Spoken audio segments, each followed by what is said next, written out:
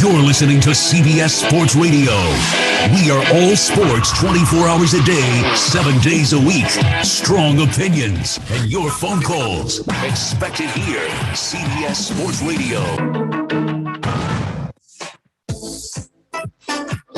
Armchair Quarterbacks on YouTube Live.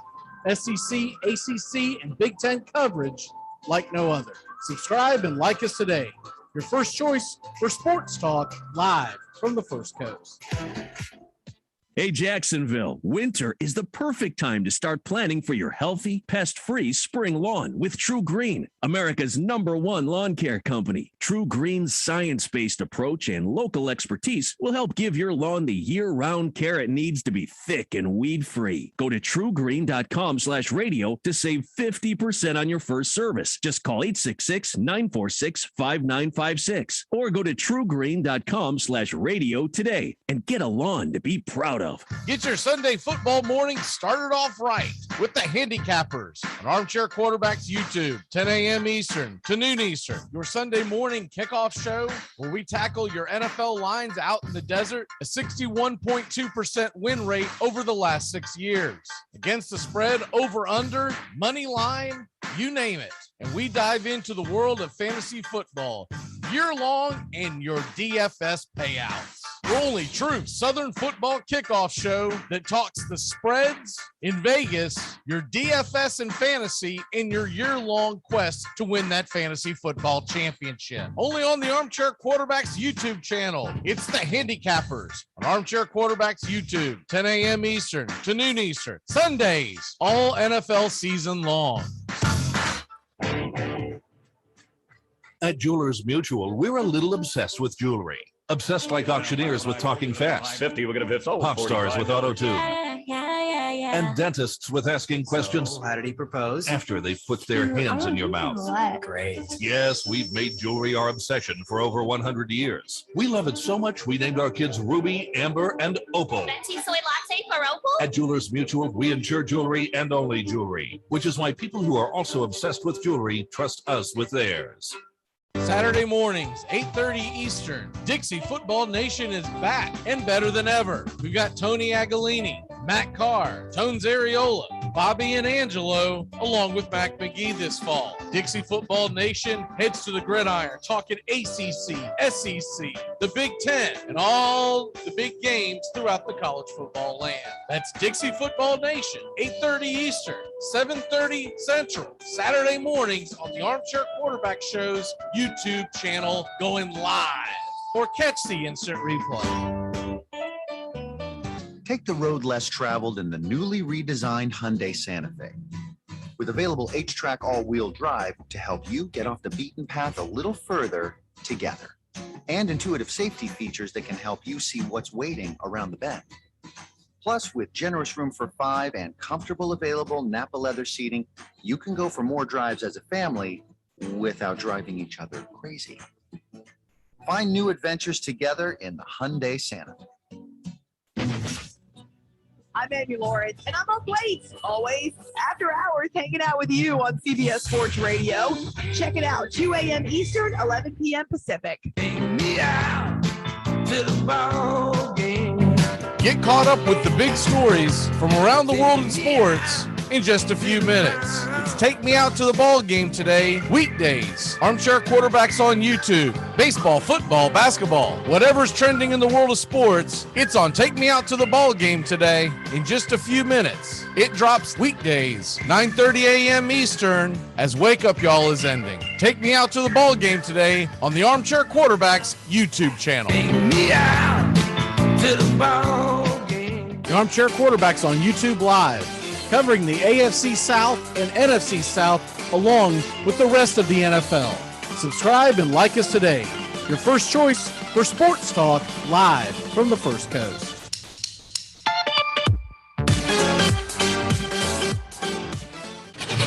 CBS Sports Radio, your home for all things sports 24 hours a day, 7 days a week, coast to coast. Great sports talk expected here. CBS Sports Radio.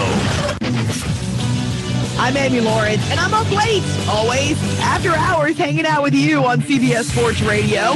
Check it out, 2 a.m. Eastern, 11 p.m. Pacific. ACC football covered like no other here on the Armchair Quarterback. Reggie Gillespie dives into the end zone.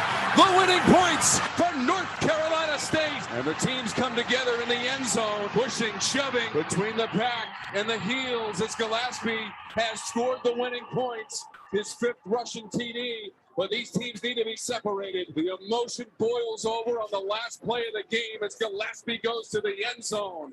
And it's a sea of Carolina blue and State red.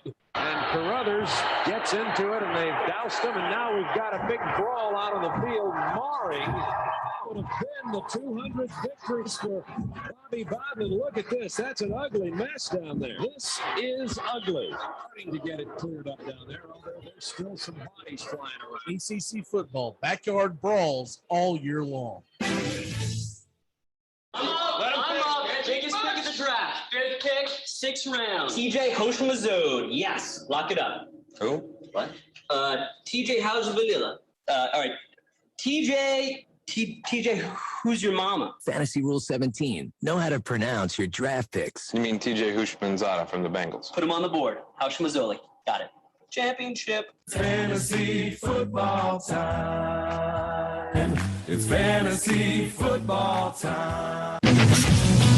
This is Jim Rome. Join me in the jungle for your phone calls and the biggest names in sports. Stop by weekdays, noon until 3 Eastern, 9 to noon Pacific. This portion of the show is being brought to you by Ed's Almost Good Beer. Remember, Ed's Almost Good Beer was brewed in God's country when God wasn't looking. I'm not audible. If I'm audible, I'll use Omaha! Omaha! Red Polly! Red Polly! Blue Poncho! Blue Poncho! Dilly Dilly! Rambo! Rambo! Give me Kershaw here, Kershaw! You're listening to the Armchair Quarterbacks. Chop, Japan! Richmond, New York! Richmond, Florida! Sally, Buffalo! Check, hey, Short Ox! Luda Raiders! Red Lion! Omaha! Come out!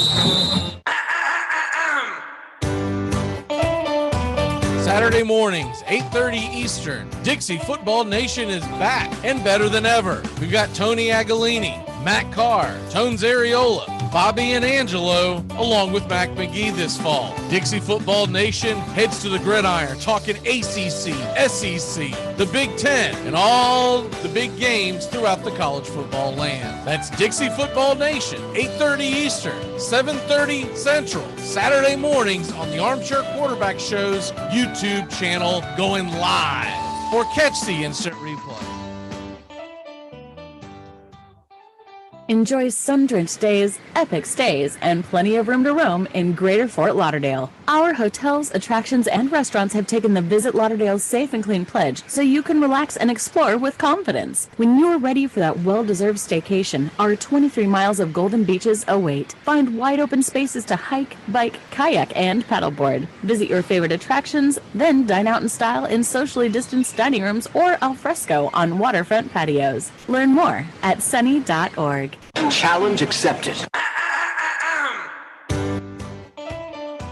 Saturday mornings, 8:30 Eastern. Dixie Football Nation is back and better than ever. We've got Tony Agolini, Matt Carr, Tones Areola, Bobby and Angelo, along with Mac Magee this fall. Dixie Football Nation heads to the gridiron, talking ACC, SEC, the Big Ten, and all the big games throughout the college football land. That's Dixie Football Nation, 8:30 Eastern, 7:30 Central, Saturday mornings on the Armchair Quarterback Show's YouTube channel, going live. Or catch the instant replay.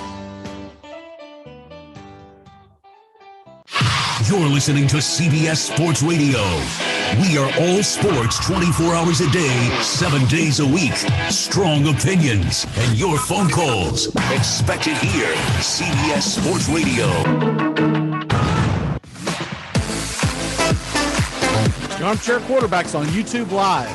SEC, ACC, and Big Ten coverage like no other. Subscribe and like us today. Your first choice for sports talk live from the First Coast.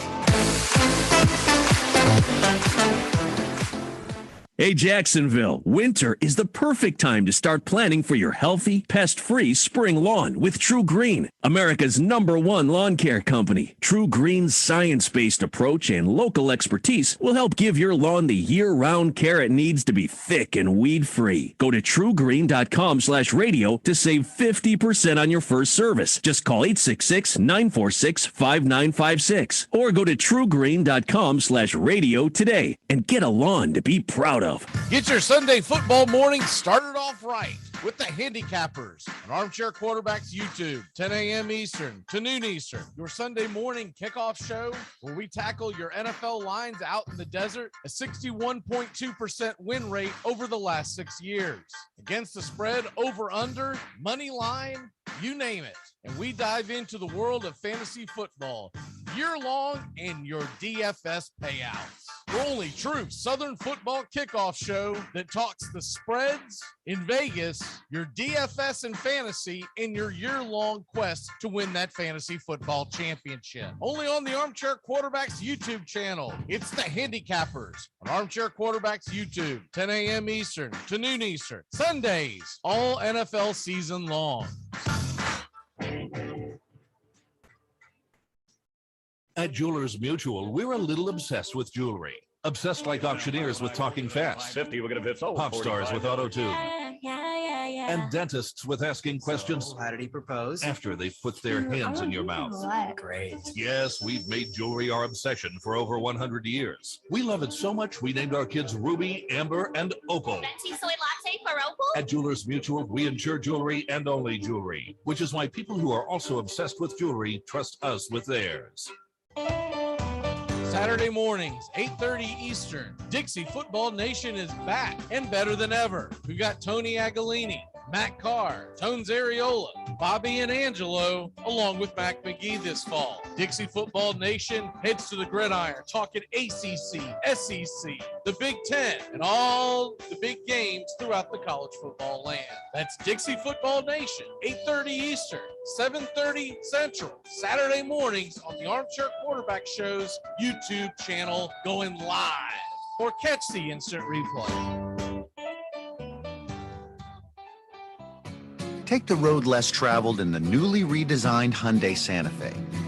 With available H-Track all-wheel drive to help you get off the beaten path a little further together. And intuitive safety features that can help you see what's waiting around the bend. Plus, with generous room for 5 and comfortable available Napa leather seating, you can go for more drives as a family without driving each other crazy. Find new adventures together in the Hyundai Santa Fe. I'm Amy Lawrence, and I'm up late, always, after hours, hanging out with you on CBS Sports Radio. Check it out, 2 a.m. Eastern, 11 p.m. Pacific. Get caught up with the big stories from around the world in sports in just a few minutes. It's Take Me Out to the Ball Game today, weekdays. Armchair Quarterbacks on YouTube. Baseball, football, basketball, whatever's trending in the world of sports, it's on Take Me Out to the Ball Game today in just a few minutes. Take Me Out to the Ball Game today on the Armchair Quarterbacks YouTube channel. Take me out to the ball game. You're listening to CBS Sports Radio. We are all sports 24 hours a day, 7 days a week. Strong opinions and your phone calls. Expected here. CBS Sports Radio. The Armchair Quarterbacks on YouTube Live. SEC, ACC, and Big Ten coverage like no other. Subscribe and like us today.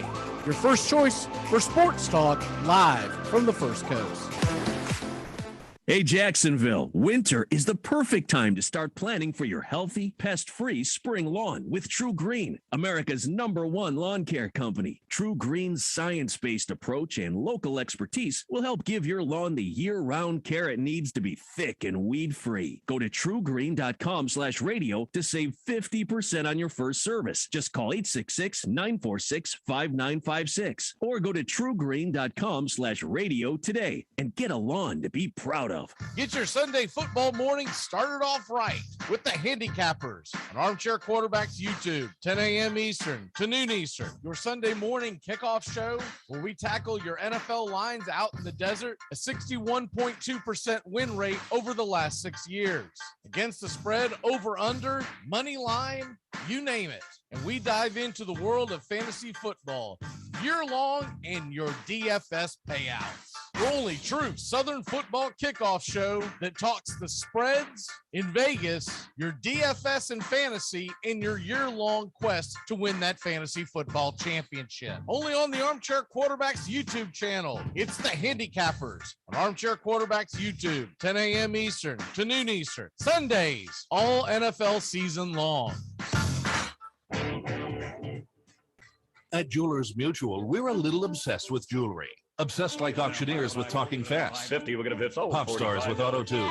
Yeah. And dentists with asking questions. How did he propose? After they've put their hands in your mouth. Great. Yes, we've made jewelry our obsession for over 100 years. We love it so much, we named our kids Ruby, Amber, and Opal. Venti soy latte for Opal? At Jewelers Mutual, we insure jewelry and only jewelry, which is why people who are also obsessed with jewelry trust us with theirs. Saturday mornings, 8:30 Eastern. Dixie Football Nation is back and better than ever. We've got Tony Agolini, Matt Carr, Tones Areola, Bobby and Angelo, along with Mac Magee this fall. Dixie Football Nation heads to the gridiron, talking ACC, SEC, the Big Ten, and all the big games throughout the college football land. That's Dixie Football Nation, 8:30 Eastern, 7:30 Central, Saturday mornings on the Armchair Quarterback Show's YouTube channel, going live. Or catch the instant replay. Take the road less traveled in the newly redesigned Hyundai Santa Fe. With available H-Track all-wheel drive to help you get off the beaten path a little further together. And intuitive safety features that can help you see what's waiting around the bend. Plus, with generous room for 5 and comfortable available Napa leather seating, you can go for more drives as a family without driving each other crazy. Find new adventures together in the Hyundai Santa Fe. I'm Amy Lawrence, and I'm up late, always, after hours, hanging out with you on CBS Sports Radio. Check it out, 2 a.m. Eastern, 11 p.m. Pacific. Get caught up with the big stories from around the world in sports in just a few minutes. It's Take Me Out to the Ball Game today, weekdays. Armchair Quarterbacks on YouTube. Baseball, football, basketball, whatever's trending in the world of sports, it's on Take Me Out to the Ball Game today in just a few minutes. It drops weekdays, 9:30 a.m. Eastern, as Wake Up Y'all is ending. Take Me Out to the Ball Game today on the Armchair Quarterbacks YouTube channel. Take me out to the ball game. The Armchair Quarterbacks on YouTube Live, covering the AFC South and NFC South along with the rest of the NFL. Subscribe and like us today. Your first choice for sports talk live from the First Coast.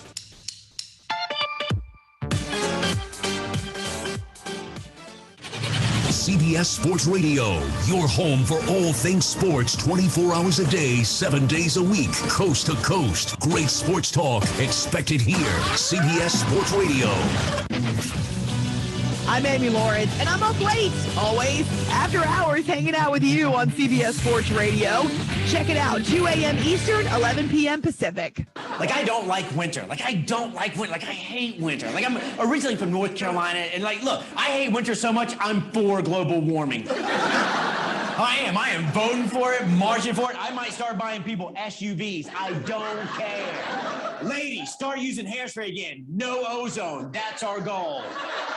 See, there's people with me, but there's always a couple of crunchy granolas sitting around. Crunchy granolas sitting there, but the polar ice caps are gonna melt and we're all gonna flood. No, we're not. We're not all gonna flood. We're only losing Rhode Island, Long Island, and Jersey. Bye-bye.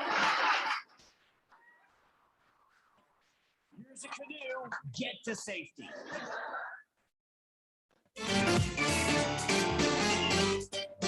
Armchair Quarterbacks on YouTube Live, covering the AFC South and NFC South along with the rest of the NFL. Subscribe and like us today. Your first choice for sports talk live from the First Coast.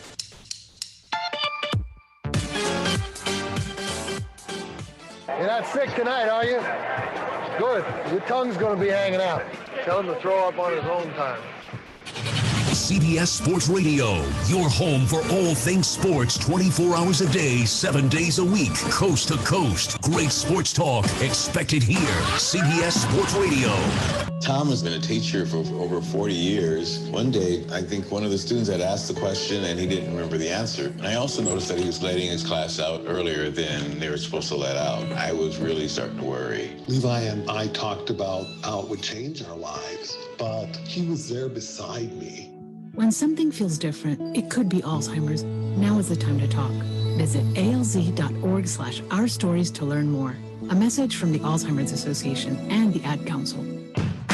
Get your Sunday football morning started off right with the Handicappers on Armchair Quarterbacks YouTube, 10 a.m. Eastern to noon Eastern. Your Sunday morning kickoff show where we tackle your NFL lines out in the desert, a 61.2% win rate over the last 6 years. Against the spread, over, under, money line, you name it. And we dive into the world of fantasy football year long and your DFS payouts. The only true Southern football kickoff show that talks the spreads in Vegas, your DFS and fantasy, and your year-long quest to win that fantasy football championship. Only on the Armchair Quarterbacks YouTube channel. It's the Handicappers on Armchair Quarterbacks YouTube, 10 a.m. Eastern to noon Eastern. Sundays, all NFL season long.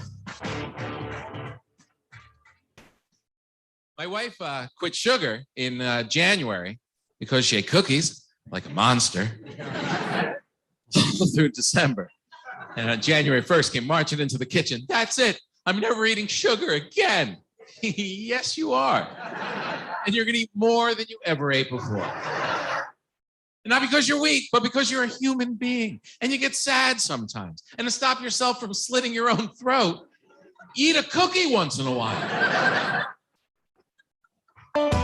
Saturday mornings, 8:30 Eastern. Dixie Football Nation is back and better than ever. We got Tony Agolini, Matt Carr, Tones Ariola, Bobby and Angelo, along with Mac McGee this fall. Dixie Football Nation heads to the gridiron, talking ACC, SEC, the Big Ten, and all the big games throughout the college football land. That's Dixie Football Nation, 8:30 Eastern, 7:30 Central, Saturday mornings on the Armchair Quarterback Show's YouTube channel, going live, or catch the instant replay.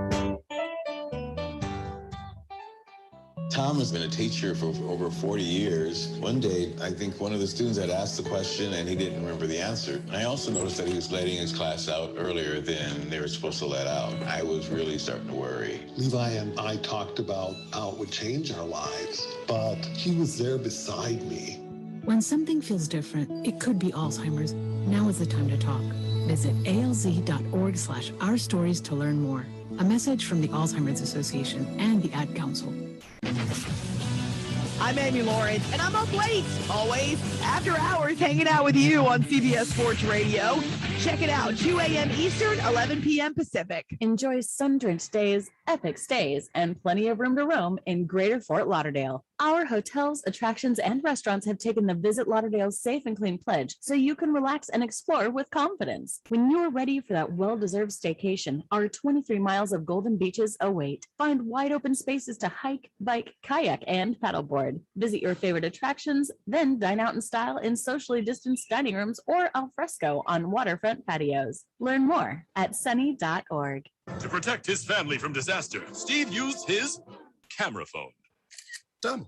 By taking pictures of his important documents, Steve can always have them stored online. Learn more simple disaster prep tips at ready.gov. A message from FEMA and the Ad Council. Remember, if for any reason you must leave your radio, please have the man at the door stamp your ear so you can listen again later. Screen pass to Trayshawn DeAndre on the right side. He dodges Crushman, makes his way to the end zone. Touchdown! But wait a second. I think there's a flag on the play. All right, you guys got holding on number 97, right? Yeah, definitely holding. No touchdown. All right, make the call. Yeah, I mean, it was holding. So make the call. Or, we say the flag was for an excessive celebration so they can keep the touchdown and apply the penalty to the kickoff, huh? What do you say? What are you talking about? I didn't see excessive celebration. You sure? Could have sworn I saw a little nay-nay going on. What's going on with you, man? All right, look, guys, I got to be real with you. Trayshawn DeAndre just scored that touchdown. Okay, I have him on my fantasy team this week. I need these points. Are you kidding me? No, I'm not kidding you, Bill. I'm playing against my father-in-law this week, and if he doesn't score this touchdown, I lose. Well, I'm not going to let you make a bad call because you're in some fantasy football league. Make the call. Craig, no. If you make one bad call. This works out perfectly, Bill. I started the quarterback who threw the touchdown pass. We're going to have to ignore the holding call. I have the kicker, and I was kind of hoping that he wouldn't convert on third down, so he'd have to kick the field goal. Armchair. Get your Sunday football morning started off right with the Handicappers on Armchair Quarterbacks YouTube, 10 a.m. Eastern to noon Eastern. Your Sunday morning kickoff show where we tackle your NFL lines out in the desert, a 61.2% win rate over the last 6 years. Against the spread, over, under, money line, you name it. And we dive into the world of fantasy football year long and your DFS payouts. Your only true Southern football kickoff show that talks the spreads in Vegas, your DFS and fantasy in your year-long quest to win that fantasy football championship. Only on the Armchair Quarterbacks YouTube channel. It's the Handicappers on Armchair Quarterbacks YouTube, 10 a.m. Eastern to noon Eastern. Sundays, all NFL season long.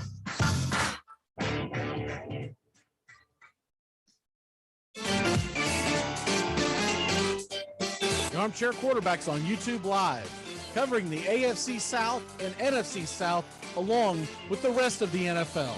Subscribe and like us today. Your first choice for sports talk live from the First Coast.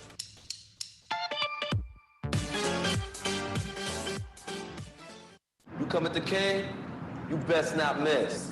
Get your Sunday football morning started off right with the Handicappers on Armchair Quarterbacks YouTube, 10 a.m. Eastern to noon Eastern. Your Sunday morning kickoff show where we tackle your NFL lines out in the desert, a 61.2% win rate over the last 6 years. Against the spread, over, under, money line, you name it. And we dive into the world of fantasy football year long and your DFS payouts. Your only true Southern football kickoff show that talks the spreads in Vegas, your DFS and fantasy in your year-long quest to win that fantasy football championship. Only on the Armchair Quarterbacks YouTube channel. It's the Handicappers on Armchair Quarterbacks YouTube, 10 a.m. Eastern to noon Eastern. Sundays, all NFL season long. I'm not audible. How audible? I'll use Omaha! Red Polly! Red Polly! Blue Poncho! Blue Poncho! Dilly! Rambo! Give me Kershaw here, Kershaw! You're listening to the Armchair Quarterbacks. Chop, Japan! Richmond, New York! Richmond, Florida! Cali, Buffalo! Hey, Short Ox! Do the Raiders! Omaha! I'm out! Take me out to the ball game. Get caught up with the big stories from around the world in sports in just a few minutes. It's Take Me Out to the Ball Game today, weekdays. Armchair Quarterbacks on YouTube. Baseball, football, basketball, whatever's trending in the world of sports, it's on Take Me Out to the Ball Game today in just a few minutes. Take Me Out to the Ball Game today on the Armchair Quarterbacks YouTube channel. Take me out to the ball game. This portion of the show is being brought to you by The Best Things in Life, which are still free with minimum purchase at participating dealers. Saturday mornings, 8:30 Eastern. Dixie Football Nation is back and better than ever. We've got Tony Agolini, Matt Carr, Tones Areola, Bobby and Angelo, along with Mac McGee this fall. Dixie Football Nation heads to the gridiron, talking ACC, SEC, the Big Ten, and all the big games throughout the college football land. That's Dixie Football Nation, 8:30 Eastern, 7:30 Central, Saturday mornings on the Armchair Quarterback Show's YouTube channel, going live. Or catch the instant replay. By 1800, town ball and its many variations were played nearly everywhere. On their way back from the Pacific Ocean, Lewis and Clark played a game of base with the Nez Perce Indians as they prepared to cross the Bitterroot Mountains. In the 1830s, on the western frontier of Missouri, ball was the favorite sport of Joseph Smith, the founder of a new religious sect called the Mormons. But back east in Cooperstown, New York, city fathers passed an ordinance restricting play after merchants complained about too many broken windows. Meanwhile, in New York City, they were starting to play a brand new version of the game. Get your Sunday football morning started off right with the Handicappers on Armchair Quarterbacks YouTube, 10 a.m. Eastern to noon Eastern. Your Sunday morning kickoff show where we tackle your NFL lines out in the desert, a 61.2% win rate over the last 6 years. Against the spread, over under, money line, you name it. And we dive into the world of fantasy football year long and your DFS payouts. Your only true Southern football kickoff show that talks the spreads in Vegas, your DFS and fantasy, in your year-long quest to win that fantasy football championship. Only on the Armchair Quarterbacks YouTube channel. It's the Handicappers on Armchair Quarterbacks YouTube, 10 a.m. Eastern to noon Eastern. Sundays, all NFL season long. Enjoy sun-drenched days, epic stays, and plenty of room to roam in Greater Fort Lauderdale. Our hotels, attractions, and restaurants have taken the Visit Lauderdale's Safe and Clean pledge so you can relax and explore with confidence. When you're ready for that well-deserved staycation, our 23 miles of golden beaches await. Find wide open spaces to hike, bike, kayak, and paddleboard. Visit your favorite attractions, then dine out in style in socially distanced dining rooms or al fresco on waterfront patios. Learn more at sunny.org. Saturday mornings, 8:30 Eastern. Dixie Football Nation is back and better than ever. We've got Tony Agolini, Matt Carr, Tones Ariola, Bobby and Angelo, along with Mac Magee this fall. Dixie Football Nation heads to the gridiron, talking ACC, SEC, the Big Ten, and all the big games throughout the college football land. That's Dixie Football Nation, 8:30 Eastern, 7:30 Central, Saturday mornings on the Armchair Quarterback Show's YouTube channel, going live. Or catch the instant replay. Dread running to the post office? Stamps.com brings post office and UPS services right to your computer. Send letters, ship packages, and get up to 40% off USPS and up to 62% off UPS rates. Nearly 1 million small businesses use Stamps.com to save time and money. It's a no-brainer. So skip the post office and visit Stamps.com. Use promo code LISTEN for a 4-week trial plus free postage and a digital scale. That's Stamps.com, promo code LISTEN. The snapper is Robert Shiver, a sophomore out of Thomasville, Georgia. The holder is Matthew Motley, a senior from Opelika, and Wes Byram, a freshman out of Fort Lauderdale, trying to put it through to give Auburn the win. Here's the snap, the place, the kick is up, the kick is long enough, the kick is good! Good! See you later, alligator! Tigers win, 20-17! I hope Lee Corso and Kirk Street never pick Auburn to have a chance again. The Tigers have come to the swamp, drained it, and made it their own. 20-17, Auburn a winner tonight over the third-ranked Florida Gators. Can you believe it? Hi, this is Britney Spears. What up, this Jay-Z. This is Jennifer Lopez. Armchair.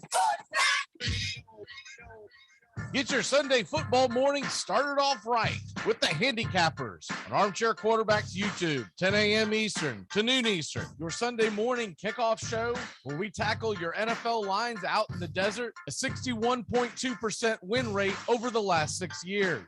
Against the spread, over under, money line, you name it. And we dive into the world of fantasy football year long and your DFS payouts. Your only true Southern football kickoff show that talks the spreads in Vegas, your DFS and fantasy, in your year-long quest to win that fantasy football championship. Only on the Armchair Quarterbacks YouTube channel. It's the Handicappers on Armchair Quarterbacks YouTube, 10 a.m. Eastern to noon Eastern. Sundays, all NFL season long. I have friends in my life that don't eat bread anymore. They don't eat bread. They don't eat bread. They're going to lose 3.5 pounds. No one's ever going to know. And they don't eat bread. Why are you even here? Could you imagine no toast in the morning with butter for the rest of your life? Kill yourself. Make some room for people who know how to live.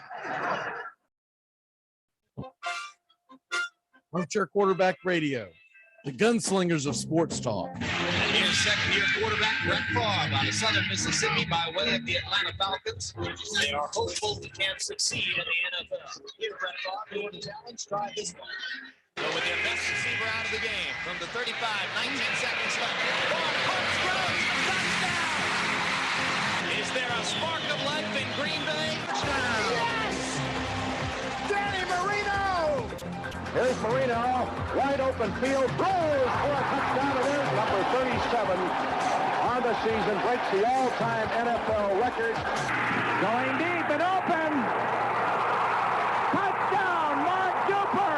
Duper has returned, and he is super. They are going to bring pressure again. Rodgers is going to roll away, throws it up in the air, says a prayer. Stop it, Paul, please. It's important to remember the value of taking time for ourselves, to do the things that help us grow and explore, like learning something new. And now with the Great Courses Plus, it's never been easier to experience the joys of learning. The Great Courses Plus offers thousands of streaming videos that cover hundreds of fascinating topics, from World War II to choosing the perfect wine. You can even take a course on the U.S. government or dealing with stress and anxiety. And because the Great Courses Plus partners with world-class professors and experts, you're always receiving thoroughly vetted, high-quality content from every lecture. Plus, you can watch or listen anytime, anywhere with the Great Courses Plus app. So take a little time for you. Sign up for the Great Courses Plus today for a free month of unlimited access. Visit thegreatcoursesplus.com/radio to get started. That's thegreatcoursesplus.com/radio. Dread running to the post office? Stamps.com brings post office and UPS services right to your computer. Send letters, ship packages, and get up to 40% off USPS and up to 62% off UPS rates. Nearly 1 million small businesses use Stamps.com to save time and money. It's a no-brainer. So skip the post office and visit Stamps.com. Use promo code LISTEN for a 4-week trial plus free postage and a digital scale. That's Stamps.com, promo code LISTEN. Stupid interviews. Hey, you're a member of the Buffalo Bills. How does it feel? Well, it's a blessing. Well, thank God. Going to try to do my best. It's a great organization. And I think the last 80 guys said. So, yeah.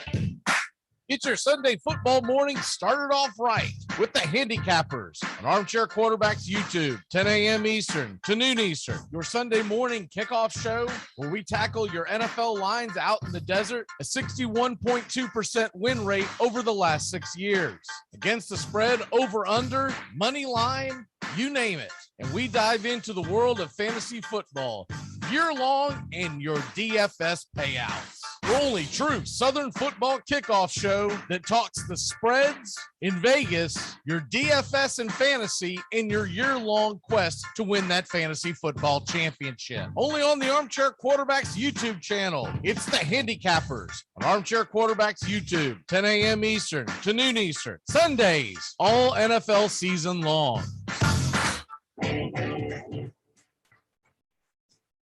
Tom has been a teacher for over 40 years. One day, I think one of the students had asked the question and he didn't remember the answer. And I also noticed that he was letting his class out earlier than they were supposed to let out. I was really starting to worry. Levi and I talked about how it would change our lives, but he was there beside me. When something feels different, it could be Alzheimer's. Now is the time to talk. Visit alz.org/ourstories to learn more. A message from the Alzheimer's Association and the Ad Council. Get your Sunday football morning started off right with the Handicappers on Armchair Quarterbacks YouTube, 10 a.m. Eastern to noon Eastern. Your Sunday morning kickoff show where we tackle your NFL lines out in the desert, a 61.2% win rate over the last 6 years. Against the spread, over, under, money line, you name it. And we dive into the world of fantasy football year-long in your DFS payouts. the only true Southern football kickoff show that talks the spreads in Vegas, your DFS and fantasy in your year-long quest to win that fantasy football championship. Only on the Armchair Quarterbacks YouTube channel. It's the Handicappers on Armchair Quarterbacks YouTube, 10 a.m. Eastern to noon Eastern, Sundays, all NFL season long.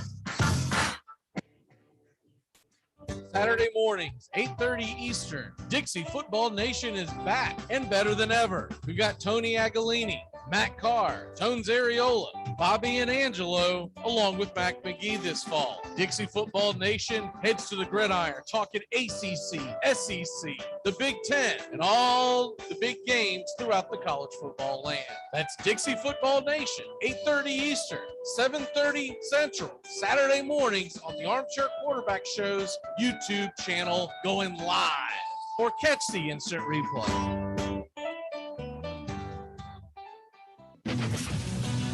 I'm Amy Lawrence, and I'm up late, always, after hours, hanging out with you on CBS Sports Radio. Check it out, 2 a.m. Eastern, 11 p.m. Pacific. Enjoy sun-drenched days, epic stays, and plenty of room to roam in Greater Fort Lauderdale. Our hotels, attractions, and restaurants have taken the Visit Lauderdale's Safe and Clean pledge, so you can relax and explore with confidence. When you're ready for that well-deserved staycation, our 23 miles of golden beaches await. Find wide-open spaces to hike, bike, kayak, and paddleboard. Visit your favorite attractions, then dine out in style in socially distanced dining rooms or al fresco on waterfront patios. Learn more at sunny.org. To protect his family from disaster, Steve used his camera phone. Done. By taking pictures of his important documents, Steve can always have them stored online. Learn more simple disaster prep tips at ready.gov. A message from FEMA and the Ad Council.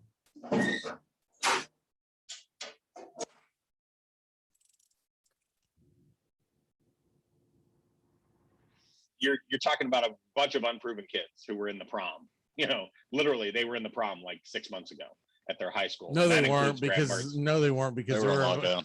Exactly. Okay, they were in a. He's probably These from are a Big Ten. promless teenagers. If he's from a Big Ten state, They were in a. if he's from a Big Ten state, he didn't have prom. I can guarantee you that. They were at a virtual prom. Anyway, so yeah, it's tough for Wisconsin. That's called porn. That's called porn. Stop it. They get a break this week because I got a mess to clean up, guys. Yeah. Virtual. There's prom. my walk-off for the day. Thanks, Mac. I got to dry my keyboard out now. Armchair. Remember, if for any reason you must leave your radio, please have the man at the door stamp your ear so you can listen again later. Saturday mornings, 8:30 Eastern. Dixie Football Nation is back and better than ever. We've got Tony Agolini, Matt Carr, Tones Areola, Bobby and Angelo, along with Mac Magee this fall. Dixie Football Nation heads to the gridiron, talking ACC, SEC, the Big Ten, and all the big games throughout the college football land. That's Dixie Football Nation, 8:30 Eastern, 7:30 Central, Saturday mornings on the Armchair Quarterback Show's YouTube channel, going live, or catch the instant replay. Screen pass to Trayshawn DeAndre on the right side. He dodges Crushman, makes his way to the end zone. Touchdown! But wait a second. I think there's a flag on the play. All right, you guys got holding on number 97, right? Yeah, definitely holding. No touchdown. All right, make the call. Yeah, I mean, it was holding.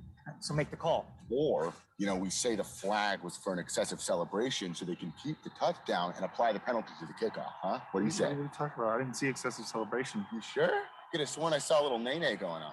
What's going on with you, man? All right, look, guys, I got to be real with you. Trayshawn DeAndre just scored that touchdown. Okay, I have him on my fantasy team this week. I need these points. Are you kidding me? No, I'm not kidding you, Bill. I'm playing against my father-in-law this week, and if he doesn't score this touchdown, I lose. Well, I'm not going to let you make a bad call because you're in some fantasy football league. Make the call. Craig, no. If you make one bad call. This works out perfectly, Bill. I started the quarterback who threw the touchdown pass. We're going to have to ignore the holding call. I have the kicker, and I was kind of hoping that he wouldn't convert on third down, so he'd have to kick the field goal. Armchair. Get your Sunday football morning started off right with the Handicappers on Armchair Quarterbacks YouTube, 10 a.m. Eastern to noon Eastern. Your Sunday morning kickoff show where we tackle your NFL lines out in the desert, a 61.2% win rate over the last 6 years. Against the spread, over, under, money line, you name it. And we dive into the world of fantasy football year-long and your DFS payouts. The only true Southern football kickoff show that talks the spreads in Vegas, your DFS and fantasy in your year-long quest to win that fantasy football championship. Only on the Armchair Quarterbacks YouTube channel. It's the Handicappers on Armchair Quarterbacks YouTube, 10 a.m. Eastern to noon Eastern. Sundays, all NFL season long. Armchair Quarterbacks on YouTube Live, covering the AFC South and NFC South along with the rest of the NFL. Subscribe and like us today. Your first choice for sports talk live from the First Coast.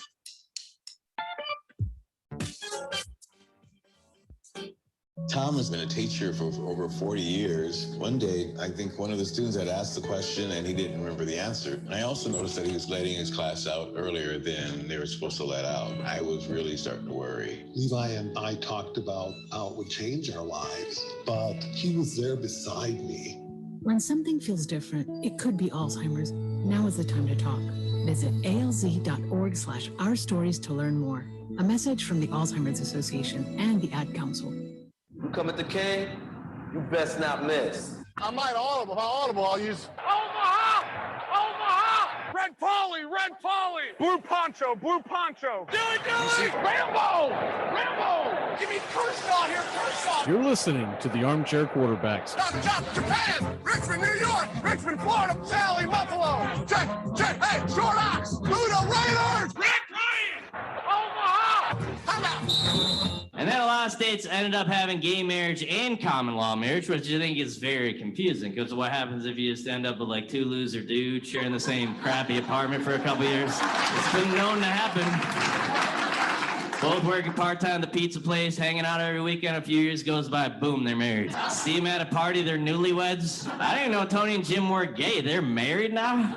When did they fall in love? They didn't. They just never got full-time jobs. Me out. To the ball game. Get caught up with the big stories from around the world in sports in just a few minutes. It's Take Me Out to the Ball Game today, weekdays. Armchair Quarterbacks on YouTube. Baseball, football, basketball, whatever's trending in the world of sports, it's on Take Me Out to the Ball Game today in just a few minutes. It drops weekdays. Take Me Out to the Ball Game today on the Armchair Quarterbacks YouTube channel. Take me out to the ball. This portion of the show is being brought to you by The Best Things in Life, which are still free with minimum purchase at participating dealers. Saturday mornings, 8:30 Eastern. Dixie Football Nation is back and better than ever. We've got Tony Agolini, Matt Carr, Tones Ariola, Bobby and Angelo, along with Mac Magee this fall. Dixie Football Nation heads to the gridiron, talking ACC, SEC, the Big Ten, and all the big games throughout the college football land. That's Dixie Football Nation, 8:30 Eastern, 7:30 Central, Saturday mornings on the Armchair Quarterback Show's YouTube channel, going live. Or catch the instant replay. Get your Sunday football morning started off right with the Handicappers on Armchair Quarterbacks YouTube, 10 a.m. Eastern to noon Eastern. Your Sunday morning kickoff show where we tackle your NFL lines out in the desert, a 61.2% win rate over the last 6 years. Against the spread, over, under, money line, you name it. And we dive into the world of fantasy football year-long and your DFS payouts. The only true Southern football kickoff show that talks the spreads in Vegas, your DFS and fantasy in your year-long quest to win that fantasy football championship. Only on the Armchair Quarterbacks YouTube channel. It's the Handicappers on Armchair Quarterbacks YouTube, 10 a.m. Eastern to noon Eastern. Sundays, all NFL season long. Enjoy sun-drenched days epic stays, and plenty of room to roam in Greater Fort Lauderdale. Our hotels, attractions, and restaurants have taken the Visit Lauderdale's Safe and Clean pledge so you can relax and explore with confidence. When you're ready for that well-deserved staycation, our 23 miles of golden beaches await. Find wide open spaces to hike, bike, kayak, and paddleboard. Visit your favorite attractions, then dine out in style in socially distanced dining rooms or al fresco on waterfront patios. Learn more at sunny.org. Saturday mornings, 8:30 Eastern. Dixie Football Nation is back and better than ever. We've got Tony Agolini, Matt Carr, Tones Ariola, Bobby and Angelo, along with Mac Magee this fall. Dixie Football Nation heads to the gridiron, talking ACC, SEC, the Big Ten, and all the big games throughout the college football land. That's Dixie Football Nation, 8:30 Eastern, 7:30 Central, Saturday mornings on the Armchair Quarterback Show's YouTube channel, going live. Or catch the instant replay. Dread running to the post office? Stamps.com brings post office and UPS services right to your computer. Send letters, ship packages, and get up to 40% off USPS and up to 62% off UPS rates. Nearly 1 million small businesses use Stamps.com to save time and money. It's a no-brainer. So skip the post office and visit Stamps.com. Use promo code LISTEN for a 4-week trial plus free postage and a digital scale. That's Stamps.com, promo code LISTEN. The snapper is Robert Shiver, a sophomore out of Thomasville, Georgia. The holder is Matthew Motley, a senior from Opelika. And Wes Byram, a freshman out of Fort Lauderdale, trying to put it through to give Auburn the win. Here's the snap, the place, the kick is up, the kick is long enough, the kick is good! Good! See you later, alligator! Tigers win, 20-17! I hope Lee Corso and Kirk Street never pick Auburn to have a chance again. The Tigers have come to the swamp, drained it, and made it their own, 20-17. Auburn a winner tonight over the third-ranked Florida Gators. Can you believe it? Hi, this is Britney Spears. What up, this Jay-Z. This is Jennifer Lopez. Armchair. Get your Sunday football morning started off right with the Handicappers on Armchair Quarterbacks YouTube, 10 a.m. Eastern to noon Eastern. Your Sunday morning kickoff show where we tackle your NFL lines out in the desert, a 61.2% win rate over the last 6 years. Against the spread, over, under, money line, you name it. And we dive into the world of fantasy football year-long and your DFS payouts. Your only true Southern football kickoff show that talks the spreads in Vegas, your DFS and fantasy, in your year-long quest to win that fantasy football championship. Only on the Armchair Quarterbacks YouTube channel. It's the Handicappers on Armchair Quarterbacks YouTube, 10 a.m. Eastern to noon Eastern. Sundays, all NFL season long.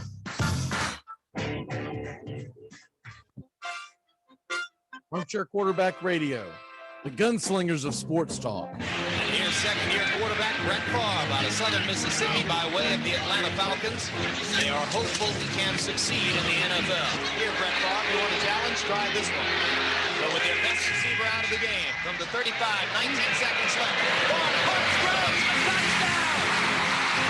Is there a spark of life in Green Bay? Touchdown! Yes! Danny Marino! Here's Marino, wide open field, rolls for a touchdown. It is number 37 on the season, breaks the all-time NFL record. Going deep and open.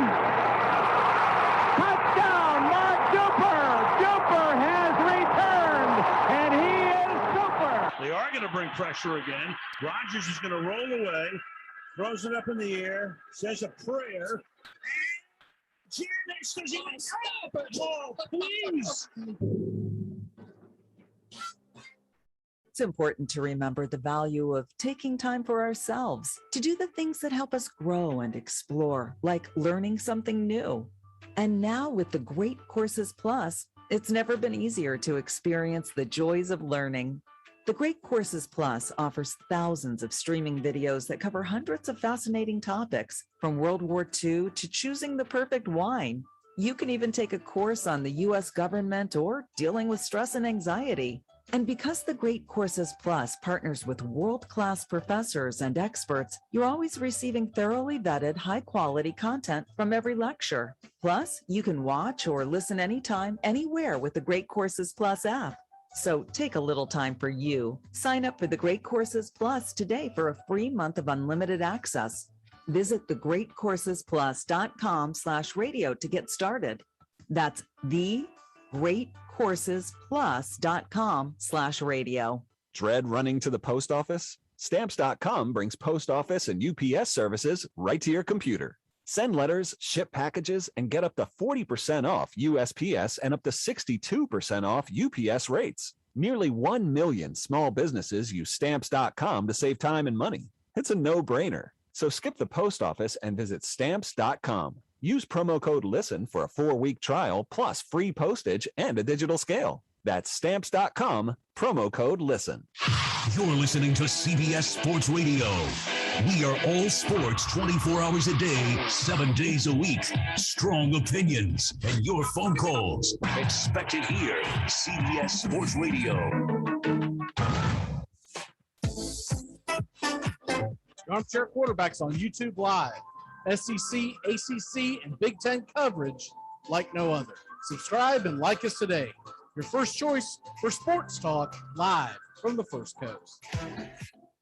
Hey, Jacksonville, winter is the perfect time to start planning for your healthy, pest-free spring lawn with True Green, America's #1 lawn care company. True Green's science-based approach and local expertise will help give your lawn the year-round care it needs to be thick and weed-free. Go to truegreen.com/radio to save 50% on your first service. Just call 866-946-5956 or go to truegreen.com/radio today and get a lawn to be proud of. Get your Sunday football morning started off right with the Handicappers on Armchair Quarterbacks YouTube, 10 a.m. Eastern to noon Eastern. Your Sunday morning kickoff show where we tackle your NFL lines out in the desert, a 61.2% win rate over the last 6 years. Against the spread, over, under, money line, you name it. And we dive into the world of fantasy football year-long and your DFS payouts. Your only true Southern football kickoff show that talks the spreads in Vegas, your DFS and fantasy in your year-long quest to win that fantasy football championship. Only on the Armchair Quarterbacks YouTube channel. It's the Handicappers on Armchair Quarterbacks YouTube, 10 a.m. Eastern to noon Eastern. Sundays, all NFL season long. At Jewelers Mutual, we're a little obsessed with jewelry. Obsessed like auctioneers with talking fast. 50, we're going to sold. Pop stars with auto-tune. Yeah. And dentists with asking questions. How did he propose? After they've put their hands in your mouth. Great. Yes, we've made jewelry our obsession for over 100 years. We love it so much, we named our kids Ruby, Amber, and Opal. Venti soy latte for Opal? At Jewelers Mutual, we insure jewelry and only jewelry, which is why people who are also obsessed with jewelry trust us with theirs. Saturday mornings, 8:30 Eastern. Dixie Football Nation is back and better than ever. We've got Tony Agolini, Matt Carr, Tones Ariola, Bobby and Angelo, along with Mac McGee this fall. Dixie Football Nation heads to the gridiron, talking ACC, SEC, the Big Ten, and all the big games throughout the college football land. That's Dixie Football Nation, 8:30 Eastern, 7:30 Central, Saturday mornings on the Armchair Quarterback Show's YouTube channel, going live, or catch the instant replay. Take the road less traveled in the newly redesigned Hyundai Santa Fe. With available H-Track all-wheel drive to help you get off the beaten path a little further together. And intuitive safety features that can help you see what's waiting around the bend. Plus, with generous room for 5 and comfortable available Napa leather seating, you can go for more drives as a family without driving each other crazy. Find new adventures together in the Hyundai Santa Fe. I'm Amy Lawrence, and I'm up late, always after hours, hanging out with you on CBS Sports Radio. Check it out, 2 a.m. Eastern, 11 p.m. Pacific. Get caught up with the big stories from around the world in sports in just a few minutes. It's Take Me Out to the Ball Game today, weekdays. Armchair Quarterbacks on YouTube. Baseball, football, basketball, whatever's trending in the world of sports, it's on Take Me Out to the Ball Game today in just a few minutes. It drops weekdays, 9:30 a.m. Eastern, as Wake Up Y'all is ending. Take Me Out to the Ball Game today on the Armchair Quarterbacks YouTube channel. Take me out to the ball game. The Armchair Quarterbacks on YouTube Live, covering the AFC South and NFC South along with the rest of the NFL. Subscribe and like us today. Your first choice for sports talk live from the First Coast.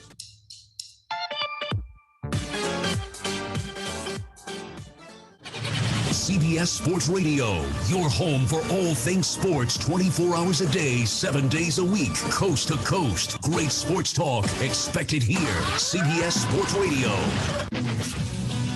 I'm Amy Lawrence, and I'm up late, always, after hours, hanging out with you on CBS Sports Radio. Check it out, 2 a.m. Eastern, 11 p.m. Pacific.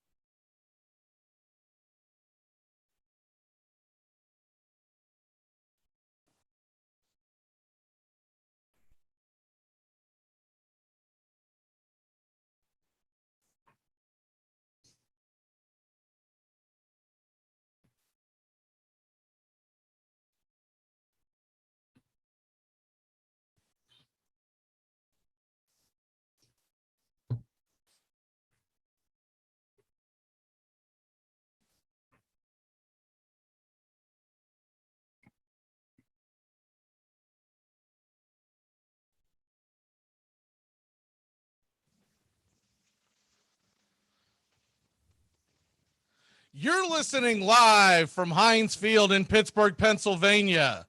The stage is Monday Night Football, where the Pittsburgh Steelers, 4-3 on the year, are set to host the 3-5 Chicago Bears.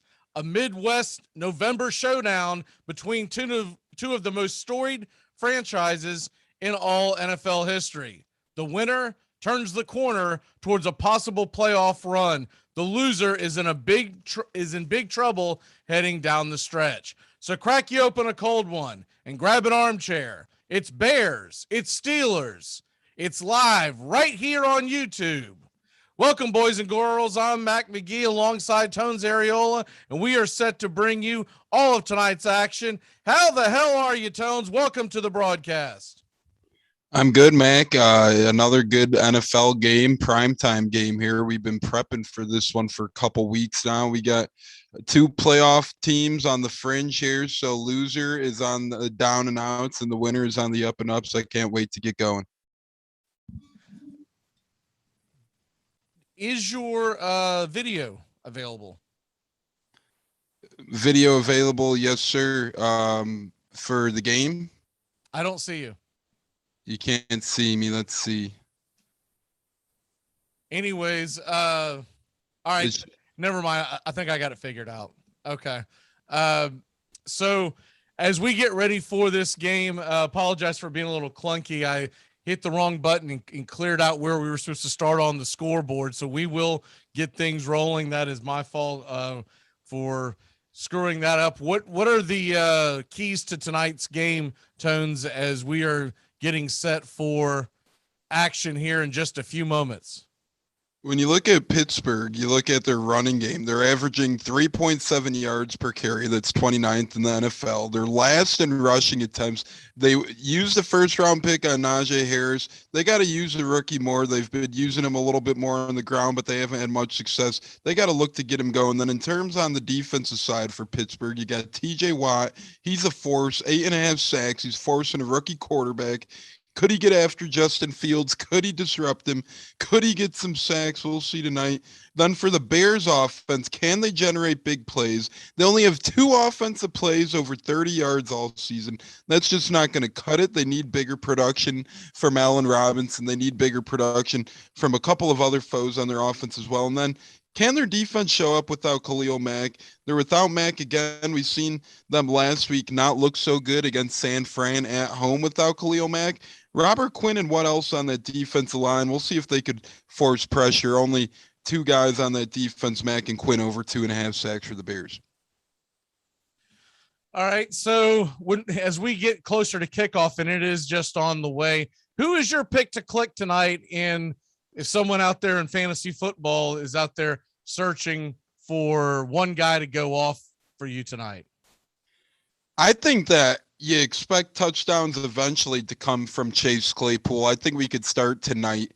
San Fran did a tremendous job in getting Deebo Samuel good production last week. I think Chase Claypool gets good production this week. He only has 1 touchdown coming in to this game. He had double-digit touchdowns last season. His yardage is there as he has over 400 receiving yards for the Pittsburgh Steelers. So I like Chase Claypool in terms of against a weaker Bears secondary right now, a weaker than what we're used to have good production on the Pittsburgh side of ball. So far, he has 26 receptions, 403 yards for 1 touchdown.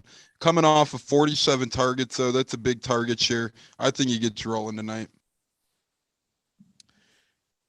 I think I'm going to go with the ground game and go with Najee Harris. I think that he's going to end up having a pretty good game tonight. I think they'll lean on him quite a bit. I do expect this game to not be, one of the higher scoring games, mainly because Charles Nagy is allowed in the building. So I kind of expect it to be a grinded out type game, but we are just about set for kickoff, and the terrible towels are rolling in Pittsburgh, Pennsylvania, as Steelers and Bears is just about underway. They're setting up for the kickoff right now, and we are ready for Monday Night Football here on Armchair Quarterbacks YouTube. Bears fans, Steelers fans, feel free to chime in. And here's the kickoff. They bang it deep into the end zone, and the Bears will return it out. He's out to the 20, gets tackled just about the 23-yard line, and the Chicago Bears will start up shop right about there.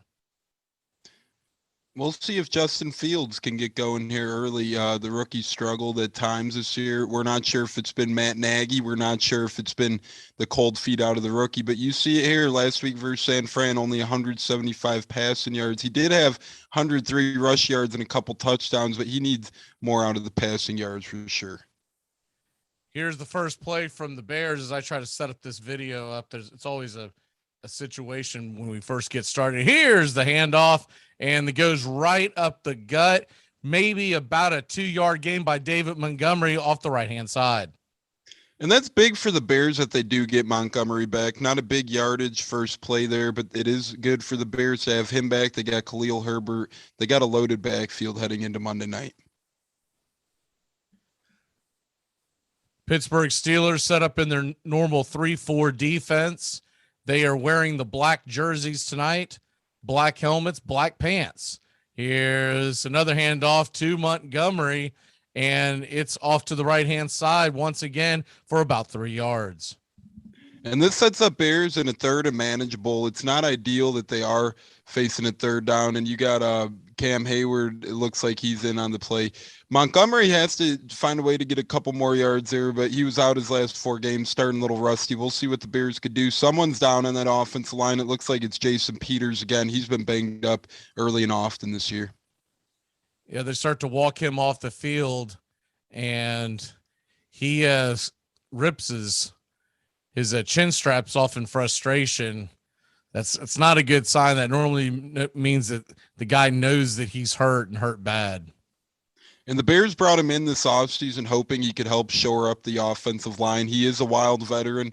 He has had his Pro Bowl seasons. This year's been struggling, but nonetheless, on a struggling Bears offensive line, one that just needs bodies, that's a big loss early for them.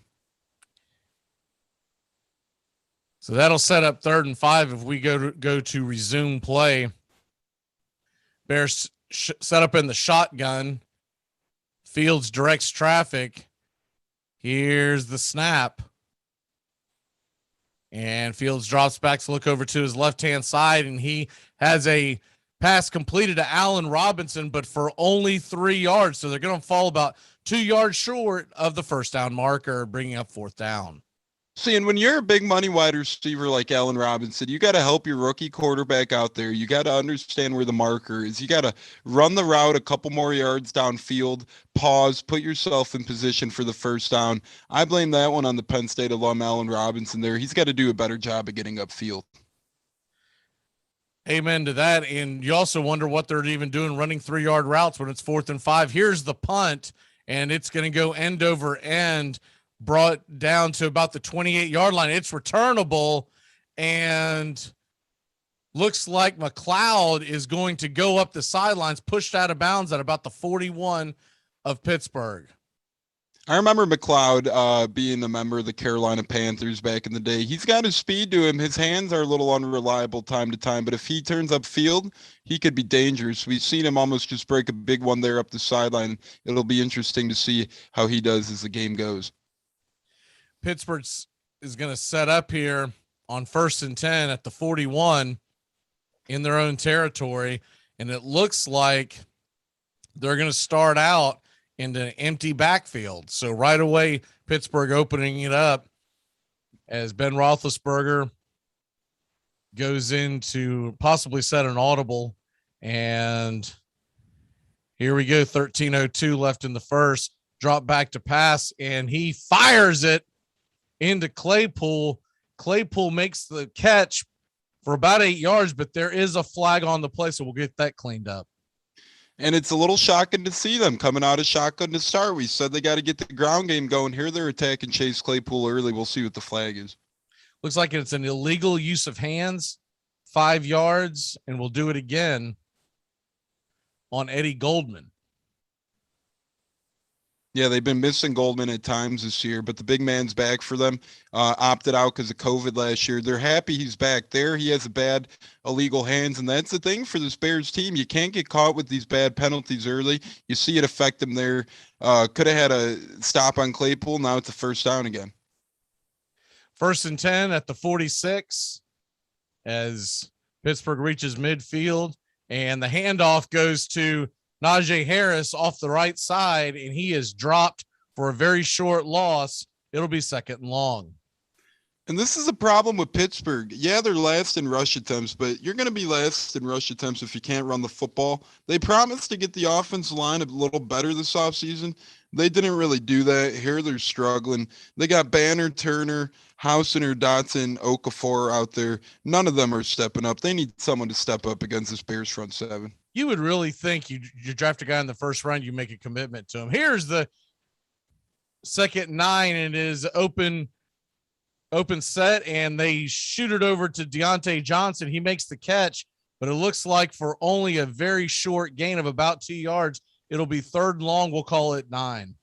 And we're going to see that out of Deontay Johnson tonight. He's a Pittsburgh Steelers guy who can grab and go. He's a quick one on their team. His hands aren't always there, but one thing that is his wheels.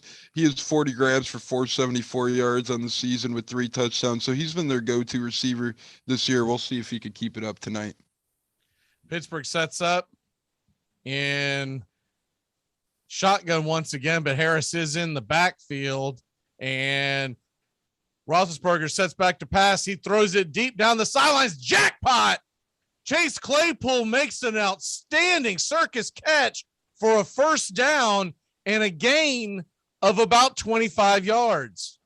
And that's what I wondered. Would they get Chase Claypool going this year? We've been yet to see the big plays from him. You see him go up and get it this year, this play over number 22. He did a tremendous job. That could be on You Got Moss next week. We'll see there. But tremendous job by Chase Claypool with the circus catch, hanging onto the football and pointing for the first down. Love to see it from Pitt.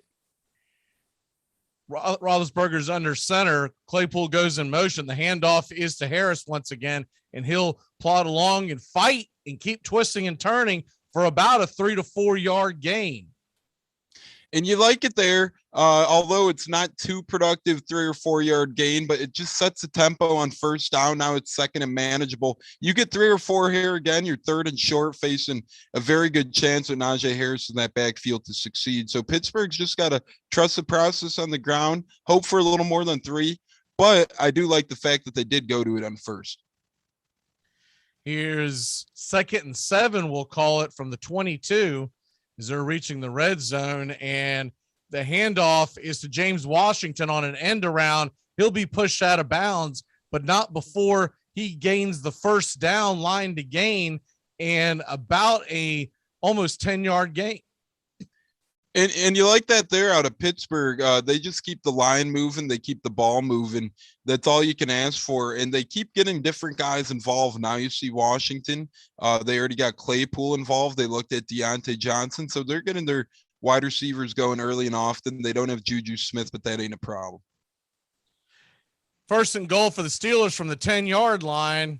And under center once again, the handoff is to Najee Harris. He gets off the left side. Shake, rattle, and roll. Touchdown, baby. The Steelers are up 6-0. Wow, the steel curtain.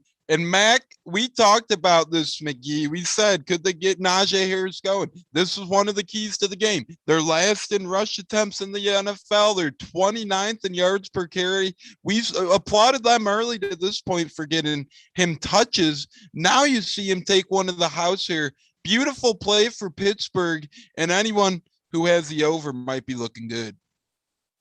Pittsburgh lines up for the field goal after a 6-play, 59-yard drive in just 3.5 minutes. And they are rolling, and the ball is through the uprights, and we got a 7-0 game. Pittsburgh leads 7-0. Will they unleash the beast that is Justin Fields? We'll be back in the flash here on Steelers Bears on YouTube Monday Night Football. Remember, if for any reason you must leave your radio, please have the man at the door stamp your ear so you can listen again later.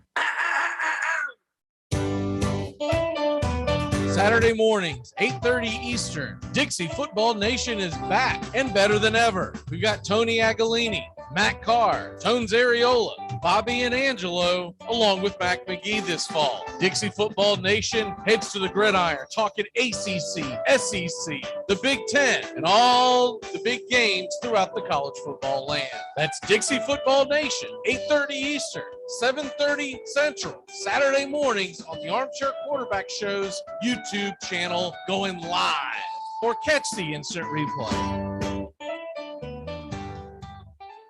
Screen pass to Trayshawn DeAndre on the right side. He dodges Crushman, makes his way to the end zone. Touchdown! But wait a second. I think there's a flag on the play. All right, you guys got holding on number 97, right? Yeah, definitely holding. No touchdown. All right, make the call. Yeah, I mean, it was holding. All right, so make the call. Or, we say the flag was for an excessive celebration so they can keep the touchdown and apply the penalty to the kickoff, huh? What do you say? What are you talking about? I didn't see excessive celebration. You sure? Could have sworn I saw a little nay-nay going on. What's going on with you, man? All right, look, guys, I got to be real with you. Trayshawn DeAndre just scored that touchdown, okay? I have him on my fantasy team this week. I need these points. What? Are you kidding me? No, I'm not kidding you, Bill. I'm playing against my father-in-law this week, and if he doesn't score this touchdown, I lose. Well, I'm not going to let you make a bad call because you're in some fantasy football league. Make the call. Craig, no. If you make one bad call. This works out perfectly, Bill. I started the quarterback who threw the touchdown pass. We're going to have to ignore the holding call. I have the kicker, and I was kind of hoping that he wouldn't convert on third down, so he'd have to kick the field goal. Armchair.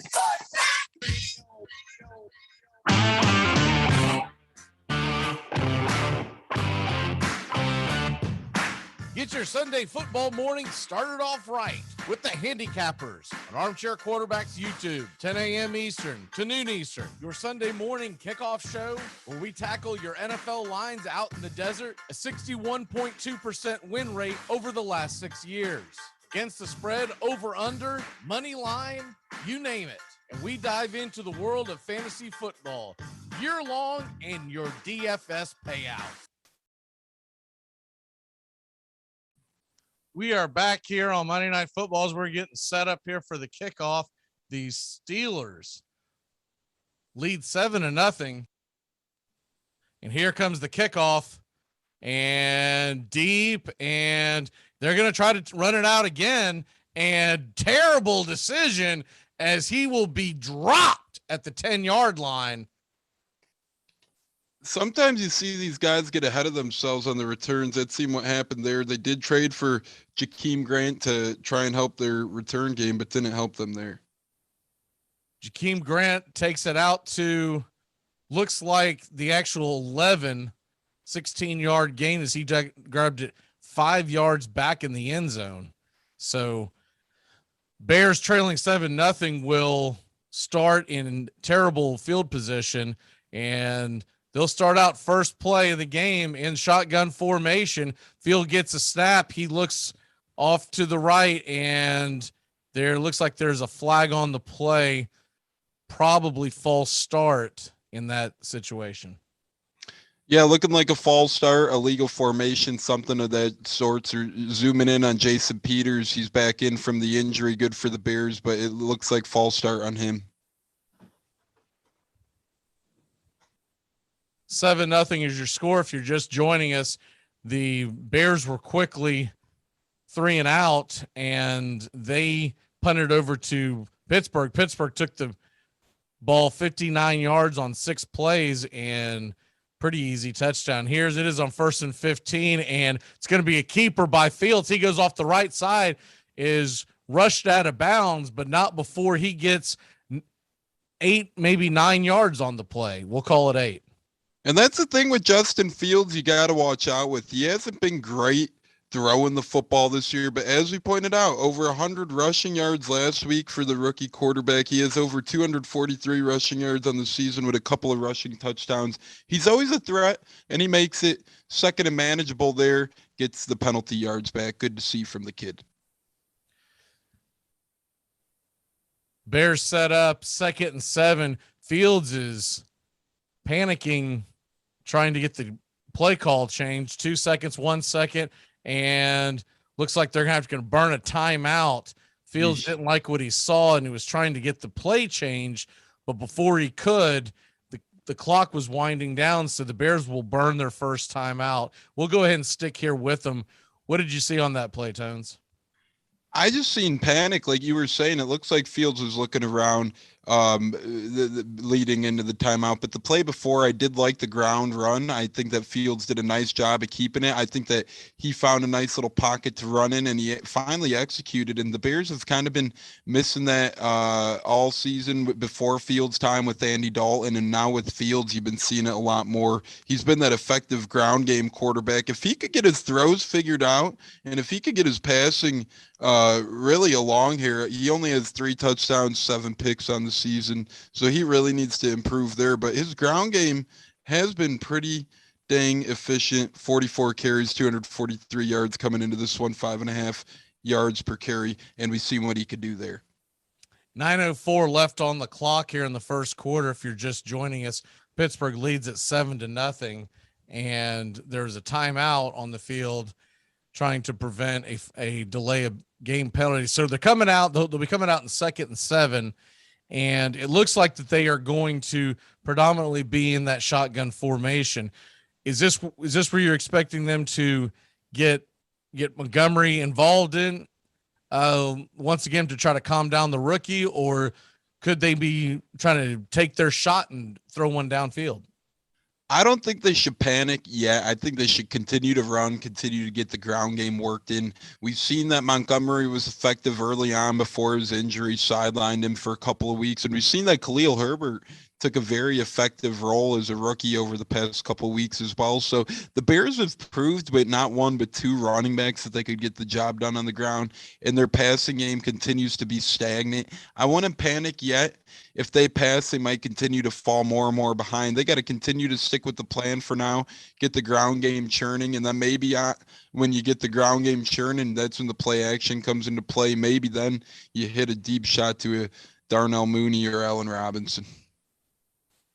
Thank you for joining us tonight here on the Monday Night Football broadcast. We'll be bringing you all the action tonight as first Monday Night Football game we've done in quite a while. We've been wrapped up in the baseball broadcast, but we've got some games coming your way. We'll get to that here in 1 second as they are out of the timeout.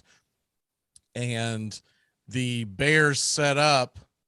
Looks like that they will go under center for this one. One back set for the Bears. And now changing of the formation as they now go to double tight end set, and there's a flag down. Fields fires it over to the sidelines, gets Allen Robinson. Nice catch for Robinson, but we'll see what the flag is. Usually when a flag happens that early, it is on the offense, so we'll see if this one comes back. It looks like Fields and the boys are marching back, so I don't expect this play to stand. It was a nice throw to Allen Robinson. We'll see what the call is here, but it doesn't appear to be offsides the way Fields is reacting. Looks like it's going to be illegal formation. Right before the ball was snapped, they made a very quick change of formation, and they must be getting called for not having enough men on the line or something to that. So that'll push them back 5 yards. It'll be 2nd and 12 on the Chicago 9-yard line, and we'll start play from there. And so 8:52 left on the clock. Bears trail 7-0. Steelers getting that quick first touchdown by Najee Harris. Bears drop back to pass. Fields fires it deep down the sidelines, but overthrows his man, looking for number 84 down the sidelines, and just overthrew Marquise Goodwin. And that's what happens when you try and take a deep shot too early. I do like the approach. They are going deep. They're trying to open it up. We talked pregame how that's one of the keys to the game, get the big play going. But you should do that coming off a couple runs, play action. That becomes easier. Now with an incompletion there, you set yourself up for mission impossible at 3rd and 12 with the struggling rookie quarterback. Now 3rd and 12 from the Chicago 9. Shotgun formation. Fields drops back to pass. He's hurried, throws it over to Montgomery for about 5 yards, and he is dropped well before the line to gain. And it'll be 4th and 6 for the Chicago Bears. Yeah, and it looks like on that one, Magee, that Fields took a big hit as well. He was a little slow to get up there. And that's what we just talked about. You do the big play, you don't execute, you set up 3rd and 12. Mission impossible. They get a 5-yard fluke pass. Now it sets up a punt. Steelers look like they're setting themselves up for favorable field position. Bears setting up to punt. And it is away. Past midfield. McLeod's going to grab it on the bounce. He's going to run over to the left side. Cornered inside, and the Bears special teams has him. Corrals him at about the 42-yard line. And we're going to take a quick break. When we come back, the Steelers, great field position, almost exactly where they were on the first drive. You come at the K, you best not miss.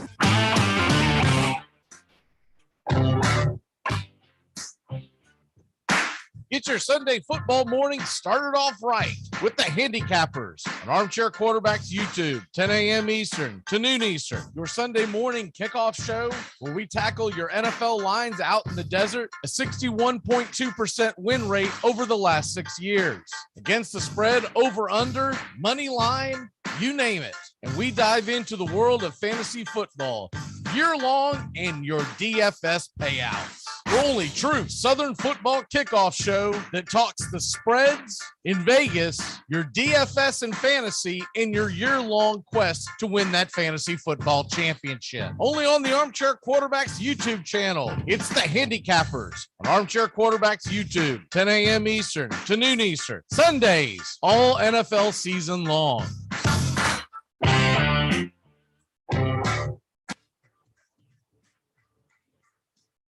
I might audible. If I audible, I'll use Omaha! Omaha! Red Polly! Red Polly! Blue Poncho! Blue Poncho! Dilly! Rambo! Rambo! Give me Kershaw here, Kershaw! You're listening to the Armchair Quarterbacks. Stop, chop, Japan! Richmond, New York! Richmond, Florida! Cali, Buffalo! Check! Check! Hey, Short Ox! Buddha Raiders! Omaha! And then a lot of states ended up having gay marriage and common law marriage, which I think is very confusing because what happens if you just end up with like two loser dudes sharing the same crappy apartment for a couple years? It's been known to happen. Both working part-time at the pizza place, hanging out every weekend. A few years goes by, boom, they're married. See them at a party, they're newlyweds. I didn't know Tony and Jim were gay. They're married now? When did they fall in love? They didn't. They just never got full-time jobs. Welcome back here to Monday Night Football here on the Armchair Quarterbacks. YouTube Live, Tones Areola and Mac Magee bringing you the call. Pittsburgh leads 7-0. They are getting the ball back. It'll be 1st down and 10 on the Pittsburgh 42 after about a 40-yard punt as the Bears started off in bad territory and never could get that first down. So the Steelers with Najee Harris on the sidelines, we'll look into that, see if there's something going on with that. They are in a 4 wide receivers set, empty backfield, shotgun formation for Big Ben, and he'll get the snap. He drops back and fires it over to the tight end Freiermuth, but bounces it off the turf, incomplete, and it's 2nd and 10. And yeah, you wondered there why we see Harris on the sideline. Obviously now we'll see if he comes back into the game sooner on this drive, but you wonder why he doesn't start out there. Would have been a nice first down run for them as they're already up 7-0. To me, you keep grounding and pounding there. Now instead you got a 2nd and 10 after an incomplete pass. So 2nd and 10 and shotgun formation, shovel pass underneath. And that is going to go to the Pittsburgh tight end, Freiermuth, and he's going to bully his way. Did he get the first down? Just short, 3rd and 1. Yeah, he fought for that first inning. He came up a few inches short. Pittsburgh's been elevating this guy into their gameplay more and more, especially with the banged up Eric Ebron he's missing today. But Freiermuth, that big body, almost gets the first, sets up very manageable 3rd down, and here comes Harris back into the game on a 3rd and short. Harris is back in the lineup, so it does not look to have been an injury. And 3rd and 1, and under center, they hand it off to, looks like Harris, and he will fight his way for 2 yards and a Pittsburgh first down down to the Chicago 47.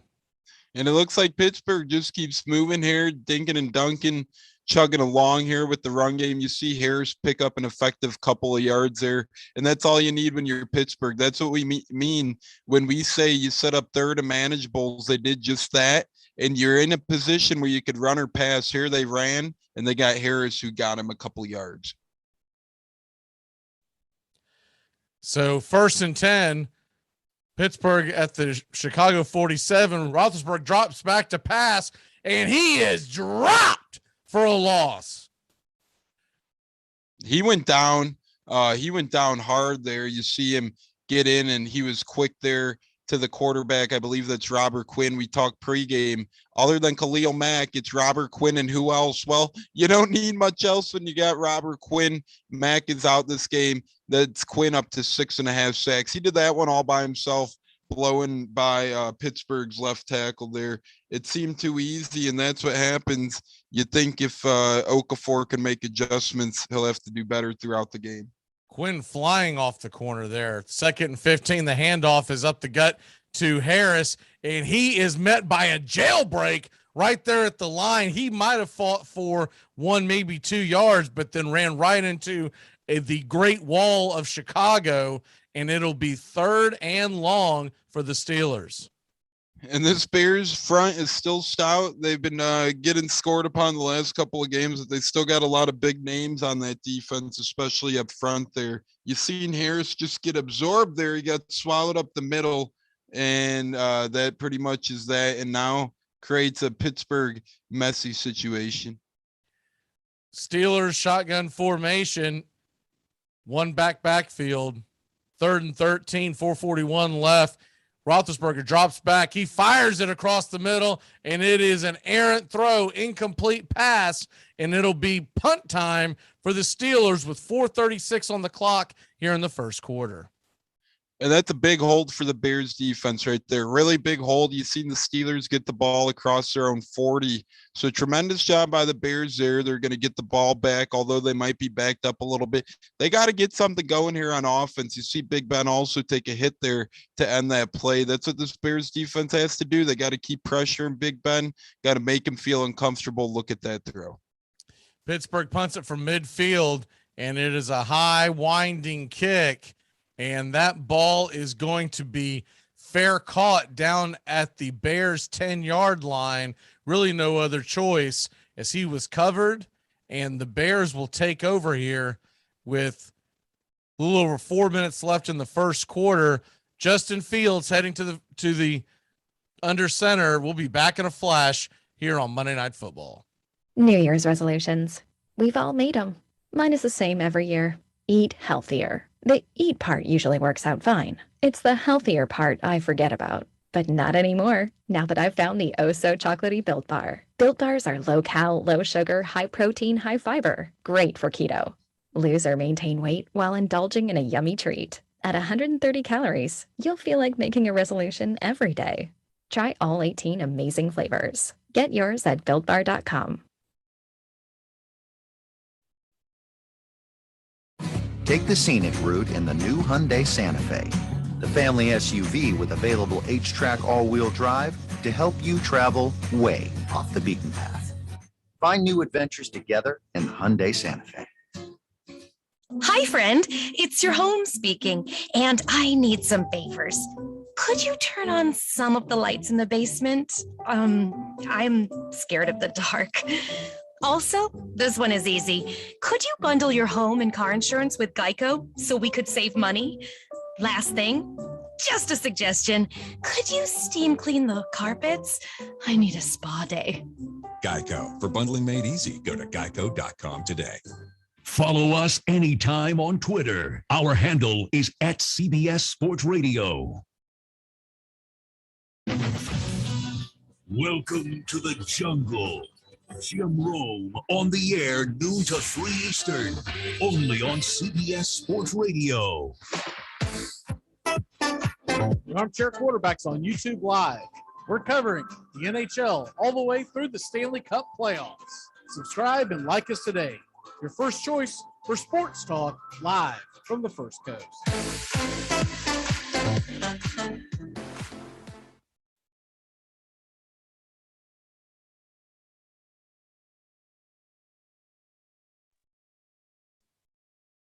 Welcome back here to Monday Night Football. Mac Magee.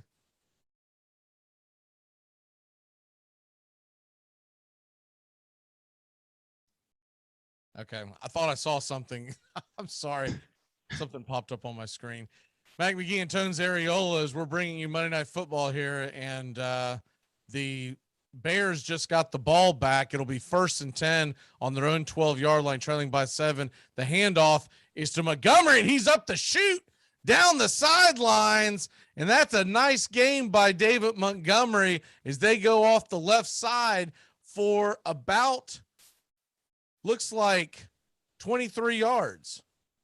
And yeah, you see Montgomery rip up that sideline. He averaged a little over 4.5 yards a carry before his injury. That's what we were talking about with this Bears offense. You get the run going, good things could happen. Here they get a big one.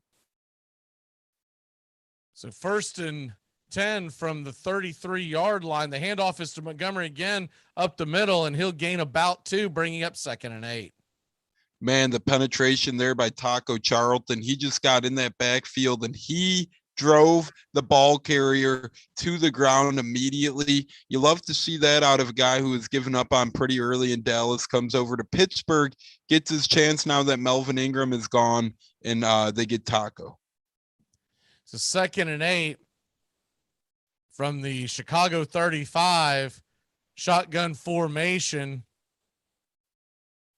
Wide receiver in motion to the right-hand side, and Fields drops back. He'll take off and run, and he's going to go down the left side, scooting out of bounds. It looks like he stuck the football out far enough to get a first down. We'll see if they give it to him. Looks like they will. Yeah, it looks like he earned those yards there just barely by sticking that football out, like you said, Magee. But Fields doing what he does best. We've been saying it. His legs are what can get this offense going.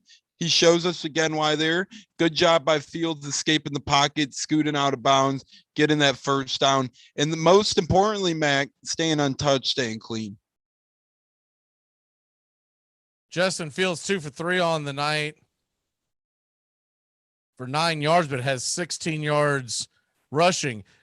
Fields drops back. He's under pressure, and they are going to drop him for a 1-yard sack, bringing up 2nd and 11. Looked like that was TJ Watt on the move. And that's what we were talking about pregame again. TJ Watt, could he do it? 8.5 sacks on the year. We've seen it here. Good penetration up the middle by Pittsburgh allows TJ Watt time to straddle the block, gets after Fields, gets him to the ground. Loss of a couple. Great job there by Pittsburgh to end the momentum a bit with the big TJ Watt sack. 2nd and 11, shotgun formation from the 41, and Fields drops back, and he is going to throw it into the defensive line for an interception. Turnover on downs, and just like that, the Steelers are back in business. Number 97 for the Pittsburgh Steelers comes up with a huge interception. Mario Edwards Jr. on the play. And Mac, when you see that, that's when you know the rookie mistakes just keep haunting Justin Fields. It wasn't a good throw, wasn't a good look by the rookie. He got flustered there. Wasn't a ton of pressure initially. He didn't have to throw it right away like he did. For whatever reason, he decided to throw it right up the middle. And it looked like there were a plethora of defenders' hands there. And Casey Hayward ends up with the ball. It looked like there were 3 defenders' hands right up in Fields' grill. No one around him, but he threw that sooner than he needed. So Hayward put his arms up and knocked the ball down, and it rattled off the offensive lineman. He was able to corral it for the interception. So kind of a bad luck play. It brings 1st and 10, shotgun formation, and the handoff is to Harris off the left-hand side, and he'll scoot around for about an 8-yard gain. And there we go. Najee Harris just keeps running well, 8 yards there. And they really just got to keep picking apart at this Bears defense, run game especially. They're doing a nice job, wear and tear. Before you know it, they're going to try a shot downfield. So here we go. It'll be 2nd and 3 for the Steelers. They're sitting at the Chicago 29-yard line, already leading 7-0, 1:25 left in the first quarter. And single back set, receiver in motion, and its handoff is to Harris. Harris is going to bounce around and get about a 2-yard gain on the left-hand side. 2 good runs by Harris to start the drive, only a couple there, but now it's 3rd and short. Looks like 3rd and inches, 3rd and 1 perhaps. So now Pittsburgh's in a spot where they can do a lot of things. You could sneak with Ben Roethlisberger. You can give it to Harris. You can do a play action.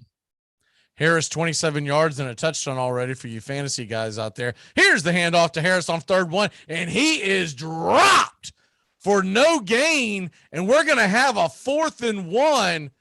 What do you see here? Do they go for it? Do they kick the field goal? 7-0. They could extend it to 10, or they could go all in. What say you? I think that Mike Tomlin's going to take the 3 here. I think normal coaches go, and it looks like they're keeping their offense out there. Maybe. Wow. I thought he'd take the 10-point lead. I'm with you, especially with the good kicking game that Pittsburgh has. You would kind of expect that.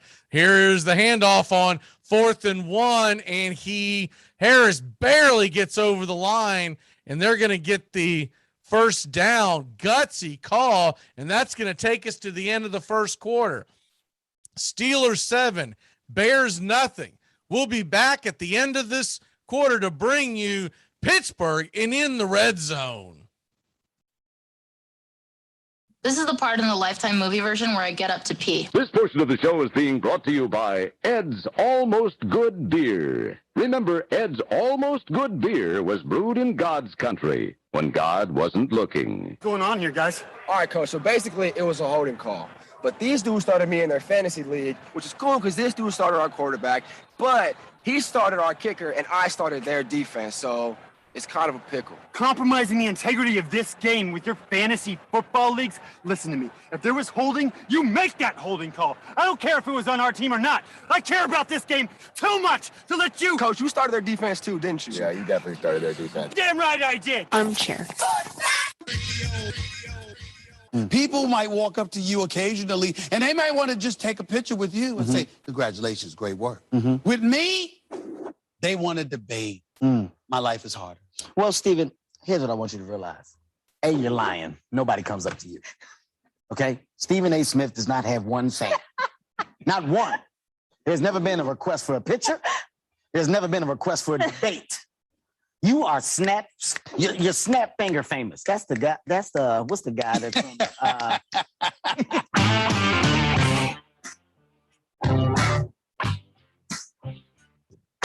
Get your Sunday football morning started off right with the Handicappers on Armchair Quarterbacks YouTube, 10 a.m. Eastern to noon Eastern. Your Sunday morning kickoff show where we tackle your NFL lines out in the desert. A 61.2% win rate over the last 6 years. Against the spread, over, under, money line, you name it. And we dive into the world of fantasy football year long and your DFS payouts. The only true Southern football kickoff show that talks the spreads in Vegas, your DFS and fantasy, in your year-long quest to win that fantasy football championship. Only on the Armchair Quarterbacks YouTube channel. It's the Handicappers on Armchair Quarterbacks YouTube, 10 a.m. Eastern to noon Eastern. Sundays, all NFL season long.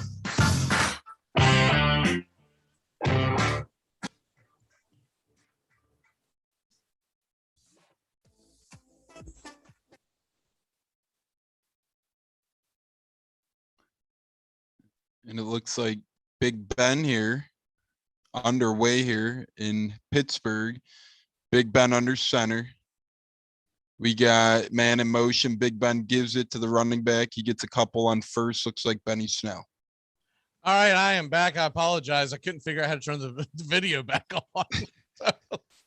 And after a first play of the second quarter, looks like we're going to get a flag, some extracurricular activity. We'll see who the call is on, but it looks like it was a unsportsmanlike conduct at the end of the play. A couple of the Steelers and Bears were pushing and shoving.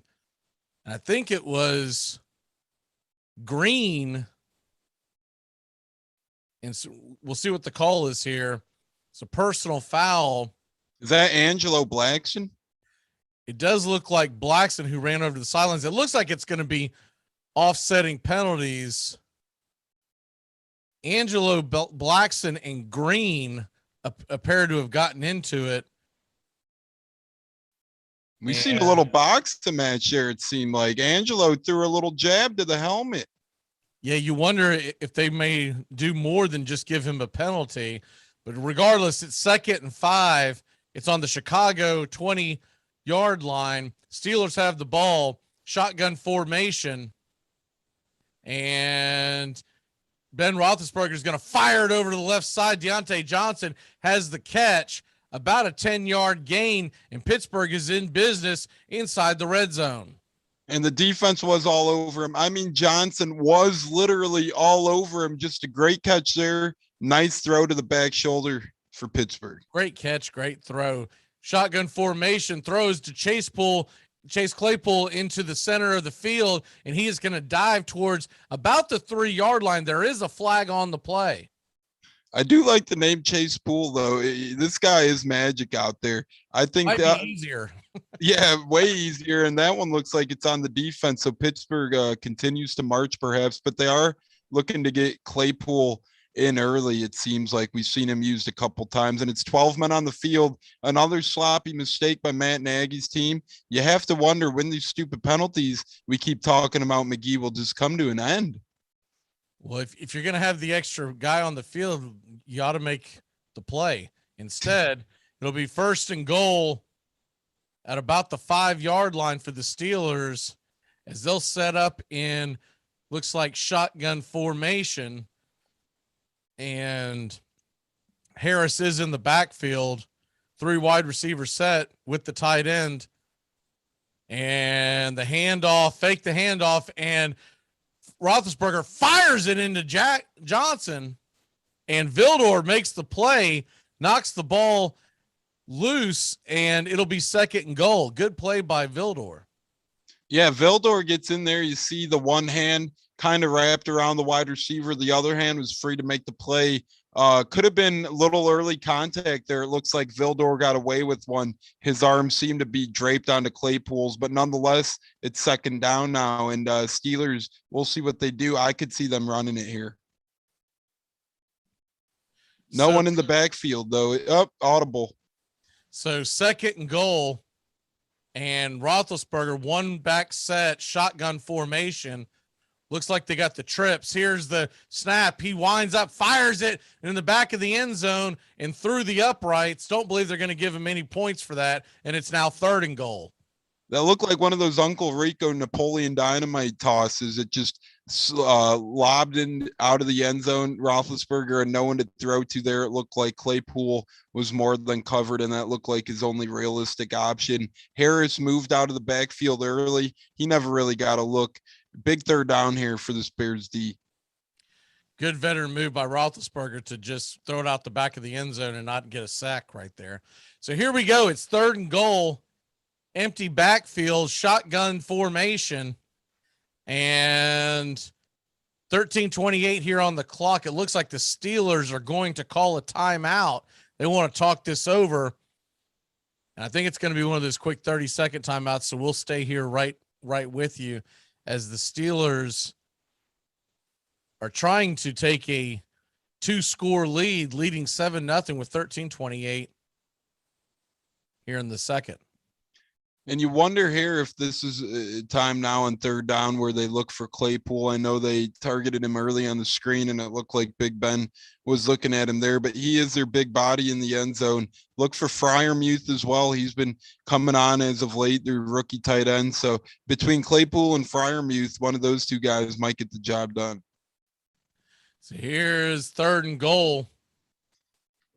Steelers trying to find a way to get into that end zone, extend this 7-0 lead. Shotgun formation, empty backfield.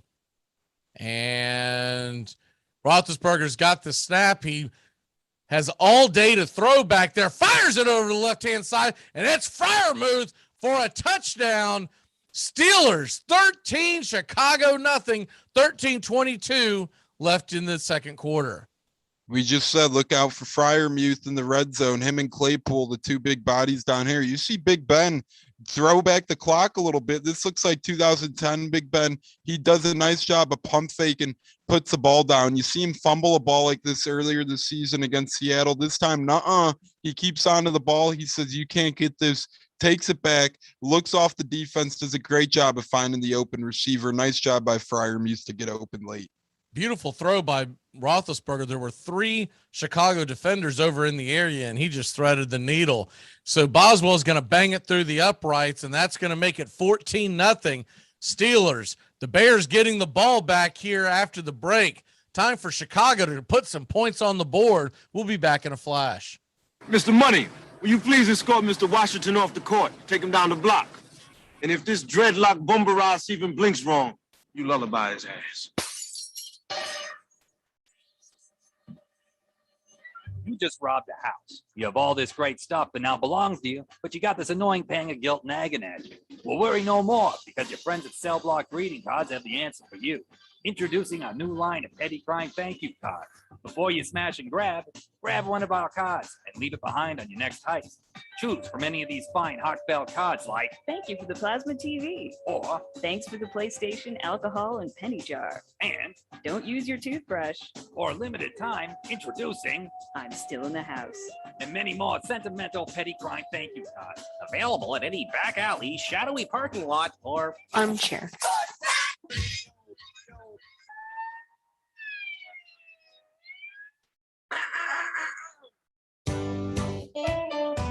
Saturday mornings, 8:30 Eastern. Dixie Football Nation is back and better than ever. We've got Tony Agolini, Matt Carr, Tones Areola, Bobby and Angelo, along with Mac Magee this fall. Dixie Football Nation heads to the gridiron, talking ACC, SEC, the Big Ten, and all the big games throughout the college football land. That's Dixie Football Nation, 8:30 Eastern, 7:30 Central, Saturday mornings on the Armchair Quarterback Show's YouTube channel, going live. Or catch the instant replay. What do we do? This just got way too complicated. I've got it. Here's what's going down. Corey, you talk to your team. You guys are going to decline that holding call. Done. Yo, wait, but then... Hold on. Hey, Sean, once we break this huddle, you're going to get out there, do some crazy celebration. I'm talking some humpies. Whatever you got to do, you do it. Okay, I got you. I'm going to call unsportsmanlike conduct on the celebration, giving the Whites better field position after the kickoff. Coach, I need you to talk to your team about letting them run that kickoff back. Why would I do that? Think about it. Defense, special team, it's all one. You let them run that kickback, both your defenses get 6 points. Nice. Okay, everyone good here? Yeah. Nope. Once again, my kicker is getting no love. Oh, shut up, Bill. Your team is in first place. Plus, you're about to get extra point for the PAT. Yeah, don't be greedy, Bill. Stop being greedy, Bill. Bill. Fine. Bill. Yeah, Bill. I said fine. Bill. Bill. Yeah, Bill. You. We're back here, Monday Night Football, about to get the kickoff here. Steelers leading 14-0, and Boswell's going to bang it to about the 5-yard line. So this will be returned, and the Bears have it. And Nelly, he's running down the right side, trying to fight for extra yards. What a great effort by the Bears on that kickoff. Number 17, Jakeem Grant, almost looked like a game of tackle loco, where he was the only guy out there and about 9 guys chasing him.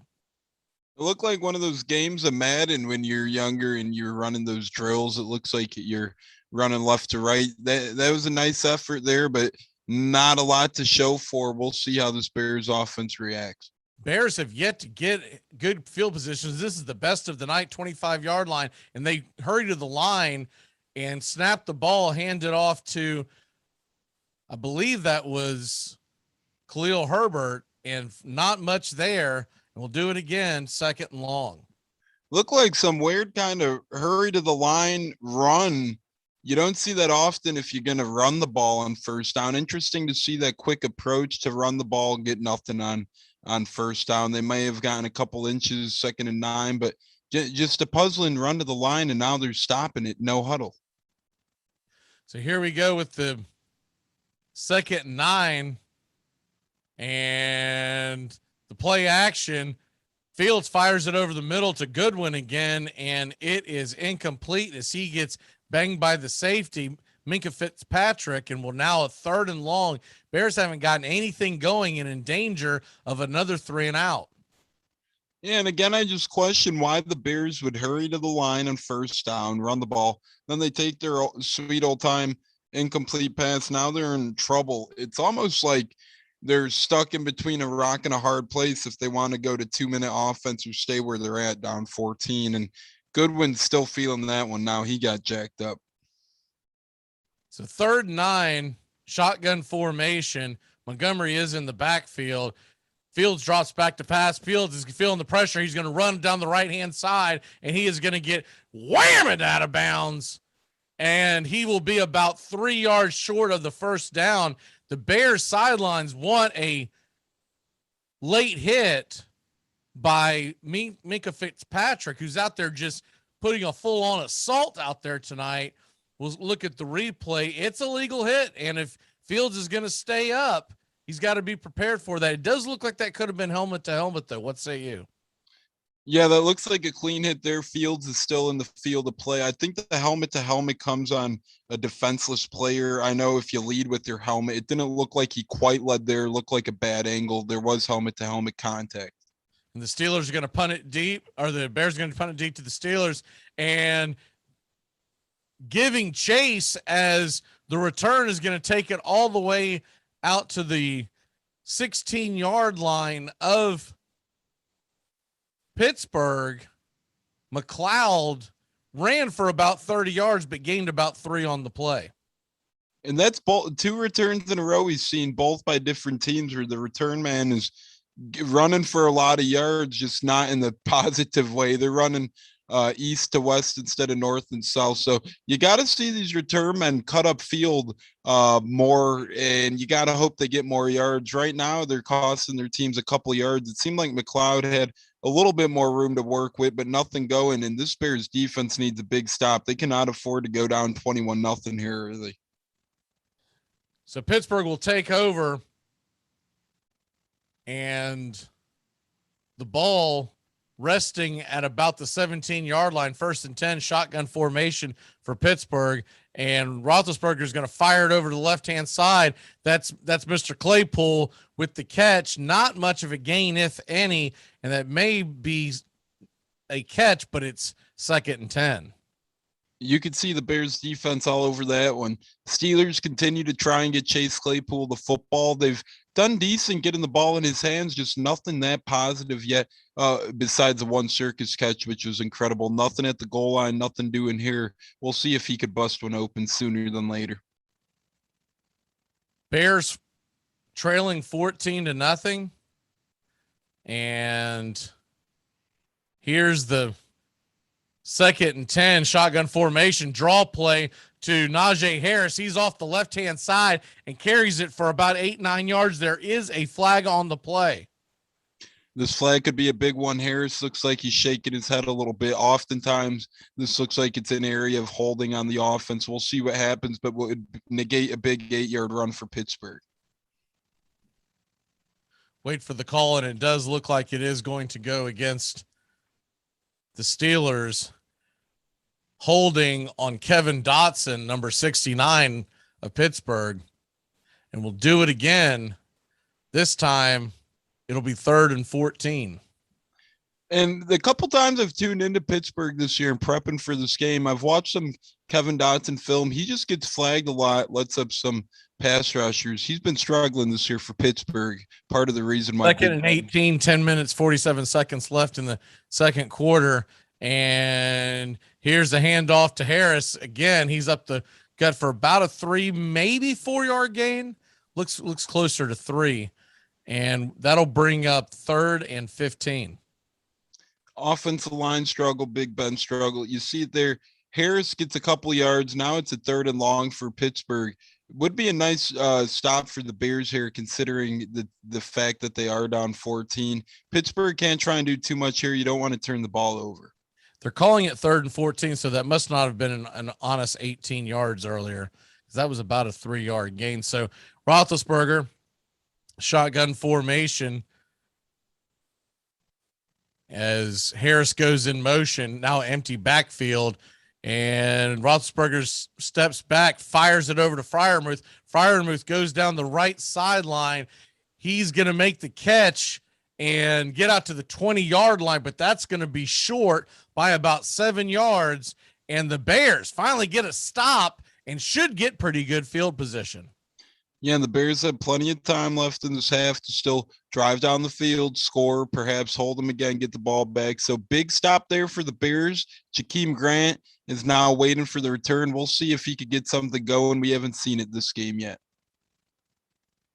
Harvin drops back to punt, and he puts one high in the sky, and it will not be returned. Look like about a 30, 32-yard punt by Harvin, and that's where the Bears will set up shop, is it'll be right almost at midfield. Looks like they're going to get it about their own 48-yard line, 1st and 10. That was not what the Steelers were hoping for there. You're hoping for a long boom and punt there. Here, the Bears set up shop good. Momentum could change here if the Bears could get some points on the board. Let's take a quick break. When we come back, the Bears have a chance to light it up the scoreboard and get themselves back in this 14-0 affair. This year, choose a yogurt that's right for you. With 2 grams of sugar per 5.3 ounce serving, Too Good Greek yogurt is too good to be true. So Delicious dairy-free yogurt and Silk yogurt alternatives are delicious plant-based swaps you can enjoy by the spoon or add to recipes. Oikos 000 yogurt and Light and Fit yogurt are tasty, non-fat yogurt options. So many flavors, varieties, and possibilities. Elevate any recipe and your everyday with yogurt. Shop at Target. Enjoy sun-drenched days, epic stays, and plenty of room to roam in Greater Fort Lauderdale. Our hotels, attractions, and restaurants have taken the Visit Lauderdale's Safe and Clean pledge so you can relax and explore with confidence. When you're ready for that well-deserved staycation, our 23 miles of golden beaches await. Find wide-open spaces to hike, bike, kayak, and paddleboard. Visit your favorite attractions, then dine out in style in socially distanced dining rooms or al fresco on waterfront patios. Learn more at sunny.org. This is Jim Rome. Join me in the jungle for your phone calls and the biggest names in sports. Stop by weekdays, noon until 3 Eastern, 9 to noon Pacific. Follow CBS Sports Radio in the Twitterverse for breaking sports news. Go to twitter.com/CBS Sports Radio. Welcome back here to the Armchair Quarterbacks Monday Night Football affair between the Chicago Bears and the Pittsburgh Steelers. Mac Magee and Tones Ariola on the call tonight. And let's go ahead and hit the scoreboard real quick while we are waiting for action to come back into play. These were the scores in the NFL from can't believe we're in week number 9 already. Dolphins outlast the Texans 17-9. Jaguars up in the Bills 9-6. Titans 28, Rams 16, Browns 41-16 winners of the Bengals. Here's the drop back pass by Fields, and Fields fires it down the sidelines, and wowza, we got about a 25-yard gain from the Bears, and their aerial attack does exist. You see the tight end involvement now. We've seen Freiermuth get going. Now we see Cole Kmet get going. Kmet's been their 3rd leading receiver to this point on the season, amassing 200 yards coming into this one. Here's the handoff to Montgomery. He's up the gut for just a couple of yards as they inch closer to the red zone. Bears' first real scoring threat of the evening.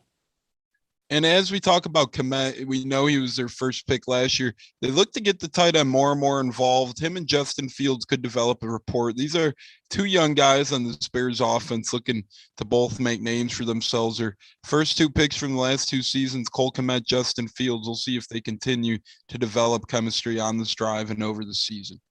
8:18 left on the clock, second quarter, 2nd and 8.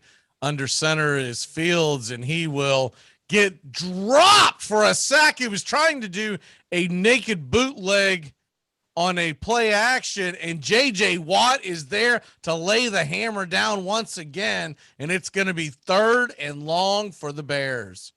So a good friend of mine said Watt could get 5 sacks tonight. He's on pace for around 5. He's at 2 right now. It's still early on in the second quarter. He's at 10.5 on the year after this one. And TJ is just looking in the crowd, and he's pumped up. He's going, wham-a-lam-a ding-dong, let's do it. Watt getting the crowd fired up. It's going to be 3rd and 18 from the 36. Fields drops back to pass. He's looking to run, try to get a little yardage, and he dumps it off to Grant. Hakeem Grant is going to fight his way down to the 20. Fields making something out of absolutely nothing, and it is now 4th and about 2.5, 3 yards to go. There is a flag on the play. Fields did escape there. Jakeem Grant's jersey ripped for a good 10 yards there. We'll see what the call is. That one's coming back. Ineligible man downfield, number 67 of the Bears. You get that a lot when a play is extended like that, and that'll bring the ball back. Mustafa drifted downfield in all the excitement. So now it's going to be 3rd and forever. 7:10 left on the clock. The ball sits at the 40-yard line. And Steeler Nation waving the terrible towels. 3rd and 23, empty backfield. Here's a drop back. Fields fires it way down the field and way over the head of Komet. As he gets dropped afterwards, it'll be 4th and 23 for the Bears. See, and that's not how you want to end the drive if you're a Chicago Bear player or a fan. You know, they were driving. They were almost in field position after that Jakeem Grant play. You get a bad penalty. Now you're 4th and 23, probably looking to punt. And again, the Bears offense continues to struggle, and it looks like Pittsburgh is indeed getting the ball back. Bears should at least be able to set them up with poor field position. We'll see what happens here as the punt is away, and it'll go deep end over end. Fair caught at about the 9-yard line, and that's where the Steelers will set up shop. We'll take a quick break. Pittsburgh 14, Bears nothing, but Pittsburgh deep in their own territory. 15 minutes could save you 15% or more. Is that Shakespeare? Nope, it's Geico. Yeah, that's Shakespeare from one of his unpublished works. Oh, it be not for awakening. Nay, giveth thou the berries. For 15 minutes could save you 15% or more. No, it's from Geico, because they help save people money. Well, I hate to break it to you, but Geico got it from Shakespeare. Geico. 15 minutes could save you 15% or more. Do you want to lose 18 pounds fast and improve your health? Now you can lose up to 18 pounds in your first 2 months with Nutrisystem. Get delicious breakfasts, lunches, dinners, even snacks and shakes delivered safely to your door. All delivered for free. It's easy to follow, and you'll see results in your first week. Just text BURN to 323232. You'll get your favorite foods made healthier and perfectly balanced to put your body in fat burning mode. Text BURN to 323232 right now and get 50% off a month of meals and shakes. That's right, 50% off a month of meals and 50% off a month of shakes with probiotics to help support your immune system. Just text BURN to 323232 right now. There's even a money-back guarantee. Millions of people have lost weight with Nutrisystem, and you can too. Lose up to 18 pounds in your first 2 months. Just text BURN to 323232. That's BURN to 323232. Texting privacy policy and terms and conditions posted at textplan.us. Texting enrolls for recurring automated text marketing messages. Message and data rates may apply. Reply stop to opt out. Kick off fall and kick off happiness with Schafferhofer grapefruit and pomegranate beer. Log on to kickoffhappiness.com for your chance to win a cool custom cooler with Schafferhofer swag, including your favorite team's jersey. Look for the Schafferhofer displays at your local retailers for great savings on Schafferhofer grapefruit and pomegranate. And learn more about the sweepstakes at kickoffhappiness.com. See site for official rules. Must be 21 or older. Brewed and bottled in Germany. Imported by Radeberger Group USA, Norwalk, Connecticut. Always enjoy responsibly. Welcome back here to Monday Night Football. As the scoreboard, we'll go ahead and continue that real quick where we left off. Broncos over the Cowboys 30-16. Falcons up in the Saints in New Orleans 27-25, and the Giants 23-16 winners over the Raiders. Patriots pound the Panthers as they kept pounding 24-6 in Carolina, and the Ravens overtime winners at home after the Vikings blow a big lead. Chargers 27-24 winners over the Eagles, and the Chiefs beat the Aaron Rodgers-less Packers 13-7 while the Cardinals continue their winning ways. Here's the first play from scrimmage, and it is a shovel pass up the middle, and it'll be a gain of about 3 yards. Looks like Watt caught the ball, and yes, there are still fullbacks in the National Football League. And it's family reunion here. We've seen TJ Watt get a couple sacks tonight. Pittsburgh sideline said, let's get Derek Watt involved, and he gets a couple on a shovel. So 2nd and 7, Pittsburgh in the I formation, and the handoff, student body right down the right sideline for Najee Harris. He's going to have a gain of about, looks like 5 yards, and that'll take us to a third down and a very short 3, maybe long 2.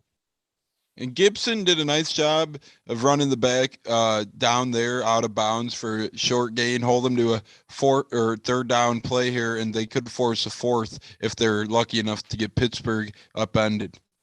Huge play for the Bears defense, 3rd and 2. Pittsburgh at the ball on their own 18-yard line. Freiermuth goes in motion, shotgun formation, and Roethlisberger drops back. He fires it over to the tight end, and he gets dropped just short of the line to gain. It's going to be Rader who caught the ball, but he's about a yard short. 4th down for the Bears and the Chicago defense. What a play. What a play by this Bears defense. They stand up big here. They do an incredible job. They were losing momentum there. Rader gets stifled on a 1-yard gain. So 4th and 1, and the Steelers will punt, and they kick it away. It's a long kick, and the Steelers are going to get a nice friendly roll. It's going to roll all the way out of bounds at about the 35-yard line. The Steelers are claiming that the Bears touched the ball and that they have recovered it. The umpire isn't calling it that way yet. We'll wait for the replay on that. As of right now, Chicago's got the ball 1st and 10 on the 36-yard line. There's a little bit of confusion there on the sidelines, but I don't believe they're going to give Pittsburgh the ball. Yeah, it looks like Bears keep this one. Pittsburgh was faithful there that they got a quick fumble. Doesn't look like the case. Let's see if the Bears could get some momentum rolling here. They're rolling out 3 running backs here on the first play. So here's the first and 10. It is a handoff up the middle from Montgomery to, is that Herbert that has the ball up the middle for about an 8-yard gain off the left tackle. Yeah, and they're flashing back here to the play, and it looked like the Steelers tried to drag Jakeem Grant into the football on the punt. His foot ended up touching it, but that's exactly what they did. They literally dragged him. It looked like a little kid scrimmage. And then the Bears on that first play, they annul Montgomery and Herbert back there. 2nd and 2, single back set. Fields hands it off to Montgomery, and Montgomery runs it up the middle. He is stopped there by the Steelers defense, who stands up tall. It looks like Watt in on the play again.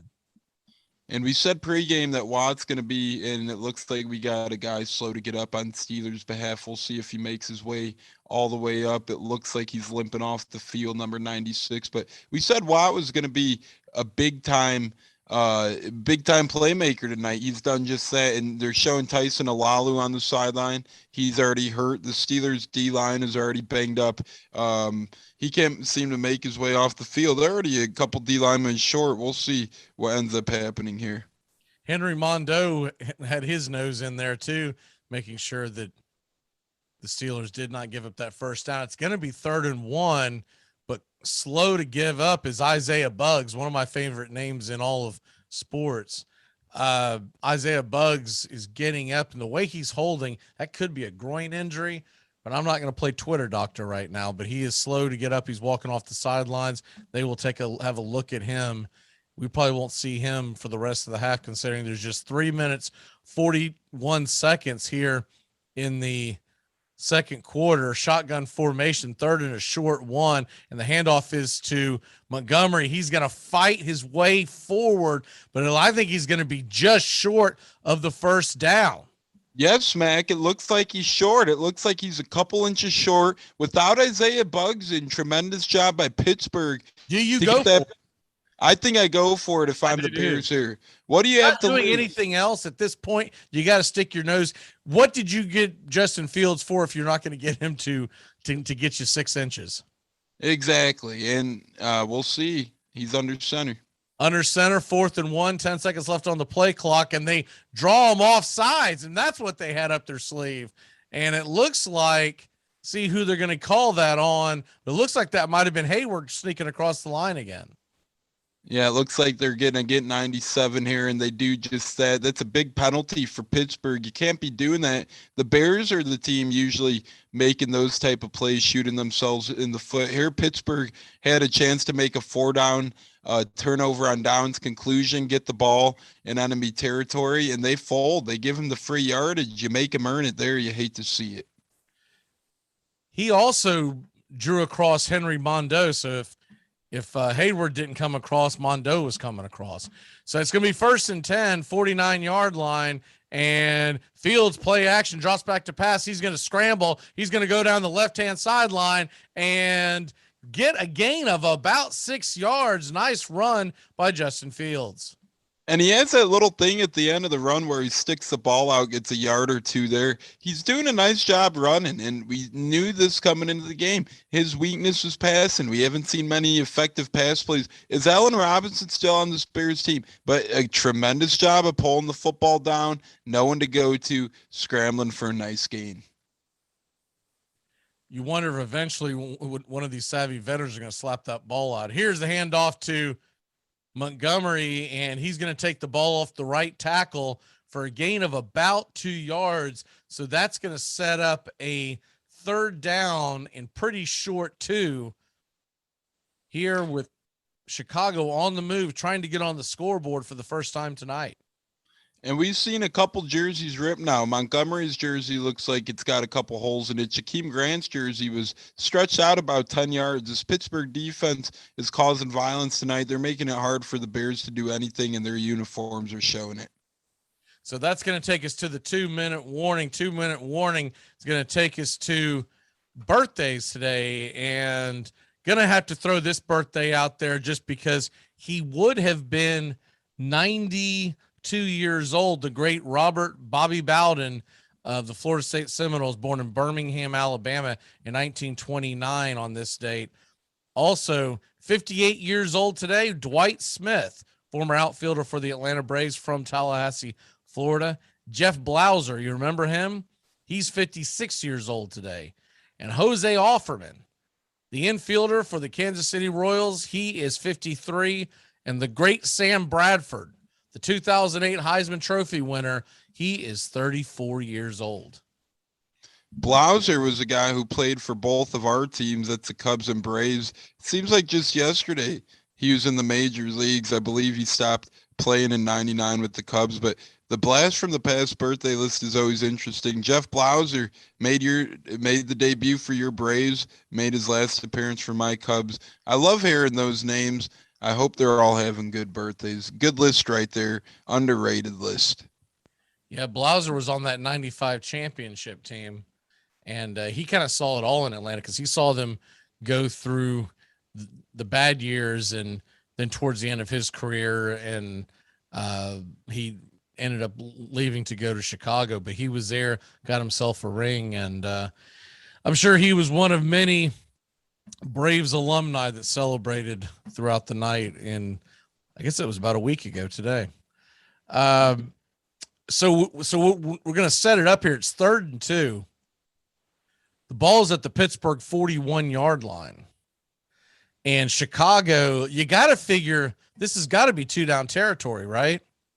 It's got to be, and it's got to be for the same reason as we said last time when they went for it. You got nothing to lose. You can't let Pittsburgh get a big lead in this game. They already have a nice lead going for them. You got to stay here. You got to get some points. You got to stay in the game. So that's what we'll look at here. It's 3rd and 2, shotgun formation at the Pittsburgh 41-yard line. Here's a snap, and the handoff is to Montgomery, and he's going to power ahead. Looks like he might have gotten the first down. If not, he's extremely close. There may be a measurement here as he is stopped just past the 40-yard line.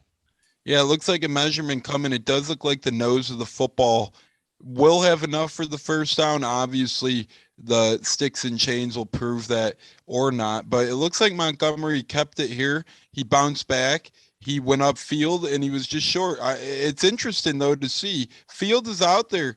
He's not laying too much wood, but it's interesting to see these couple of Bears plays this drive, running backs taking snaps. Here's the measurement as they stretch that chain out to see, and just enough for a first down.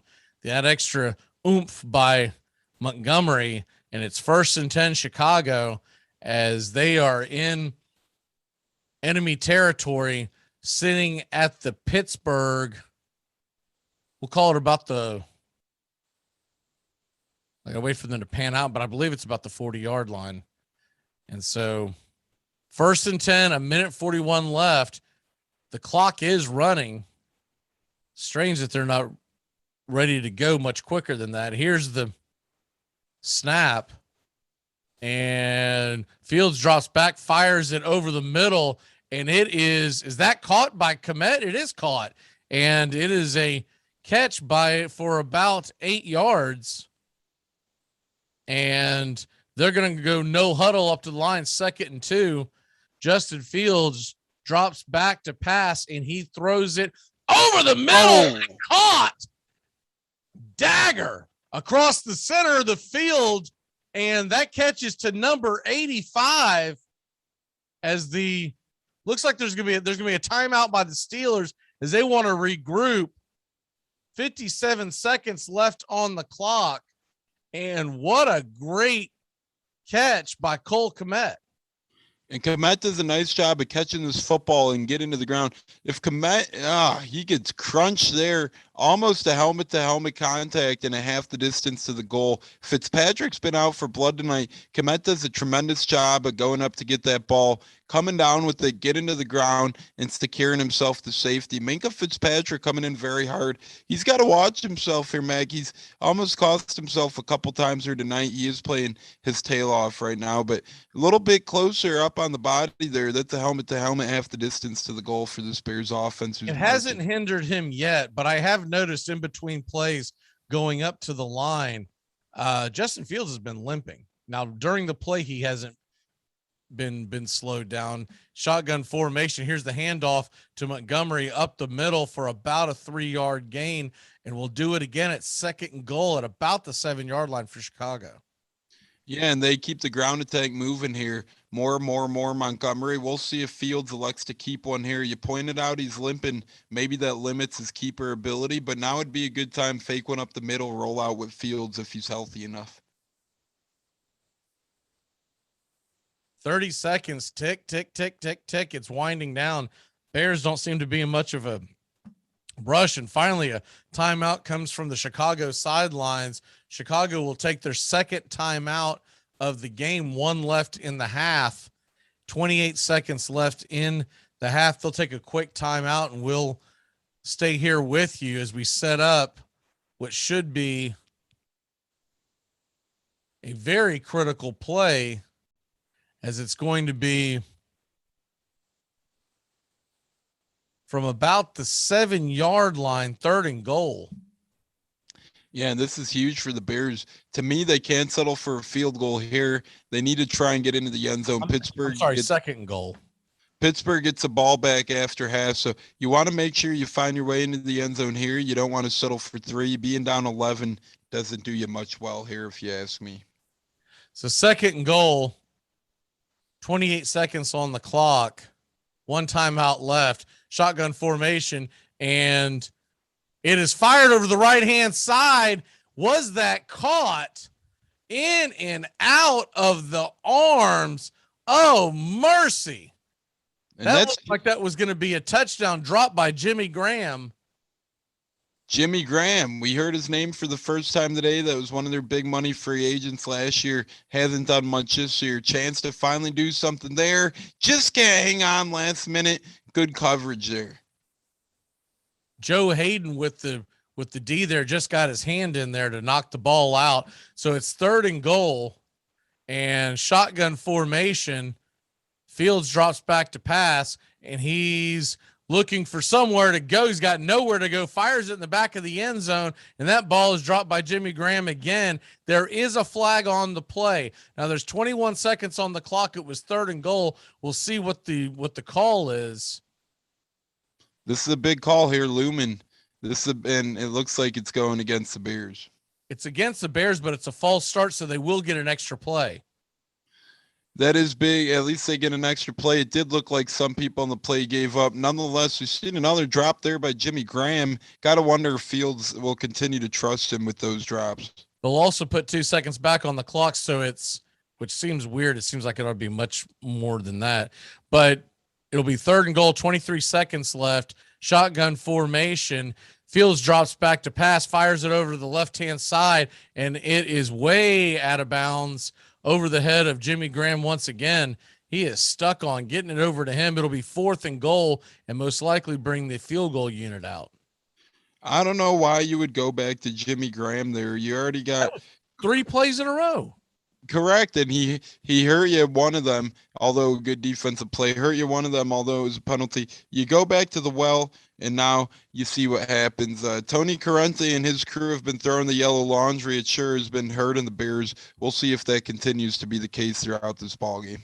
Cairo Santos will set up for a 40-yard field goal for the Bears to try to put them on the board. And here's the kick. Cairo Santos is going to make it 14-3, and the St. Augustine, Florida native gets the Chicago Bears on the board. So we'll take a really quick break. When we come back, the last 15 seconds before we head to the half, Steelers lead it by 11. To protect his family from disaster, Steve used his camera phone. Done. By taking pictures of his important documents, Steve can always have them stored online. Learn more simple disaster prep tips at ready.gov. A message from FEMA and the Ad Council. Good afternoon. Would you like to try a free sample of our double fudge brownie? Oh, sure. That's very good. I'll just take one more, just to be sure. Yep, still very good. Some things never change, like never being able to take just one free sample. And Geico saving folks lots of money on their car insurance. Is that macadamia nut I taste? You take one more. Sir. Yeah, I thought so. 15 minutes could save you 15% or more. We're back to the action, and the kickoff is high and deep, and it's going to be a touchback. 15 seconds left in the half. Got to figure they're probably just going to run it into the line. It is interesting to note, though, in this game between the Bears and the Steelers, they just flashed up the stats, and though Chicago trails 14-3, they're only separated by about 10 yards of total offense. And it makes you wonder what happened. Turnover was huge. Turnovers kill you in the football league, and the Bears are proving it this game. We'll see what happens in the second half, if that trend continues or if Bears can even it out. All right, we're going to take a little break. So we're going to go ahead and take a break with everyone here at the halftime. When we come back, we are going to break down the first half and get you ready for the second half. So we'll see you in about 10 minutes here as we are getting set for the second half of what should be one heck of a second half. The Steelers lead 14-3. The Bears still have a shot in this thing. We'll be back in just a moment.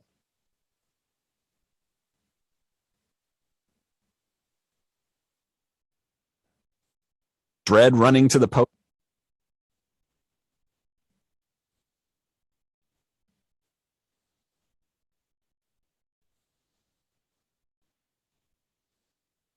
Dread running to the post office? Stamps.com brings post office and UPS services right to your computer. Send letters, ship packages, and get up to 40% off USPS and up to 62% off UPS rates. Nearly 1 million small businesses use Stamps.com to save time and money. It's a no-brainer. So skip the post office and visit Stamps.com. Use promo code LISTEN for a 4-week trial plus free postage and a digital scale. That's Stamps.com, promo code LISTEN. The snapper is Robert Shiver, a sophomore out of Thomasville, Georgia. The holder is Matthew Motley, a senior from Opelika. And Wes Byram, a freshman out of Fort Lauderdale, trying to put it through to give Auburn the win.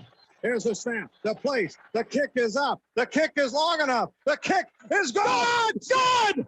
See you later, Alligator! Tigers win 20-17! I hope Lee Corso and Kirk Street never pick Auburn to have a chance again.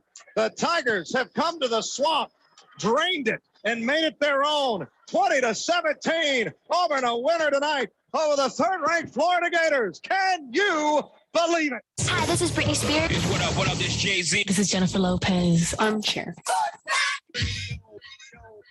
Get your Sunday football morning started off right with the Handicappers on Armchair Quarterbacks YouTube, 10 a.m. Eastern to noon Eastern. Your Sunday morning kickoff show where we tackle your NFL lines out in the desert, a 61.2% win rate over the last 6 years. Against the spread, over, under, money line, you name it. And we dive into the world of fantasy football year-long and your DFS payouts. Your only true Southern football kickoff show that talks the spreads in Vegas, your DFS and fantasy, in your year-long quest to win that fantasy football championship. Only on the Armchair Quarterbacks YouTube channel. It's the Handicappers on Armchair Quarterbacks YouTube, 10 a.m. Eastern to noon Eastern. Sundays, all NFL season long.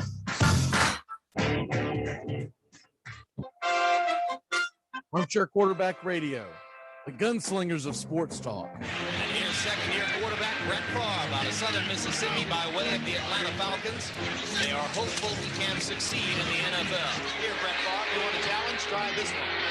So with your best receiver out of the game, from the 35, 19 seconds left. Favre pumps, throws, touchdown! Is there a spark of life in Green Bay? Touchdown! Yes! Danny Marino! Here's Marino, wide open field, throws for a touchdown. It is number 37 on the season, breaks the all-time NFL record. Going deep and open. Touchdown, Mark Duper. Duper has returned, and he is super. They are going to bring pressure again. Rodgers is going to roll away, throws it up in the air, says a prayer. Janis says, stop it, ball, please. It's important to remember the value of taking time for ourselves to do the things that help us grow and explore, like learning something new. And now with the Great Courses Plus, it's never been easier to experience the joys of learning. The Great Courses Plus offers thousands of streaming videos that cover hundreds of fascinating topics, from World War II to choosing the perfect wine. You can even take a course on the U.S. government or dealing with stress and anxiety. And because the Great Courses Plus partners with world-class professors and experts, you're always receiving thoroughly vetted, high-quality content from every lecture. Plus, you can watch or listen anytime, anywhere with the Great Courses Plus app. So take a little time for you. Sign up for the Great Courses Plus today for a free month of unlimited access. Visit thegreatcoursesplus.com/radio to get started. That's thegreatcoursesplus.com/radio. Dread running to the post office? Stamps.com brings post office and UPS services right to your computer.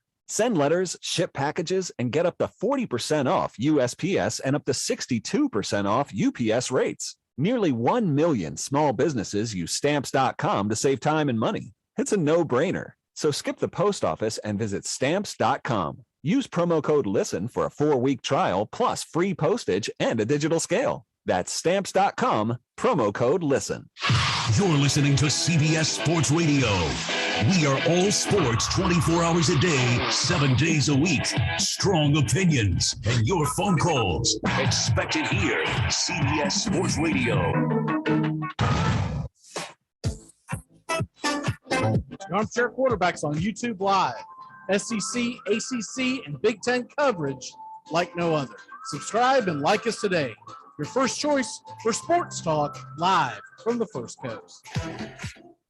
Hey, Jacksonville, winter is the perfect time to start planning for your healthy, pest-free spring lawn with True Green, America's #1 lawn care company. True Green's science-based approach and local expertise will help give your lawn the year-round care it needs to be thick and weed-free. Go to truegreen.com/radio to save 50% on your first service. Just call 866-946-5956 or go to truegreen.com/radio today and get a lawn to be proud of. of. Get your Sunday football morning started off right with the Handicappers on Armchair Quarterbacks YouTube, 10 a.m. Eastern to noon Eastern. Your Sunday morning kickoff show where we tackle your NFL lines out in the desert, a 61.2% win rate over the last 6 years.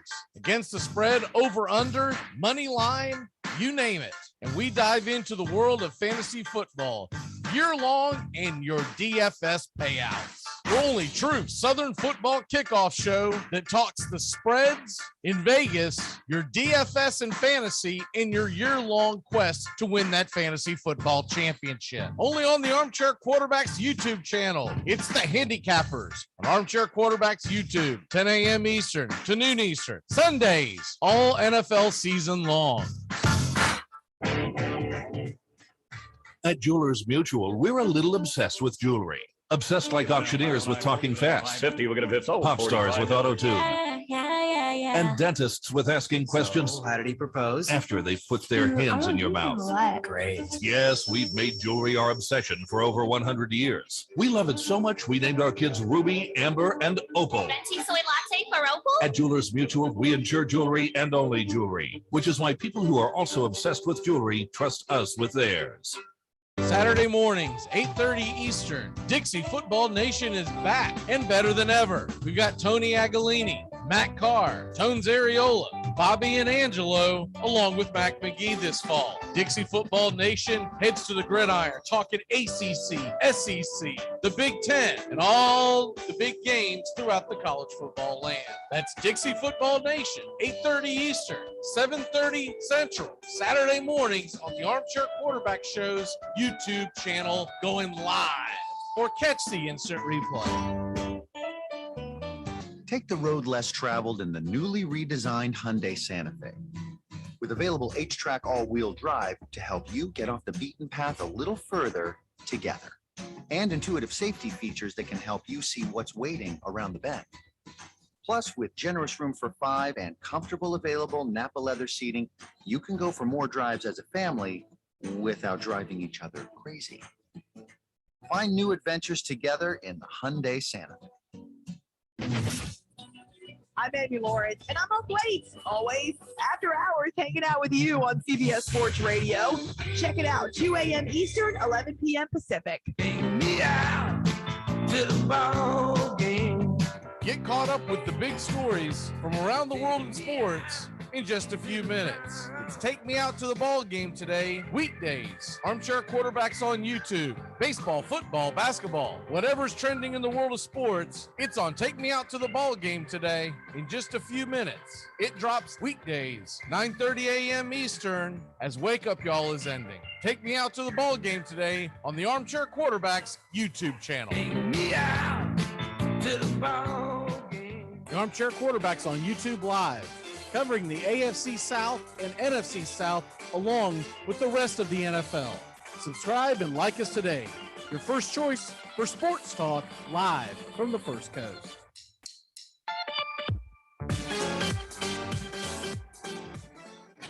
CBS Sports Radio, your home for all things sports 24 hours a day, 7 days a week, coast to coast. Great sports talk expected here.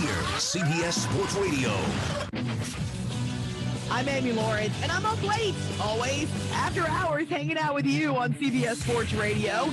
Check it out, 2 a.m. Eastern, 11 p.m. Pacific.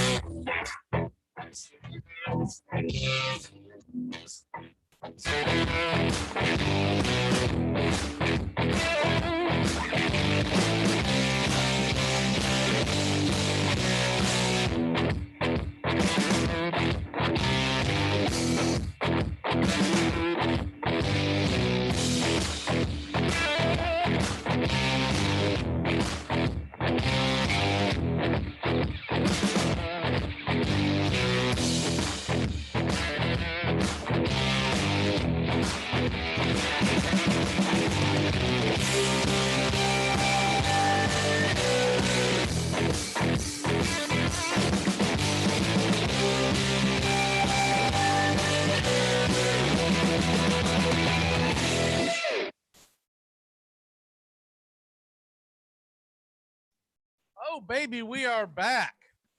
And we're getting set for the second half as I'll get the screen set back up for us again. Tones, give us your thoughts on how the Bears can get back into this ball game and trailing just 14-3. I'll tell you what, they got to get the big play going, as we talked about, and they've tried it time to time.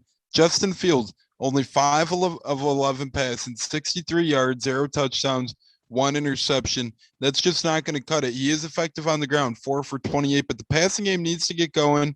All they have out of their wide receivers, Mac, 1 catch for 3 yards. Allen Robinson has 1 grab for 3 yards. Goodwin's been shut out. Their other waste of fantasy nonsense Allen Robinson has been. Terrible.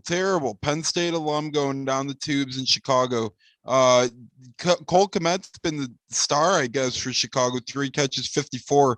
Other than Kmet, their leading receiver is David Montgomery, 1 catch for 6 yards. So the big thing here is their defense hasn't been playing terrible. Steelers have been getting pretty good field position. They've gotten 14 points stemmed from the field position.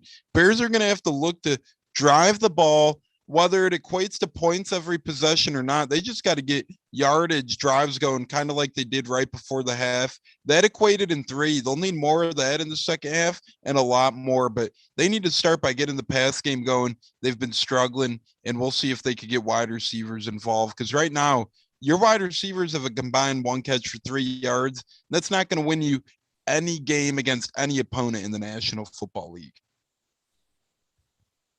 Yeah, look, normally I don't. It's never been my MO to get involved in whether coaches should be fired or whatnot, especially for other fan bases that I'm not a part of. Dude, Chicago's got to get something going here. They've got to get someone with an offensive mindset. The kickoff is deep as we start the second half, and the return by Pittsburgh is out to the 30-yard line. It'll be 1st and 10, about a 21-yard kick by McLeod, and the Steelers get going here up 14-3. And you will have your head coach candidates. If you're a Bears fan or if you're in the Bears front office, you'll have your choice in the offseason. A lot of names floating around the NFL ranks. We'll see what happens. But if the Bears do let go of Magee, there's a big pool of candidates. Here's Roethlisberger. He drops back in the shotgun formation, dumps it off to the right-hand side to Deontay Johnson, who's caught behind the line for about a 5-yard loss. And during that play, Ben Roethlisberger's dropped to the ground, he looks like he is hurt. There's a roughing the passer call on Chicago. We'll see if Roethlisberger's okay. Oh, man, and it's never a good sign. Taking the chin strap off, loosening the armband. But as we know, Big Ben is one of the toughest in the game, if not the toughest, staying in there. He gets hit big. Looks like 2 guys come in a little late. We'll see exactly what happened. Oh, and it's really friendly fire. Yeah, the Bears did hit him late, but his head drove into his O-lineman's knee, it looks like. Edwards Jr. gets a big rough in the passer flag. You just can't do that. He came in late, he came in high, and it resulted in Big Ben hitting his own guy's knee. Just bad look all around. We'll see if Big Ben's okay. For now, it looks like he's staying in. One of the toughest there is. So 1st and 10 for the Steelers at the 45-yard line. The handoff goes to Najee Harris. He's up the gut and off to the right side for about a 2 to 3 yard gain, and it'll be 2nd and long for Pittsburgh. Yeah, and Harris is just going to keep getting a lot of the work here in the second half, I believe. And really, the Steelers have been doing a decent job of getting him involved. He had 12 for 42 in the first half, averaging 3.5 yards a carry. Under their rate, but at least he has 12 touches. We'll see if they could get him over 20 in this game. To me, that'd be a recipe for success. 2nd and 6, shotgun formation for the Steelers. Najee is in the backfield, and they go out in a trip set 3 wide. Najee gets the ball dumped off to him at the line of scrimmage. He's going to fight for more yardage, twist and turn, and about a 4-yard gain by Harris, and that'll make it a manageable 3rd and 3. The Bears swarmed Harris there, but he was still able to get decent yardage to make it third and manageable. You see 4 Bears swarm him. Roquan Smith can't wrap him up right away. So Harris ends up ultimately getting 3 more yards out of that. Kudos to the rookie for swerving a great linebacker like Roquan Smith. Roquan is going to be disappointed at himself watching that film. He came in too high there, Mac, to get any sort of tackle. So Najee Harris gets it to a 3rd and 3. It's just past midfield for the Steelers.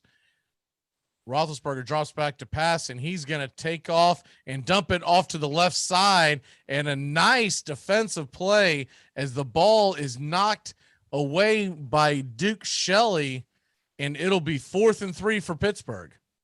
And it looked maybe even like OPI there. That was an incredible play by Shelley. Looks like Washington might have gotten away with one by holding up Shelley or perhaps yanking his face mask there quick to prevent the interception. And it indeed did look like he got his face mask, whether it was during or after the play.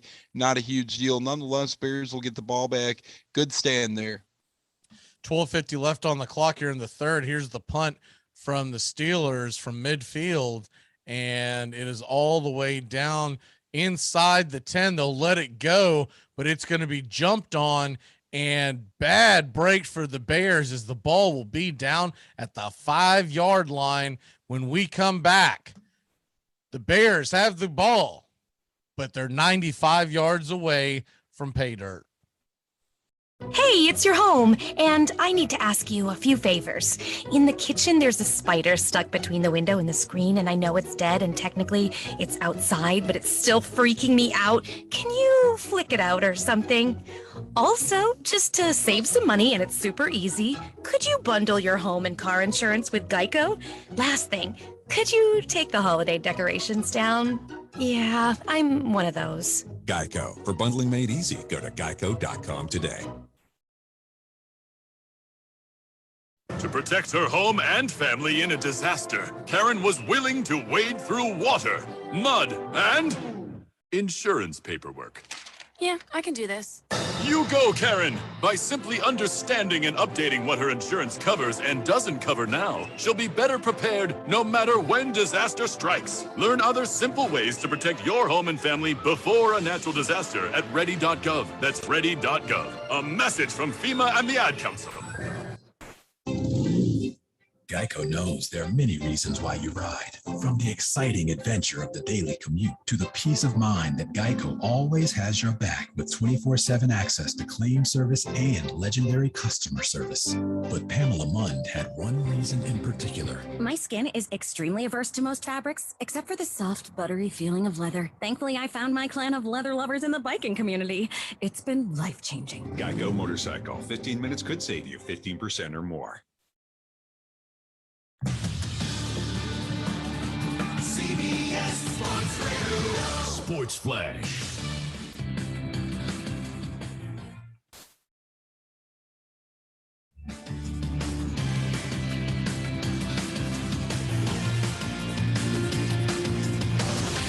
CBS Sports Radio. I'm Amy Lawrence, and I'm up late, always, after hours, hanging out with you on CBS Sports Radio. Check it out, 2 a.m. Eastern, 11 p.m. Pacific.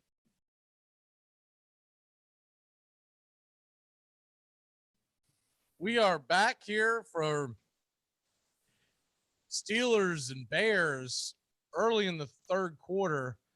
Bears trail by 11, but they are getting the ball back. We'll see what they can get going here as Justin Fields and company trying to find a way to get into the end zone. 95 yards away. Here's the first play from scrimmage, and it is off the right side and a gain of about 3. It's 2nd and 7. And you could see extra big bodies brought into the game. Jesse James brought in there for the Bears to help block a little bit. He's a big blocker there in those rundowns, and he's also a decent target. But Fields has to get the ball moving. These 2-yard runs aren't going to get it. Get some play action going here. Perhaps here, look for play action. 2nd and 8, and Fields drops back, throws it over to the right-hand side, out of bounds, errant throw, and we'll do it again at 3rd and 8. He just cannot get anything going to his wide receivers. You see there, Mooney looked like he had a step on and wouldn't have been enough for the first down, but a throw that could be made, and it's just wondering, where's Allen Robinson? Where's Darnell Mooney? Where's Marquise Goodwin? Where's Jesse James? A lot of names here, not a lot of production yet for this Bears offense. We'll see if Fields could change that quicker than he needs to. 3rd and 8, 12 minutes left here in the third quarter. Shotgun formation by the Bears. 3 receivers on the left-hand side. Fields drops back. He's going to scramble out of the pocket, throw it over to a wide open Allen Robinson. And just like that, the Bears move the sticks and get out of the shadow of their own end zone. And that's what the Bears need right there. You got to scramble. Look at Fields, just that play, and he makes it. He prolongs the play. He finds Allen Robinson. Good job by Robinson getting open there. Hasn't done it much this year, as he's only had 26 catches, but he gets open there, second catch of the game, and now the Bears are moving. 1st and 10 from the Chicago 26-yard line, up the middle with Montgomery, and he fights and keeps clawing his way, and wham! He's going to drag everybody, the entire city of Pittsburgh, for a first down. That was a Chris Berman. Whoop! You just see him keep plowing there. He puts his shoulder down. He gets 3, gets 4 defenders. The Bears offensive line gets going. Jesse James keeps him going. We talked about him helping in the run game block. You see what he does there, pushes Montgomery forward. That's an 11-yard gain for the big fella. Montgomery working the body up against the ropes. Here comes the Bears again, shotgun formation, and it's a deep pass down the sidelines. Does number 84 hold on to it? Goodwin does hold on to it as the ball rolls out of his arms, out of bounds, but after he makes contact with the ground, and the Chicago Bears are in business. And I don't know if he can. I don't know if he catches that, Mac. We're going to have to take a closer look. It does look like, I don't know. Do you call that possession? He had the ball. I do. Look, he made the quote-unquote football move. He came to the ground. Now, whether or not they will call it that, I feel like the ground is what knocked the ball out. I do believe Pittsburgh is going to challenge this, but it looks like a catch to me. He makes about four steps before he hits the ground. It's after he hits the ground that the ball rolls out. What say you? It looks like a catch to me as well, because he makes the catch. Although he doesn't bring it into his body, he's not bobbling the football. He has it possessed. It's in his possession. He takes a couple of steps. Then he goes to bring it in his body, which would be the football move. And as he's doing so, he goes to the ground, hits the ground, ball comes out. Ground can't cause a fumble. It seemed like he had it 3-4 steps at least. It wasn't moving much. Now, will the refs consider that enough gain of possession? I mean, if the refs consider that enough, I think it's a catch. He held on to it for a couple of seconds there, and like you said, the ground jarred it loose. I think that's going to stand. I don't think there's enough to overturn it. If they do, I'll be shocked. Be very disappointed if they do overturn it, because that looks like a catch to me. And look, if they're looking at the big picture, they need to make it a catch so this game doesn't turn into a rout. And what a better guy to catch a ball like that than Marquise Goodwin. He's faced off the field struggles. He had a documentary air on NFL Network the other day. He's had a hard time in his personal life with his kid. He had to miss a Super Bowl game because of some personal things. What a redemption story. Here he is back with the Chicago Bears. Makes a catch like that. As you said, that could be a pivotal catch in this ball game. If they reverse this call, it's not only a big blow to Marquise Goodwin, who is having a great comeback story as he's with the Bears, but it's also a big blow to this Bears offense as they finally get a big play going. Like we're talking about, not many over 30 yards this year. They have one here. If the refs take it away from them, that is not good. That is not ideal for this Bears team, but we've seen the refs do it again this time and time again this year, especially with this officiating crew tonight. So it wouldn't surprise me, whatever the case might be. 50-yard gain if it stands, which is going to take the ball all the way down to the Pittsburgh 14. So they are reviewing it right now, and he makes the catch 1, 2, 3. The ball starts to move out a little bit, but I think he did enough there to make a catch. I'll put it to you this way. If they don't roll out of bounds, I think they would have called it a fumble. So if it's a fumble at that point, then why wouldn't it be a catch? And I definitely agree here. And like his knee hit the ground as well. So really four steps. Forearmed it as well. So there's a couple of things that make it seem like a catch. Seems like I think they did call it a catch. It looks like they did. So yes, in fact, they will spot it at the 4-yard line, and a huge play by Goodwin, a great throw by Fields, great concentration to get it down to the 14-yard line. It is 1st and 10, Chicago inside the Pittsburgh red zone. They got to capitalize here. They need 6.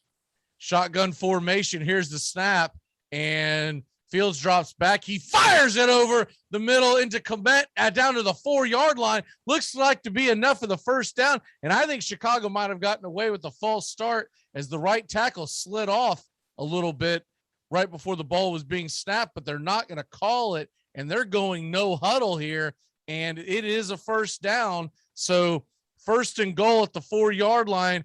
Bears snap it, run it up the gut, and almost to the end zone, about a yard short for Montgomery. The Bears are fighting. They're scratching. They're crawling. Here you look at Montgomery gets a couple yards, but on the previous play, you had a nice pass to Komet. The Steelers continue to headhunt. It looks like they came in high there. Bears were looking for a flag, although it could have been a false start. Looked like it could have been a possible headhunt in there for Pittsburgh. Now they're on the 1-yard line. Bears got to punch it in here. Question is, will they go for 2 if they score, or is it too early? Very good question indeed. And I'll leave that up to my color man if we get to that point. So here's the 2nd and goal. Roll out by Fields. He fires it into the end zone. It is caught. Is he in bounds? It's Jimmy Graham. Jimmy Graham punches it through pay dirt for the Chicago Bears. There is a flag on the play. And Jimmy Graham finally gets his. It looks like it might be coming back. Not a lot of celebrating going on for the Bears. We'll see if it is an offensive holding. Personal foul against the Bears, maybe a hands to the face or chop block, but we'll see. Jimmy Graham's been a target in the red zone. Looks like a chop block, illegal low block there on number 68's a call. I'm not crazy on that call, although he did go low. Didn't really get a big piece of TJ Watt at all. So I think that's a weak call at the end of the day. We've seen that a lot this year. Yeah, that's right on the zone too. I am not a fan of that call, Mac, and it wipes away a touchdown. To me, that's too much of a judgment call and too big of a position to make it. So a crushing penalty on the Bears. Empty formation as Montgomery goes in motion. Fields drops back. He's going to take off and run with it. Whoa, he's going to have to come down. And you got to throw one there. About a 1-yard gain. I think he thought he saw some daylight on the outside and quickly realized that it wasn't there. I don't know how this, to me, it looked like Fields was going to the ground, and the Steelers continue to aim high. Look at Fields giving himself up. Defender coming in late. I know it's a bang play. When are the Bears going to get a flag in this one? It seems like it's a little bit of a home crowd officiating crew. The Bears got screwed on a call and don't get one there. Now their backs are up against the wall. Fields is going to drop back in formation, dumps it off to Montgomery. And when he dumps it off, Montgomery scoots all the way down to the 4-yard line. It's going to be 4th and goal, but it looks like Magee will not go for it. Looks like the special teams unit is coming on. And you could tell, Mac, Nagy is heated on that sideline. I would be too. 2 questionable calls, 1 against. And look at that there. That's what he was fired up about. Fields was hit late after the dump off. Should have been a roughing the passer call, and instead it's going to be 4th and goal on the 4 for the Bears, and they line up for a field goal to get within a touchdown. And that wasn't an easy rough in the passer. That was a ferocious rough in the passer. That's perhaps 3 missed calls on this drive, all against the Bears. Nonetheless, 1 possession game, they make it. Only 8 points. And that's way after the throw. Cairo Santos bangs an easy 22-yard field goal through the uprights, and it's 14-6 Steelers. But the Bears have life. We'll be back in a flash here on Monday Night Football, Armchair Quarterbacks Edition. Ready to go? All set. I can't believe we're going dancing. You don't go that often? No, because it's so stupid. Shall we? It's important to remember the value of taking time for ourselves to do the things that help us grow and explore, like learning something new. And now with the Great Courses Plus, it's never been easier to experience the joys of learning. The Great Courses Plus offers thousands of streaming videos that cover hundreds of fascinating topics, from World War II to choosing the perfect wine. You can even take a course on the U.S. government or dealing with stress and anxiety. And because the Great Courses Plus partners with world-class professors and experts, you're always receiving thoroughly vetted, high-quality content from every lecture. Plus, you can watch or listen anytime, anywhere with the Great Courses Plus app. So take a little time for you. Sign up for the Great Courses Plus today for a free month of unlimited access. Visit thegreatcoursesplus.com/radio to get started. That's thegreatcoursesplus.com/radio. My favorite comedians, I'm excited to talk to you. Well, I'm excited to be here. These chairs are horrific.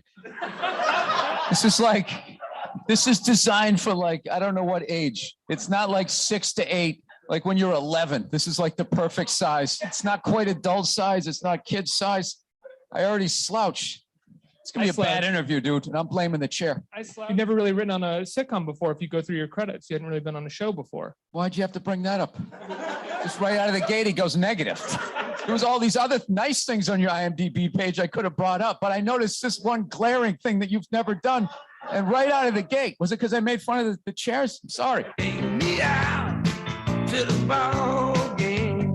Get caught up with the big stories from around the world in sports in just a few minutes. It's Take Me Out to the Ball Game today, weekdays. Armchair Quarterbacks on YouTube. Baseball, football, basketball, whatever's trending in the world of sports, it's on Take Me Out to the Ball Game today in just a few minutes. It drops weekdays. Take Me Out to the Ball Game today on the Armchair Quarterbacks YouTube channel. Take me out. Welcome back here to Monday Night Football as we get set for the kickoff. Bears trail at 14-6, and Santos hammers it down to the 5-yard line, and there will be a return. The Steelers get it out to about the 25 by McLeod, 19 yards on the return, and Big Ben and company will go to work at about their own 25.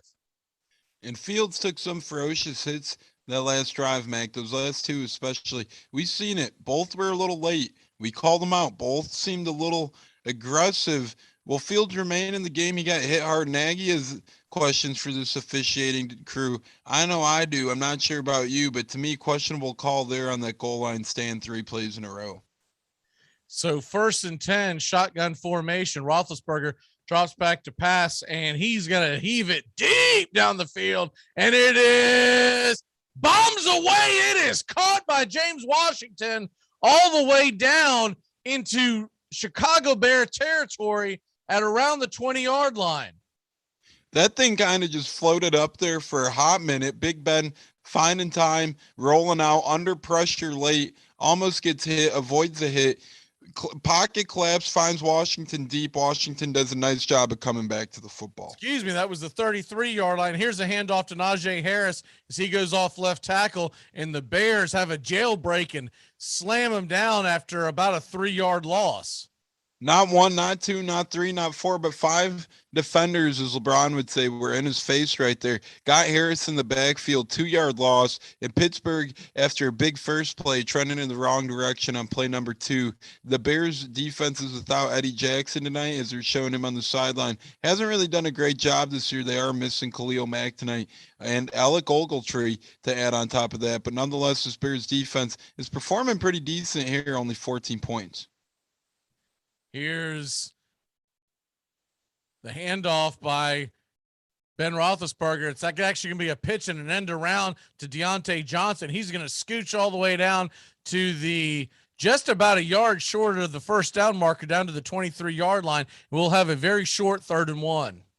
This is a huge 3rd down, and I think if Pittsburgh doesn't get it, they got to take the field goal.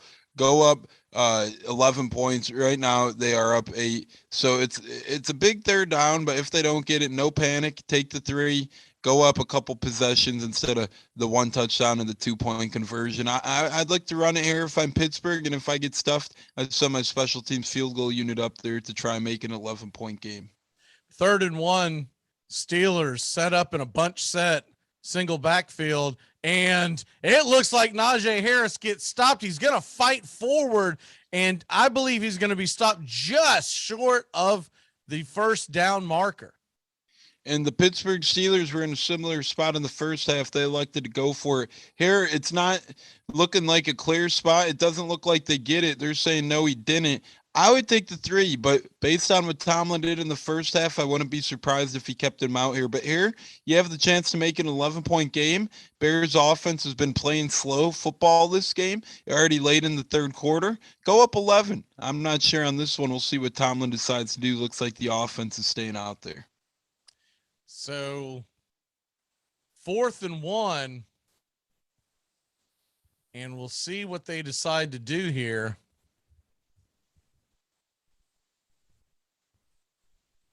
Fourth and 1, and the handoff is going to be to Harris. He gets popped, and he's getting pulled back. It's going to be close. He went airborne and got smacked as he tried to get the first down. I think this is going to come down to the good old-fashioned stretching of the chains. And it looks like they're moving the chains forward. I don't know how you could definitively make that call. We'll see on the replay to see if Harris was able to clearly get there. He jumps, he accelerates. It looks really close. It looks like you got right to the marker. I don't know how you don't do a measurement there. Nonetheless, Steelers get a first down.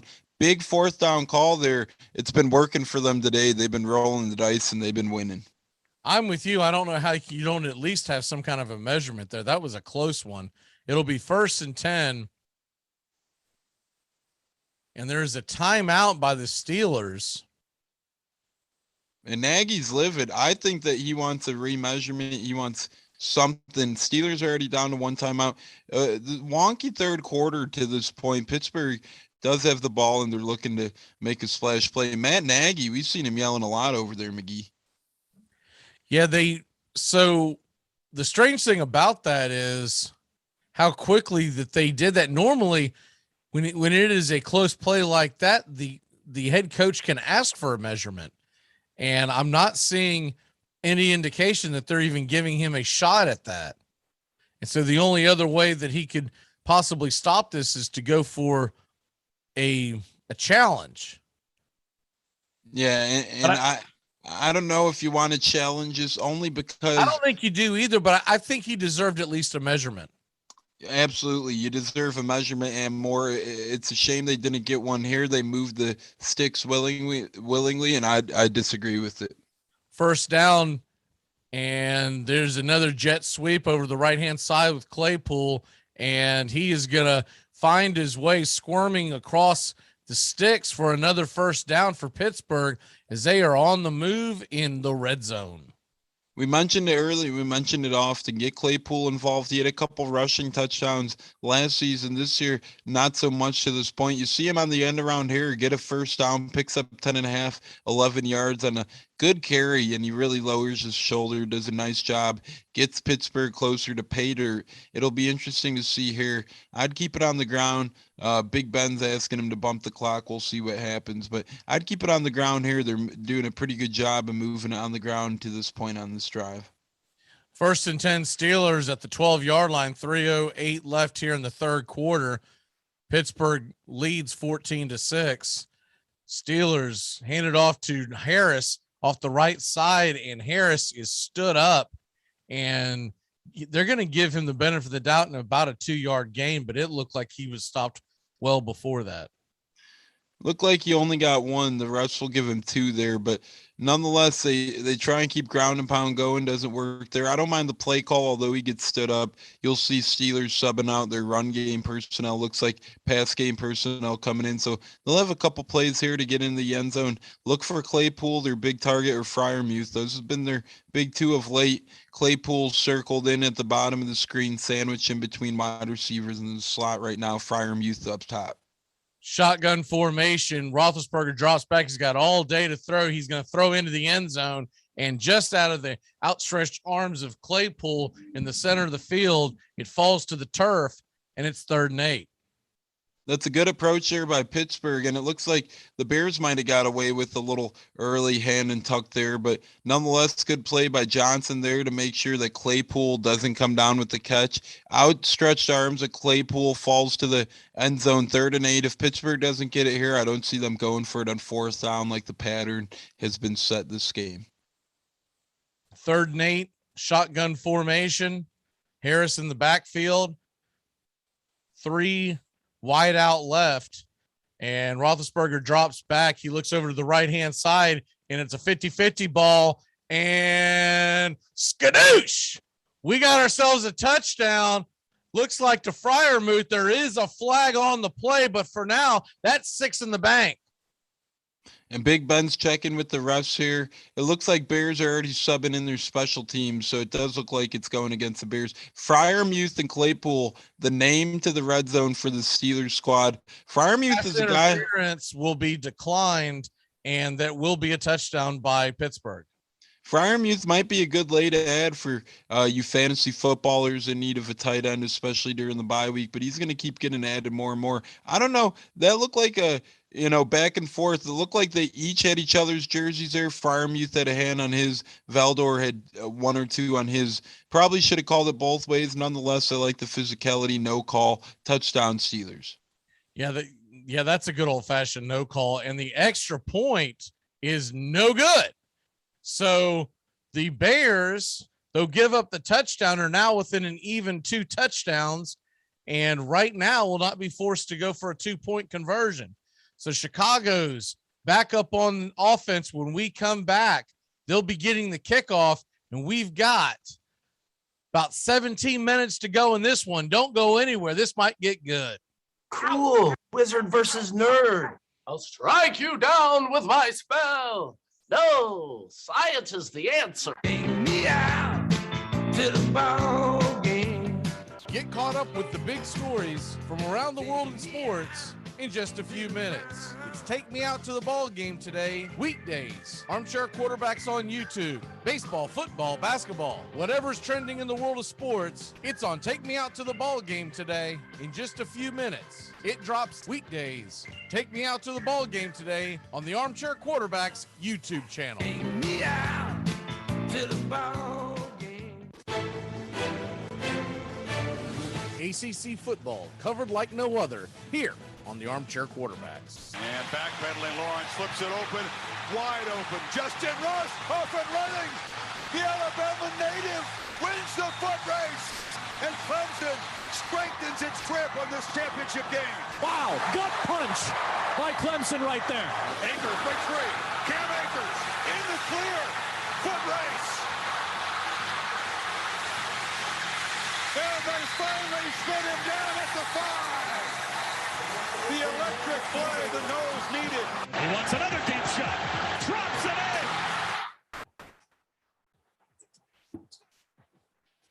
It pitches to Cersei. Cersei launches into the end zone. And the Yellow Jackets score again. Armchair Quarterback Radio is ACC country.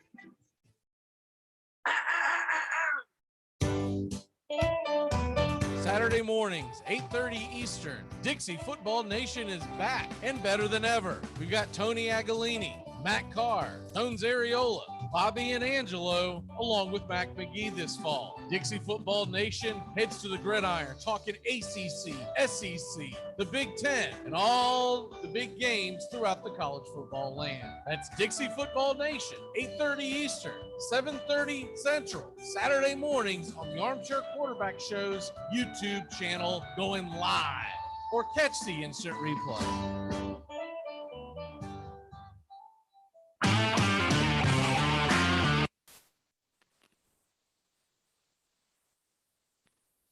And we are back here as the kickoff is returned all the way up to the 18-yard line of Chicago.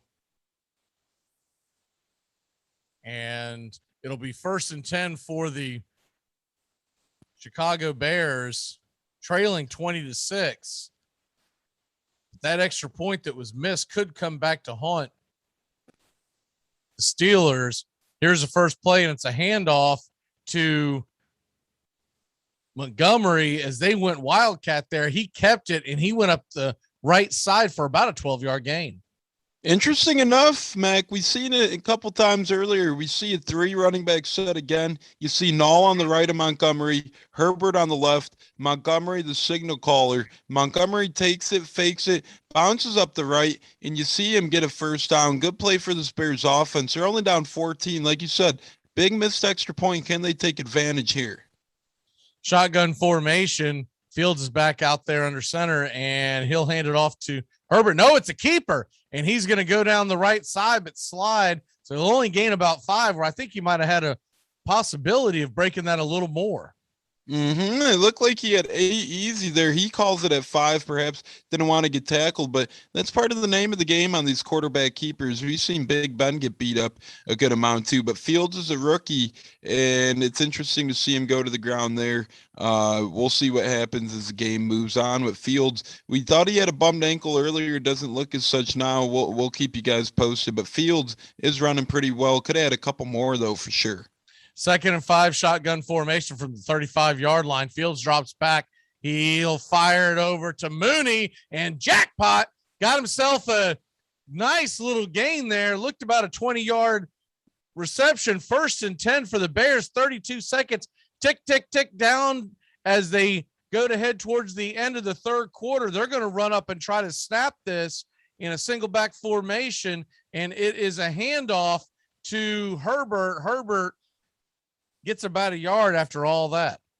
Yeah, you got the momentum going as the Bears offense. To me there, you get to the line, you try and keep it throwing, get some more yardage there. Instead, they hand it to Herbert, only get a half a yard at 1 yard most, and then now it's 2nd and 8. So I guess they gave him 2. Didn't seem like he got 2. Nonetheless, I don't like the call there after hurrying to the line to get a play in to begin with. That'll take us to the end of the third quarter. We'll be back in just a few moments as the Bears are on the move, trailing by just 2 touchdowns. This time I'm going to kick that football clear to the moon. The Armchair Quarterbacks on YouTube Live.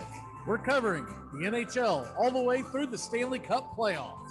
Subscribe and like us today. Your first choice for sports talk live from the First Coast.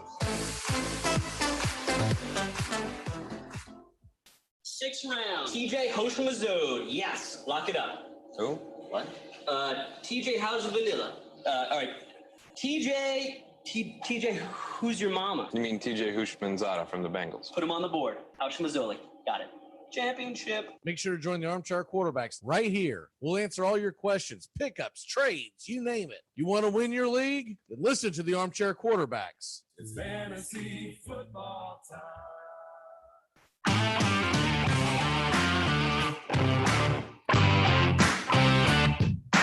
Get your Sunday football morning started off right with the Handicappers on Armchair Quarterbacks YouTube, 10 a.m. Eastern to noon Eastern. Your Sunday morning kickoff show where we tackle your NFL lines out in the desert, a 61.2% win rate over the last 6 years.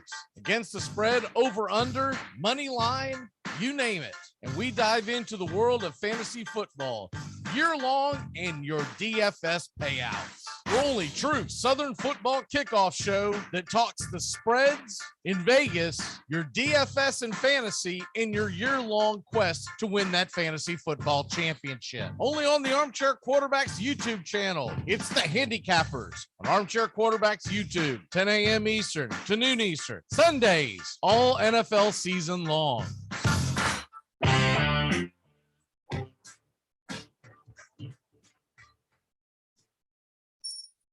Good morning.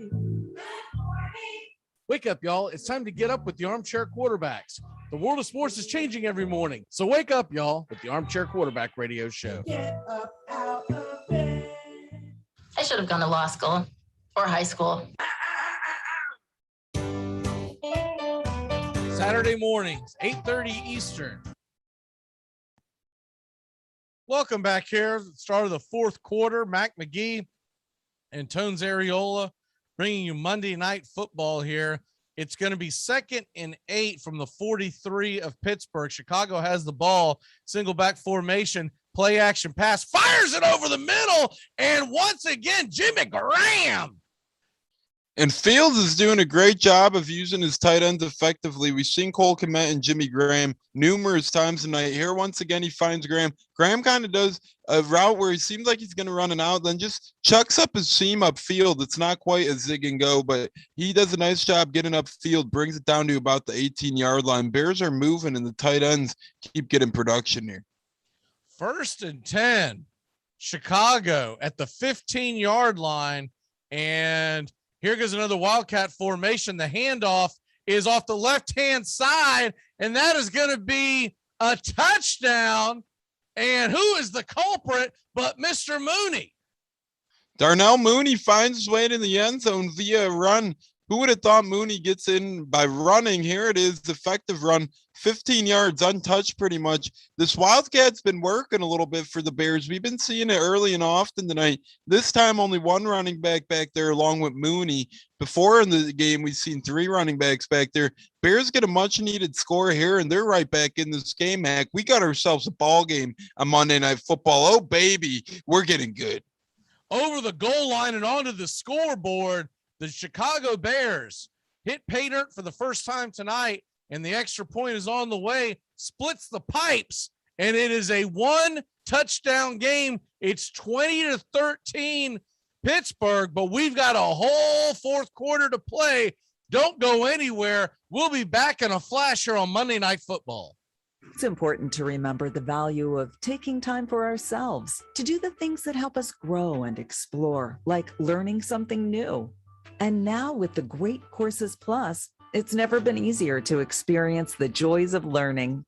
The Great Courses Plus offers thousands of streaming videos that cover hundreds of fascinating topics, from World War II to choosing the perfect wine. You can even take a course on the U.S. government or dealing with stress and anxiety. And because the Great Courses Plus partners with world-class professors and experts, you're always receiving thoroughly vetted, high-quality content from every lecture. Plus, you can watch or listen anytime, anywhere with the Great Courses Plus app. So take a little time for you.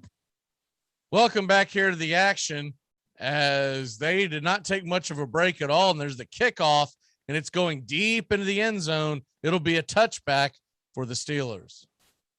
Yeah, and you look, if you're the Steelers here, you got to answer. You got to get at least 3, make it a 2-possession game. The Bears team got a little bit of the momentum back now, and now you're in a chance. If you're the Bears, your defense can make a big play here. Right. Next thing you know, you're right back in the playoff picture with the win in this game. So this is a big game. Winner kind of remains afloat in the playoff race. Loser kind of takes a back seat in each respective conference. The Bears know how much they need this one, starting to show it on the field.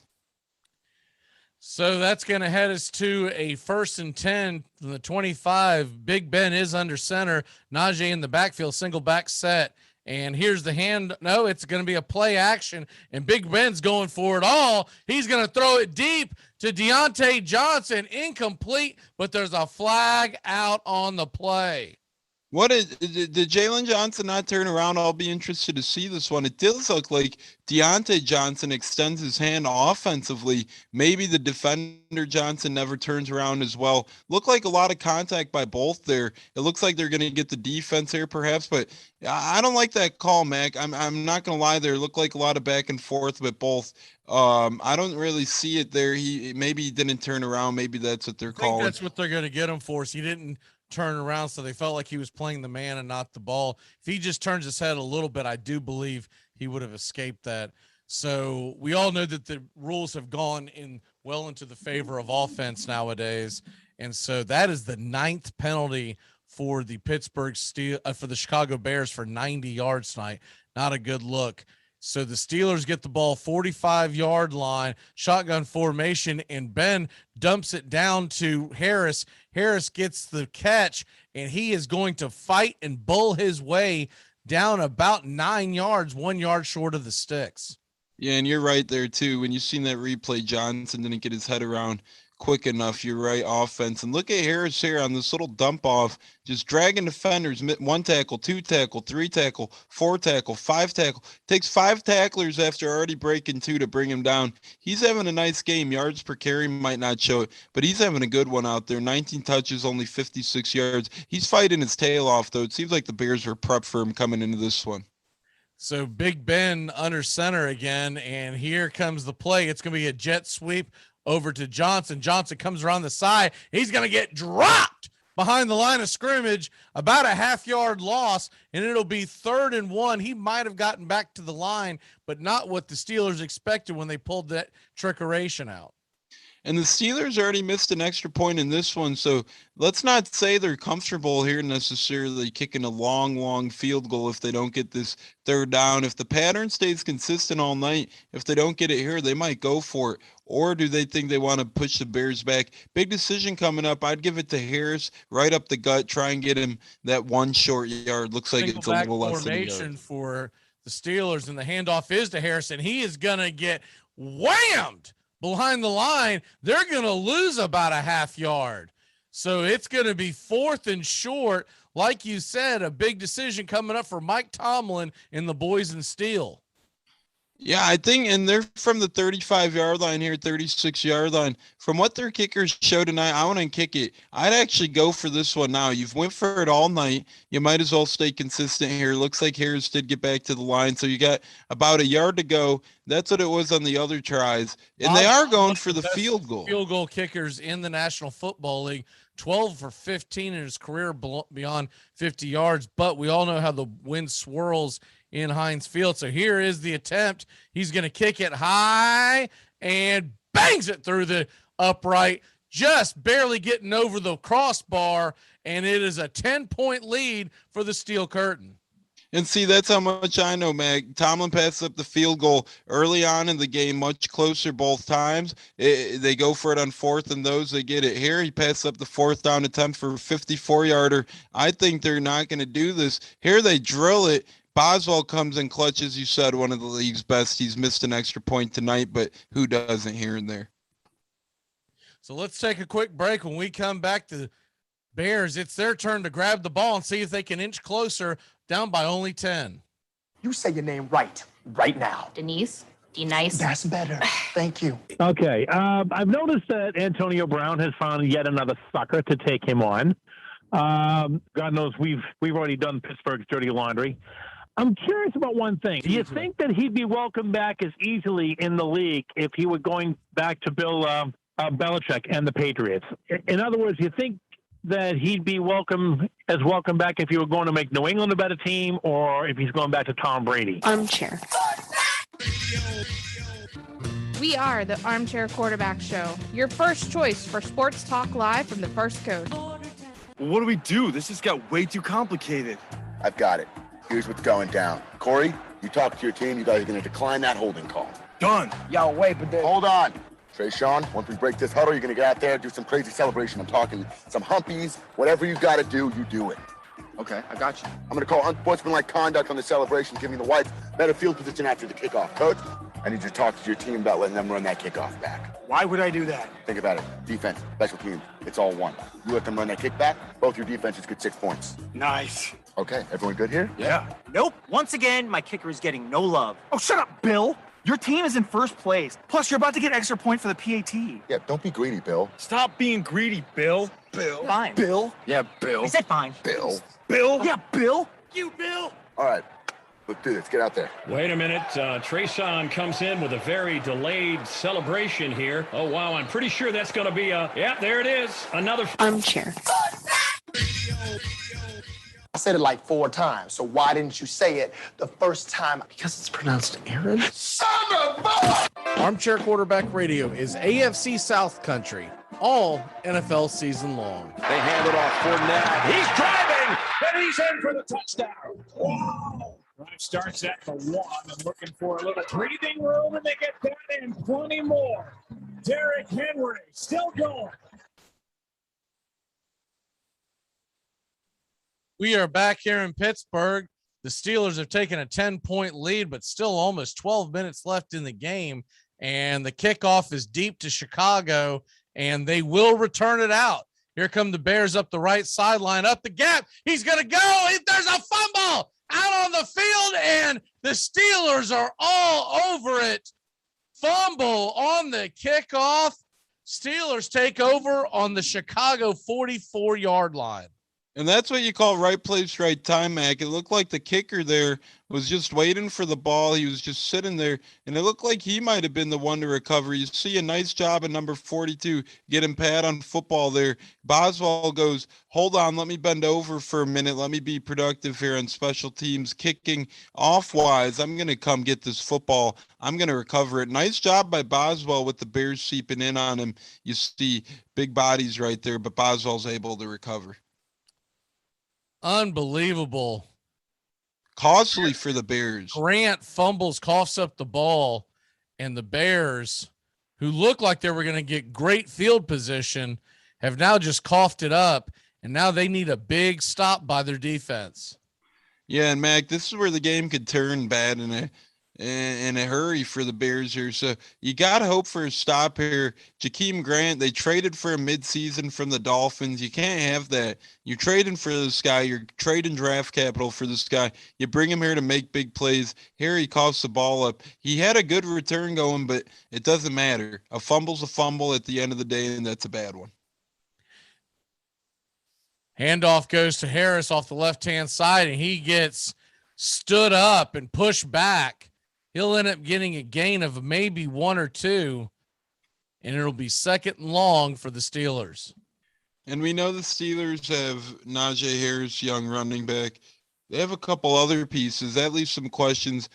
Big Ben's getting a little older. Not the best draft class coming up. It'll be interesting to see what happens. Here they keep feeding Harris late in this game. If they had a rookie quarterback, it'd be interesting to see if they play it the same. They might be in that spot next year. But for now, their rookie running back Harris will do. So here's the 2nd and 7, shotgun formation, empty set, fires it over to the left-hand side. Ben Roethlisberger was hurried on the throw, just kind of skips it across the field. There is a flag on the play. We'll see what the charge is as the Zebras meet up, and it's going to be offsides on Chicago. No surprise tonight. The way this one's been going, the Bears have been getting a plethora of penalties. They're in double digits in penalties. A lot of yellow laundry on the field in terms of the Zebras. You see Smith going early. Couldn't tell from that angle if he quite crossed the line, but the Zebras do say he did, so that means it's a 5-yard penalty. Huge for the Steelers there. They barely got anything besides a handful on first, but that one helps them. Now it's 2nd and 2. So 2nd and 2. From the 39-yard line of Chicago, Bears needing a stop here, trailing by 10.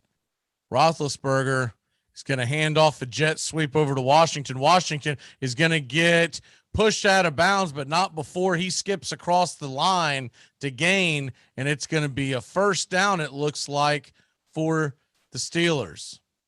And it looks like they're now marking it short. They're not going to give him. Okay, I thought maybe he stepped out. We're looking at the replay, and he might have stepped out there. Okay, so they're not going to give him the line to gain. It'll be 3rd and 1. I thought he had kept his foot in bounds, but maybe not. That was the smallest step out there, Mac. You got to figure only about a centimeter or an inch of his toe did step on the white chalk. So here we go, 3rd and 1.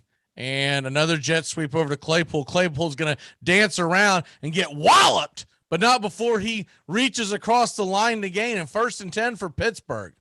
Roquan Smith, former linebacker at Georgia, really bringing his A game to the National Football League, and he shows why here. But Claypool, effective runner. We talked about him in the running game. Doing a good job tonight running-wise. Has a couple of big carries for the Steelers team. Here it's just a case of big body on big body. Claypool goes to the ground, but not before he rumbles for the first. Pittsburgh getting some momentum going in the run game here late. Shotgun formation for Roethlisberger. And empty backfield as the Bears are going to sneak up. Here comes the blitz, jailbreak, and sit them down. There's sacked. Roquan Smith with the big sack for the Monsters of the Midway. There's big Roquan coming in clutch with the sack, 58, bursting up the middle. Nobody touches him. Offensive line looking around. It's like, huh? Dotson and company. Turner just goes, and he lets him right by him. Smith dominates him. Couple big plays here by Smith now. Big lick there. Helps out the Bears, and in fact, that pushes Pittsburgh out of field goal range completely. 2nd and 19 from the 40. And here's the handoff to Harris. Harris is going to inch his way just across the line. So maybe a gain of about a half yard. We'll do it again at 3rd and very, very long. 8:39 left in the game. Pittsburgh leads by 10. So what you're hoping here for is Pittsburgh is 5, 6, 7, 8 yards on a screen or slant over the middle. Set it up in the middle of the field for a kick from Boswell. Get it to the lower 50s or upper 40s in terms of yardage and make it a lot easier. Right now you're looking at about a 56-yard field goal with this wind. Shotgun formation. Roethlisberger drops back to pass. He fires it over the head of Deontay Johnson, nowhere near the intended receiver, and it's going to be 4th and 18. The Bears have life. And I don't like that call at all. You just need a field goal here. You don't need a touchdown. Instead, they go for a deep ball to Deontay Johnson near the first down marker. Big Ben just doesn't have him. I don't know if Johnson ran a couple yards in, if he was supposed to go all the way to the first down marker. It looks like Big Ben thought Johnson was going to run a couple more yards. So, and they're passing up the field goal here. Good stop for this Bears team to keep it in range. 4th and 18. From the 40-yard line, and Steelers are going to punt it away. Ball's hanging up high and into that ball's going to make it into the end zone as it did almost like a crow hop, baseball crow hop into the end zone. Steelers tried to save it, but to no luck was that, and the Bears will get the ball back with a little over 8 minutes left. We'll stay here with you. A little over 8 minutes left and trailing by 10. The Bears do have all 3 of their timeouts. So where do you see them going here, and how much time do they need to score with their 8 minutes left? How much time do you think that the Bears need to leave on the clock? Ideally, if you're Bears here and you're looking to score, you're looking to move the ball down the field, I'm looking at least 3.5, 4 minutes. You hope to have all your timeouts. You hope to have the 2-minute warning. If you could score by the time 3.5, 4 minutes hits, you have 4 clock stoppages. And that's with the end zone, though. That's open for pay dirt, not settling for a field goal. You're down 10 right now. Touchdown makes this a lot easier because then you could try a field goal from anything pretty much within 54, 55 yards of Cairo Santos to give him a legitimate chance to making one. But right now you go for the end zone. You hope by 3.5 minutes it comes to fruition.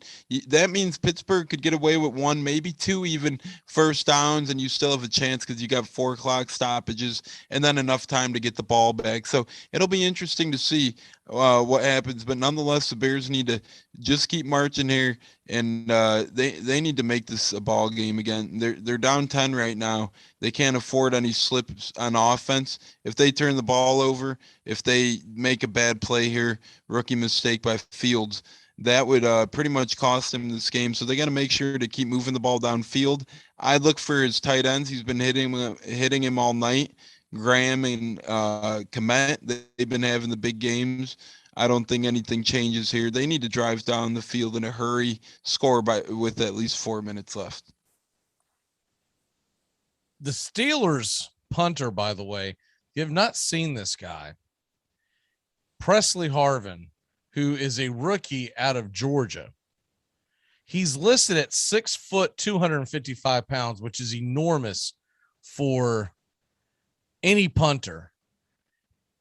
No way that man's 255 pounds. He is pushing 300. I guarantee it. That is what the good old fashioned people call a fat kid. And that's my 2 cents on that.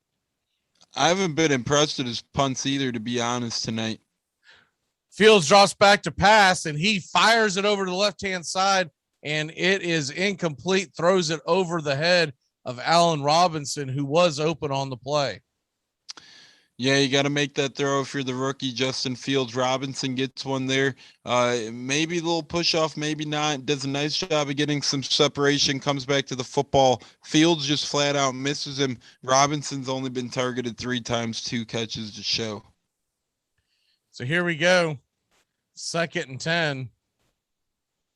Drop back by Fields, and it is caught by Mooney. He's pushed out of bounds, about a 5-yard gain, and we'll do it again at 3rd and 5. Still 7:48 left on the clock. And they are coming out their own on this drive. Those 5-yard passes ain't going to get it done, but at least the efforts are. They can't afford a punt here because they're still down 10 here. Maybe if they're down 1 possession, they could. They're down 2. You punt here, things get real tough. Things get real tricky with your timeouts, when to use them and whatnot. You really need a first. If 3rd and 5, and Fields is going to set up in the shotgun formation, one backfield, and here's the snap. He's going to quickly tuck it and try to run, but he gets dropped for a sack, and it's TJ Watt once again. It's 4th and long, and that's going to force the Bears to punt. That's 7 minutes left in the game, trailing by 10. If you punt here, I think you're essentially giving up the white flag. Yeah, we just talked about this, Mag. It's not a good look for the Bears here. Punting, game's not looking good. Now you're down 10 without the ball. So the punt is high and away, and it's going to be fielded and returned for about 7 or 8 yards. The ball's loose, and the ball's on the ground. The Bears scoop it up. It is Peter, baby. That's 6 in the bank. Wow. And give him the touchdown. It is a touchdown. They are giving him a touchdown. And like we just said, you got to punt the ball there to put yourself in position.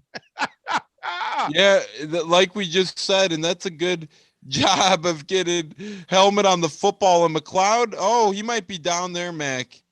I'm not sure if I think the ball was coming out. I really do. I think it was coming out. The ball did look like it was moving. We'll see with these refs. It looked like it was moving. McLeod didn't look confident that it was he definitely moving. By when you see the replay, we'll see if we get a better angle. But watch right here. Oh yeah, moving. The ball is definitely coming out. So he does not have possession. That back judge number 30's got a good eye on it. So that ball is definitely out. And that thing is moving. That thing is moving, and that's a Bears touchdown. Like you said, we called it, right? We said punt. No, but for real, extraordinary play by the Bears there. Getting helmet on the football, getting hands on the football, being able to come up with the football, pushing it over the end zone, making this a one-score game, and bam, the over is in. Along with that, if you took the Bears plus the 6.5, appears that is with the line was right at 6.5 at kickoff. If you took the Bears, you're sitting in pretty good position right now. And just like that, we got an old-fashioned good finish here, Mac. This game, like we keep saying, has a lot of playoff implications on each team as well. Right now, you got a loaded AFC. Pittsburgh. They are going to give him the touchdown as the Bears set up for the extra point. 6 minutes and 31 seconds left in the game, trying to pull within a field goal, and Santos bangs it through, and we've got a 3-point game. Look out, Chicago. They're back in it. So we've got ourselves a ball game. We'll be back in a flash here. Don't go anywhere. We got a hell of a ending here on Monday Night Football. Hey, what we always call on the game, PlayStation game, what we always call? Heads or tails on the PlayStation game. All right, then. You should have told him tails. I thought you told him. No, I told you. I thought you knew the special teams always told me. They don't play the PlayStation like us. Don't miss a moment of heart-stopping NFL coverage on Armchair Quarterback Radio. Reagan.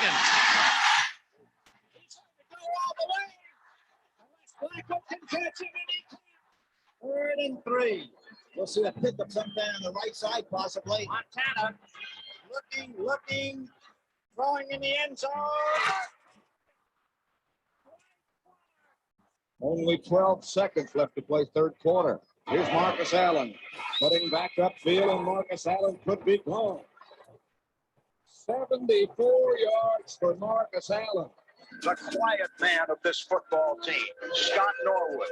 He can fire the shot heard round the world now. Here we go with 8 seconds to play. High drama here in the Super Bowl. But in the air, it's got the distance. Armchair. This helpful instructional message from the National Association of People Who Have Trouble Walking and Chewing Gum at the same time. Step, chew. Step, chew. Step, chew.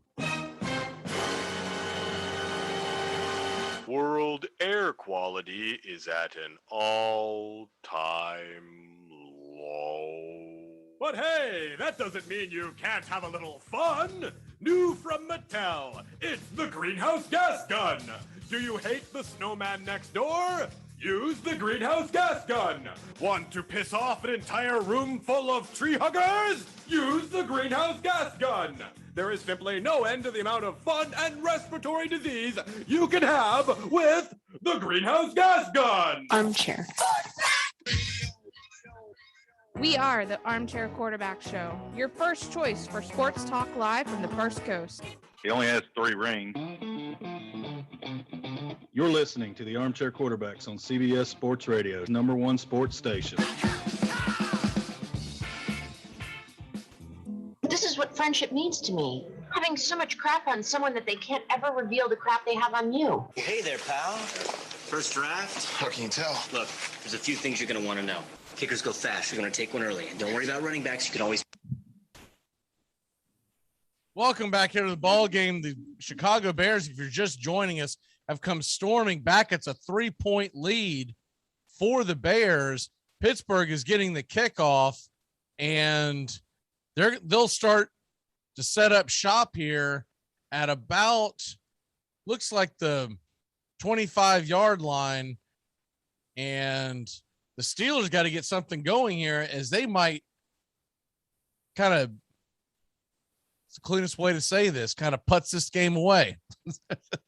Yeah, they're really letting the Bears hang around too long, and we'll see what happens here. And Pittsburgh's offense hasn't been electric tonight, but we'll see. Hand off to Najee Harris, and he goes off the left-hand side. He scooches around and goes flying up the middle like a jackrabbit, and a gain of about 15 off the left-hand side.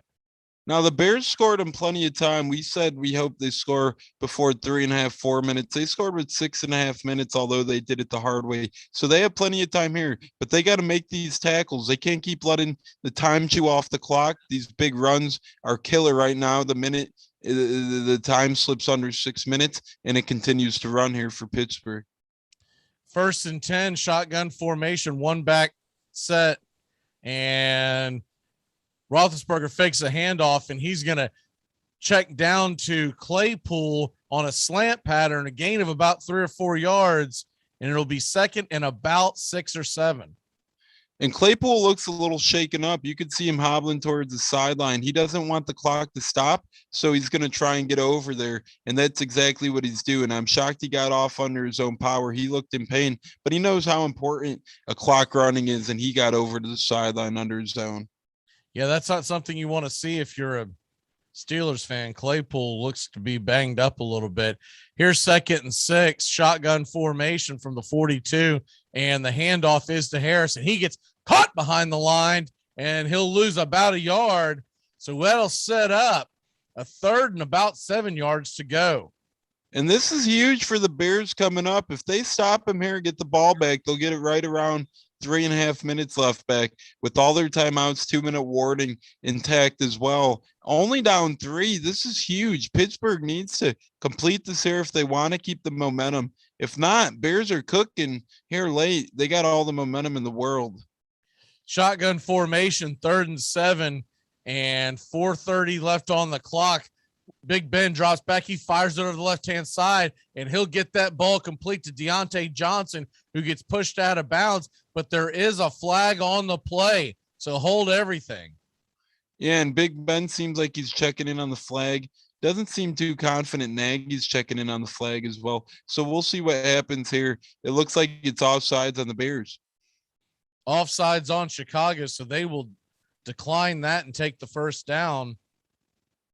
And that'll set us up for what's going to end up being a really big set of downs here, as Chicago doesn't want to give up much more of the field. There's 4:24 left.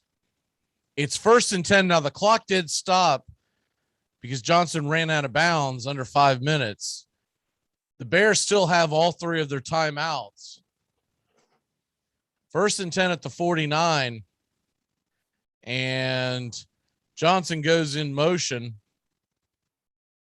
Sorry, make that Claypool. And it is going to be a dump off on the left-hand side to Harris. Harris helicopters forward after getting clipped at the legs for about a 2 to 3 yard gain, stays in bounds, and it's 2nd and long. And it seemed like it was an interesting play. It looked like Pittsburgh was initially going to run, end up putting the running back in motion.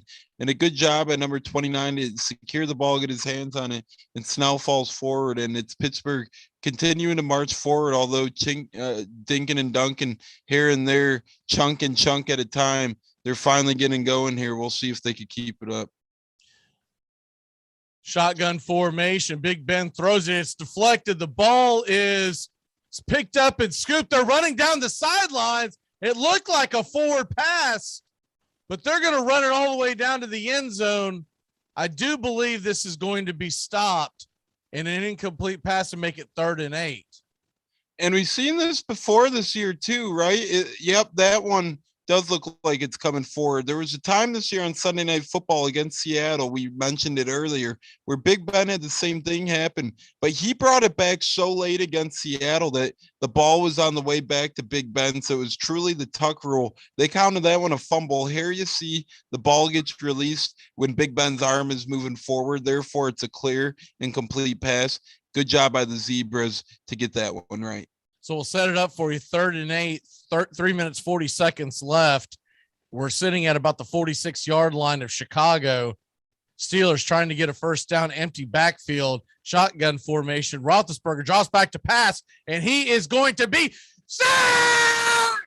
He's dropped for a loss, and that's going to be 4th down for the Pittsburgh Steelers. And that's Marsh up the middle there. You see the big guy, ex-Seattle Seahawk, just getting in there, having his way with things. That's a big play for the Bears, able to swim around this awful Steelers offensive line. And when you get past them, Ben Roethlisberger's a sit and duck. He can't find anyone open. He takes the ball back not once, but he takes it back twice. By that time, Marsh is able to land his prey.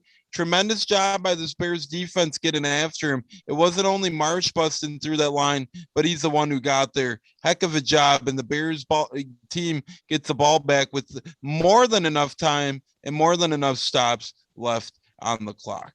Marsh was shot out of a cannon, and Roethlisberger is dropped. I don't know why he's getting yelled at by his coordinator, but it is the Bears, so they may be confused on what's a good play, what isn't a good play. They got him for taunting. Oh, my Lord. Oh, what a terrible call.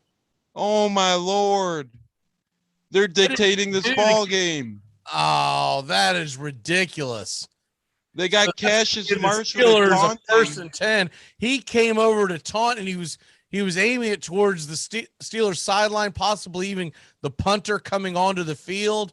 What a terrible, terrible decision. Here's a handoff to Najee Harris. He goes forward for about 3 yards. Oh, could cost them the ball game, as the ball is now on the 36-yard line of Chicago. The clock continues to move. Chicago finally takes their first time out with 3:10 on the clock.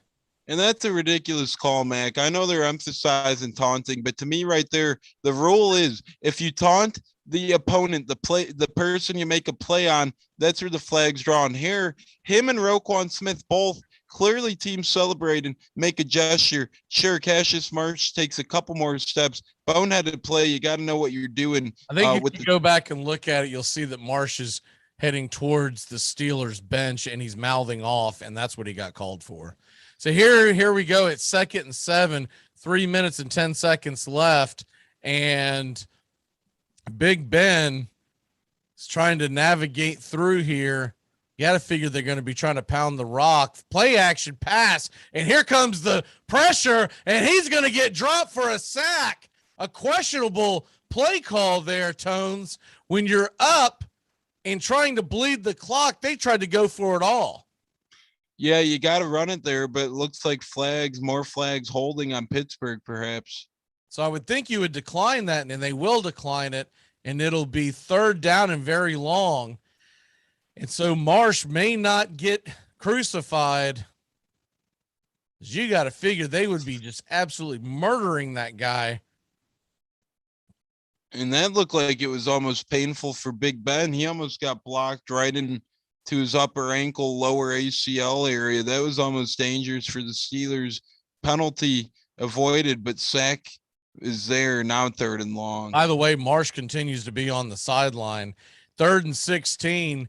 Ben Roethlisberger drops back to pass. He fires it over to Deontay Johnson. Deontay scooches and makes his move. He's going to get all the way down to the 34-yard line. So they'll be about 4th and 5, but that does put the Steelers in field goal range. And as they go to show that replay again, Marsh was taunting the Steeler bench. And when he did it, you almost wonder if he got. Now it's funny, the flag doesn't come out until Marsh kind of bangs into the referee. So was he called for that? Because you can't call him for that. That was incidental. Yeah, and the ref kind of looked like he was asking for it there a little bit. He did. Like, I will say this: the ref had his hand on that flag before he ever made contact with him. But I'd like to see what happened with that. Regardless, Boswell is going to set up for a long field goal. We'll call it 52 yards. And here's the kick, and it is bang right down Main Street. So the Steelers get 3 on the board. They've got a 6-point lead with 2:52. But the Bears are going to get the ball back with 1 timeout, so don't go anywhere. We've got ourselves a game. We're going to take a really quick break. When we come back, Tones and I will bring it home. You're listening to Bears and Steelers on Monday Night Football. CBS Sports Flash.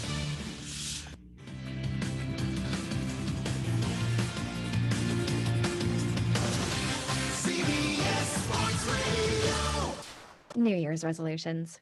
We've all made them.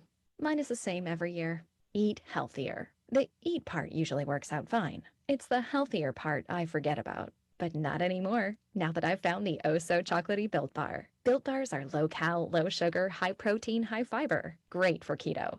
Lose or maintain weight while indulging in a yummy treat. At 130 calories, you'll feel like making a resolution every day. Try all 18 amazing flavors. Get yours at BuiltBar.com.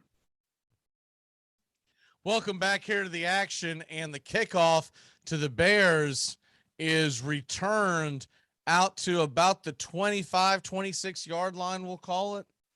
And just to clarify what went down there, that was for taunting. It was not for making contact with the umpire. And the way they have the rules set up, staring down an opposing sidelines and jawing at him, I think whatever he said, the umpire heard, and that's what caused the flag. Yeah, that would make sense. And you see the Bears are confident in Marsh on the sideline. First game of the season today. It's just a big mistake for the veteran. You hope to see more. You know, the quick trigger of the flag.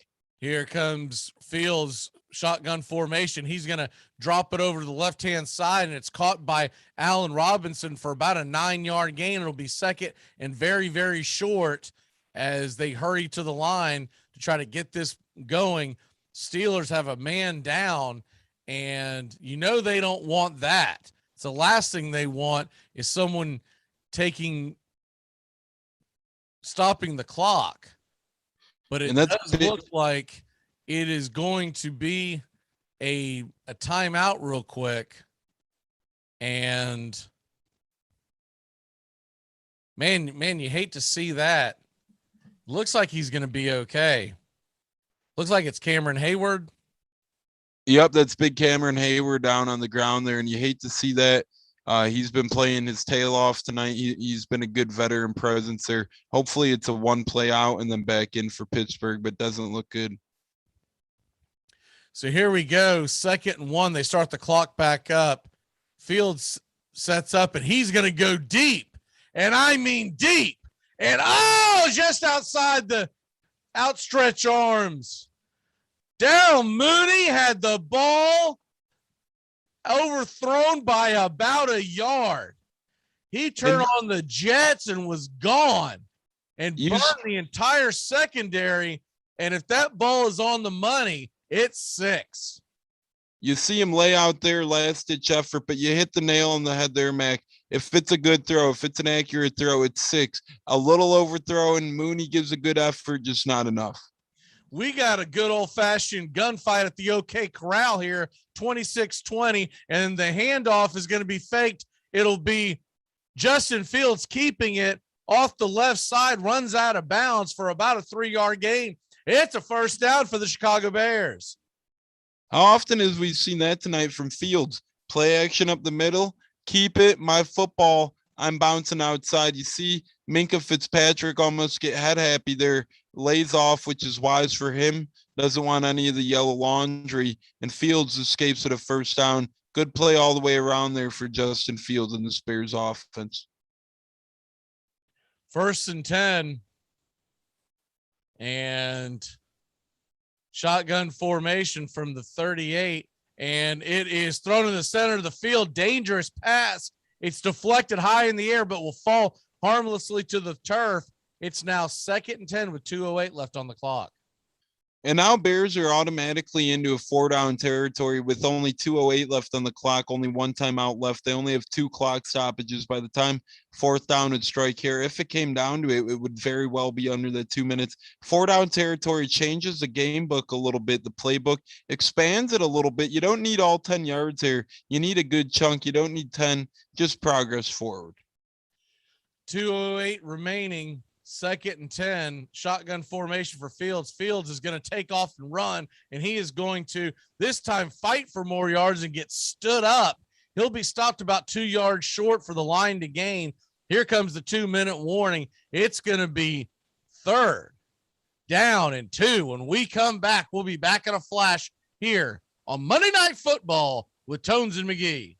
Hey, Jacksonville, winter is the perfect time to start planning for your healthy, pest-free spring lawn with True Green, America's #1 lawn care company. True Green's science-based approach and local expertise will help give your lawn the year-round care it needs to be thick and weed-free. Go to truegreen.com/radio to save 50% on your first service. Just call 866-946-5956 or go to truegreen.com/radio today and get a lawn to be proud of.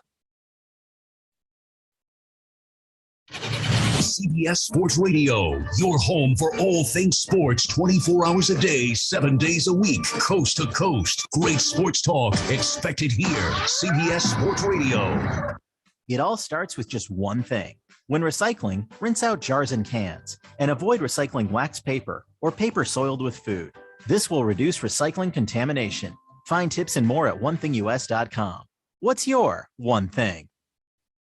You'll do anything to stay healthy. So isn't it time to think about your water? Aquasana water filters remove contaminants other filters don't, like lead, bacteria, viruses, and pesticides. Up to 99% of 88 contaminants, while leaving vital minerals you need like potassium, calcium, and magnesium. Visit waterfilter.com now and use promo code RADIO to get 50% off. That's waterfilter.com, promo code RADIO for pure, delicious water and the ultimate peace of mind. Aquasana, better water, better you. Welcome back here to Monday Night Football. The Bears are driving down by 6, and it's time for on this date in history, as we hit the 2-minute warning, on this date in history, in 1951, Yogi Berra wins the first of his 3 MVP awards. And in 1961, 10 years later, Whitey Ford and Warren Spahn win Cy Youngs in the American and National League. That's the chairman of the board and the famous Spahn and Sains Pray for Rain. And in 1966, Frank Robinson becomes the first to win the MVP award in both leagues. And Jerome Walton, wins Rookie of the Year in 1989. And that's on this date in history. So it's 3rd and 2, 2 minutes left, as the Bears and Fields are approaching midfield, down by 6. And here's the shotgun formation. Fields is going to go deep, and I mean deep, and it's down the sidelines to Allen Robinson. And oh, baby, bang, zoom to the moon and off to the races. He's all the way down inside the 10. Wow, how long were we waiting for that? To Allen Robinson, deep ball. He gets his money's worth here. No safety help. He just flat out burns the defensive back. No one underneath to help out there. Gets behind the defense. Steelers are lucky that didn't go for 7, but now the Bears could perhaps take some more time off the clock. They do need a touchdown, though, so we'll see what happens. But they rule it out at the 16. Looked like he got a little further, but must have stepped out a little earlier. Robinson is down on the sidelines as they're checking on him. Hopefully he's okay. Here's the 1st and 10 and shotgun formation. Fields is going to take off running, and he's going to throw the ball back of the end zone to Mooney. His feet are in, baby, and ching, ching, ching. That's 6 points in the bag. And the Chicago Bears have just tied this ball game up in Pittsburgh. And you see the camouflage salute to service warmer on Justin Fields there. It looked like he was camouflage there as he was scrambling around this backfield, had extra time, kind of went to his left a little bit, throws a lob pass to the back of the end zone. Trust his wide receiver Mooney to camp under it, go get it. Mooney does just that. You see the 2 feet come down, the possession of the football all the way through, completes the process of a catch. Terrific job there by Justin Fields to get the ball to Allen Robinson, to get the ball to Darnell Mooney. Tremendously done, and Chicago is within an extra point of taking the lead. Did they leave too much time on the clock? The Steelers are going to come flying through the line, and they are going to be offsides. And we'll set this up again. The extra point. The Bears look dead to rights in this game, Magee. And here we are. Now they could get a little closer of a PAT if it is indeed offsides. Like you said, could have left a little bit of time left, but nonetheless, love the fight, love the effort, especially on the road here, knowing that they're within striking distance of Atlanta. So it's going to be an offsides. They'll add 5 yards. Steelers not really worried about the game being tied. They're going to try to guess that snap and come flying through. Cairo Santos sets up for the extra point. And so he goes to set up. Minute 46 left on the clock. The Steelers do have a timeout. Big kick. Here it comes. And he bangs it through. And the Chicago Bears have taken a 1-point lead with 1:46 left in the ball game.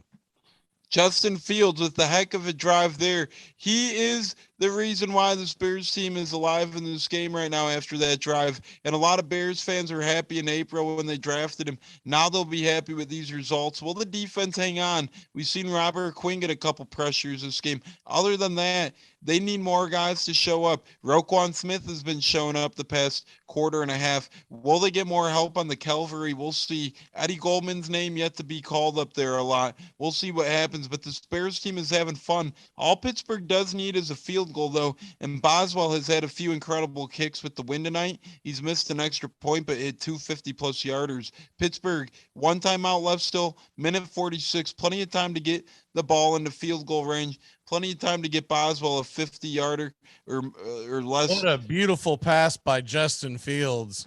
as he was off balance, going to his right, through to his right, and put the ball right on the money. Here comes the kickoff, and the Bears are going to bang it deep and out of the back of the end zone. So the Steelers will start at their own 25, and the Steelers 214 0-2 after leading by 14 plus points in the fourth quarter at home all time. That is a statistic. Yeah, and they would not like this to be the number one in that category. It would be crucial. I know it's only the 8th game, but AFC's packed right now. They need this win desperately. So we'll start at the 25-yard line. Here comes Big Ben and company, and he's going to drop back and dump it off to the short route to Harris. Harris gets about a yard, and he keeps fighting, spinning, and gets it all the way out to the 29. But meanwhile, the clock keeps going, tick, tick, tick, tick, tick, tick, tick, tick, tick. Yeah, nice job by Harris to get a couple yards there, but that ain't going to do it. Too much time off. Shotgun formation. Roethlisberger sets back, fires it over to the left-hand sideline, and they're going to get the pass caught, run out of bounds, and a nice job by getting out of bounds by number 14, Ray McLeod, who's been only hurt on special teams. He gets the Steeler first down, 1:17 on the clock. Yeah, it looked like they ran dueling outs there. McLeod over the top, Harris underneath. Big Ben finds one of him. Good enough yardage for the first. Shotgun formation. Ben drops back. He dumps it down to Harris. Harris gets, again, about a 4-yard gain, but he is inbounds. There is a flag on the play, so that will stop the clock, and we'll see what the flag is for. Another offsides. Another unbelievable offsides on the Bears. They will undoubtedly take that 5 yards, and that'll stop the clock. You just can't do that here, Magee. You're lining up offsides, free 5 yards, make it an easy 1st and 5, gives them 5 more yards towards a field goal, stops the clock as well. Just not ideal for Robert Quinn. The culprit, and we've got 1:07 left on the clock. Shotgun formation. Big Ben drops back, another flag. He drops it down the center of the field, and Deontay Johnson scampers all the way down to the 31-yard line. They're in field goal range. What is the flag? More flags than not this drive. It looks like Johnson's looking around, making sure it's not on him. It's another offsides here. Offsides again! And Nagy is going crazy over there, yelling. I'm not sure. Word. I'm not sure if Nagy was electrocuting his player or the officials, but as you could see, Nagy just losing it. Good job by the Steelers offense getting down there, but they still need points here. Not easy in Pittsburgh with the win. I didn't see who the flag was on, but my word, 2 offsides in a row. 1st and 10, 59 seconds left, and there's another flag on the play. If this is another offsides, City of Chicago is going to begin the rioting. They'll start packing Nagy's bags before he can ever get back. It's a false start on the Steelers. And so that'll push the ball back a little bit. They're right on the cusp of Boswell's field goal range. Looked like it was probably the left tackle that jumped on that one for the Steelers. Looks like it was probably Okorafor. Boswell is hit from 54 and 52. Right now, the field goal would be about what would you call that, about a 65?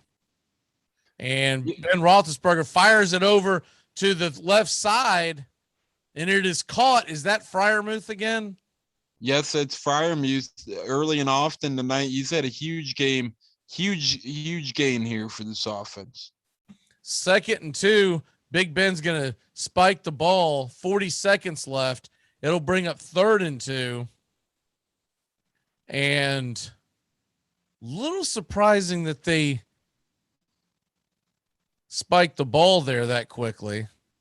I think Big Ben's seen something in the defense to draw a flag, perhaps, because Are they offsides again? There is a flag on the play. And it looked like Big Ben was irate, so it looked like he had something planned there. If not, like you said, why would you spike it? To me, it had to be on the defense. We'll see what happens, but Big Ben looks pretty confident. They might be swallowing the whistle there. I don't see any kind of play, any foul being called, so it's 3rd and 2. Wow, and Big Ben really screwed up there. Then to me, you don't give away a free down unless you think you have a free play. Big Ben thought he had one. Guess not. Well, if for some reason they have an incomplete pass or kick a field goal, you're going to give the ball back to the Bears with about 35 seconds left in a timeout, and they'll only need a field goal. But we're a long way from that. 3rd and 2 from the 24, Pittsburgh, and they will keep it with Big Ben. He's going to run it. Does he get the first down? He pushes forward. They're going to spot it what looks like just short of the line to gain. And we'll probably get a measurement here as the clock is being stopped. It looked like his knees dragged down a little early right here, Mac. You could see right there. Looks like he's down just short. Looks like he's inches short, but incredible effort there. Who would have thought we would see a QB keeper tonight with Big Ben putting it all on the line for the ball game? If he is inches short, how it appears measuring right now, and he is inches short, they're going to have to kick this 3, I think, no doubt. I think you have to. You can't go for it and then not get it, especially because the Bears have played very well on that goal line, on that line to gain on 3rd and short, 4th and short. They've been very, very tough. So Boswell is going to come out. The Bears will have to swallow that timeout because you don't want to waste it when you know you're about to get the ball back. By the way, if you get a chance to read it, there's a really good piece on ESPN.com by Brooke Pryor on Najee Harris, him coming back and helping his area where he was born in California. They have a homeless shelter that he and his family visited quite a bit. And I just wanted to mention that because really good piece on what he's done to help that homeless shelter to renovate and help the people in his area. And I was reading that earlier here too, Magee, and we'll get back to that. But did the Bears just take a timeout? So they're going to try to ice the kicker as opposed to that's a strange one. I'm sorry, but that's a strange one. You need that you need that timeout. Look, if they miss the field goal, then you look like a genius, right? Mm-hmm. That's a strange one. I don't get that one, Magee, at all. 3. If you had 3, I understand it, right? Why not? Agreed. But Boswell is I don't think you're going to ice Boswell. If Boswell misses it, he just misses it. There's a bad snap or whatever. I don't think you're going to get in his head. This guy's been kicking for quite some time. It's a 40-yard attempt at that, too, so it's not even a long field goal attempt. Here's the kick, and he is going to bang it right down Main Street, and Nagy once again making a boneheaded mistake. It'll be 26 seconds left. They'll now have no timeouts. How do you call a timeout there? That is one of the dumbest things I've seen as a head coach. It's not even a far field goal for Boswell standards. Like you said, he's been hitting him deep all night. The missed extra point was a anomaly. Yeah. There he drills it again. Just stupid by Matt Nagy with 30 seconds left. Like you said, you have 3 timeouts, it's one thing. Or if there's 7 or 8 seconds left where the timeout might not matter, that's another thing. But with 30 seconds, you can't be doing that. Let me guess, the analytics told him to. Pokedex back in his pocket. Look at him looking around now like a lost puppy, literally costing himself the ball game. Well, I'll tell you what, no matter what happens here, we've had ourselves a good old-fashioned barroom brawl tonight. This has been one whale of a game. But there are 26 seconds left, and this game has been a wild one. They're about to kick it off, and here goes the ball going deep. Will Chicago even know? They will not return it. So the ball is going to come out to the 25-yard line. And does Mr. Fields have a miracle in him? All he needs is 3. They got a really good kicker in But he Kyrus. has no timeouts now. So if you throw it in the middle of the field, it's almost like burning what? If you throw it in the middle of the field, you're going to be down to about 2, maybe 3 plays at the most. If you keep it to the sidelines, you're talking about 4, maybe 5 plays. And now if you get sacked, the game's pretty much over. At least if you have the timeout, you get sacked, you call it. Like a place where the Steelers will come after him. Here comes the rush, and it's a bad throw to the right side. Probably better off that he did miss that throw. Only 4 seconds were burned off the clock. And so it'll be 22 seconds left. It's a ball that was skipped across the field towards Clement, but I don't think he even realistically wanted to complete that pass. No, the only way that would have worked is if he got out of bounds, but even then that would have only been 3 or 4 yards for a couple more seconds. Like realistically, is it worth the second or 2 that gets burned extra? No, I don't think so. So 2nd and 10, shotgun formation. Fields drops back. Here comes the rush. He's going to throw it over to the sidelines, and it is caught by Montgomery. He steps out of bounds, but there's a flag on the play. Will that be a hold? Or Looks something? like Fields might be optimistic here. He is moving up. We'll see what the call is. This is big for the Bears here. Illegal contact. Legal contact, but there were 6 seconds burned off the clock. So unless that penalty is for 48 yards, that's not going to help out a whole lot. Why do they keep trying to dink and dunk it right now? That was another 5-yard route. The play before was a 3-yard route. Like you said, time keeps coming off the clock. There are no timeouts left. This is Never see the coaches do it, but I honestly don't understand when you have a situation like this. Why don't you just hold everybody? It's going to burn about 5 seconds off the clock, and you're only going to lose 5 yards. Here's the pass, first down, and it is thrown over to the sidelines, caught by, is that Komet? And he is going to get out of bounds close to midfield as they'll have 11 seconds left at the 40-yard line of Chicago, 41. Probably 2 plays left. How far can Santos kick that sucker, do you think? I think 20 yards, you have a chance. Realistically, they want to make sure it's within a 55-yarder. Drop back for Fields, and he is going to fire it over to the sidelines, but he steps out of bounds to Komet. But though he gets it past midfield and they get a first down, there's now only 4 seconds left. So the Bears now, unless Kevin Butler's going to come out of the locker room to kick one, I don't think they have a chance of hitting this. So I think they're going to have to go deep, wouldn't you say? Yeah, they're left with 2 options here as they do put 1 second back on the clock. They either got to throw a Hail Mary or they try for a 5-yard out route and think that Santos has enough leg in him, which I don't think he does. So it'll be interesting to see. They did put a second back on the clock. I think they're going to try 5-yard out and then a kick. We'll see, though. Shotgun formation, 5 seconds, and fires it over the sidelines, and it is incomplete. Falls to the ground with 2 seconds on the clock. Once again, it's that man again, TJ Watt. It even looked like there was a bit of a false start there on the Bears tackles. And yeah, he was moving early, number 75. Absolutely. Not even a false start could stop him. The refs missed that one.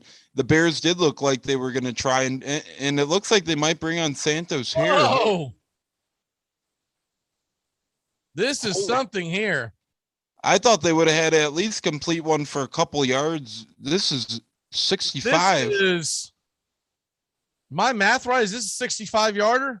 You are correct. It is. So here we go. Here's the kick, and he kicks it high and deep, and boink off the freaking, are you kidding me? It hits the bottom crossbar and bounces backwards about a yard short of what would have been an incredible W for the Bears. Instead, the Steelers hold on. They will improve to 5-3.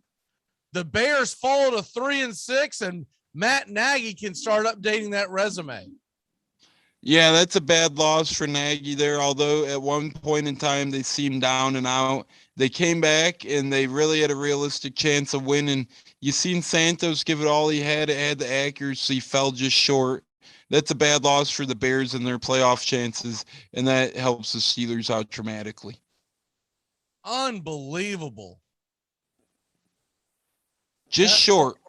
You look at that, has the distance, has the accuracy, looks good, not good though. Short. The Bears lose, and I don't know how you send them out there for 65-yarder. I know it came close, but we knew that was going to be the result. At least have a chance, throw it deep or something. Try for a penalty. 65 yards at Santos is real unlikely, and we've seen it happen right there.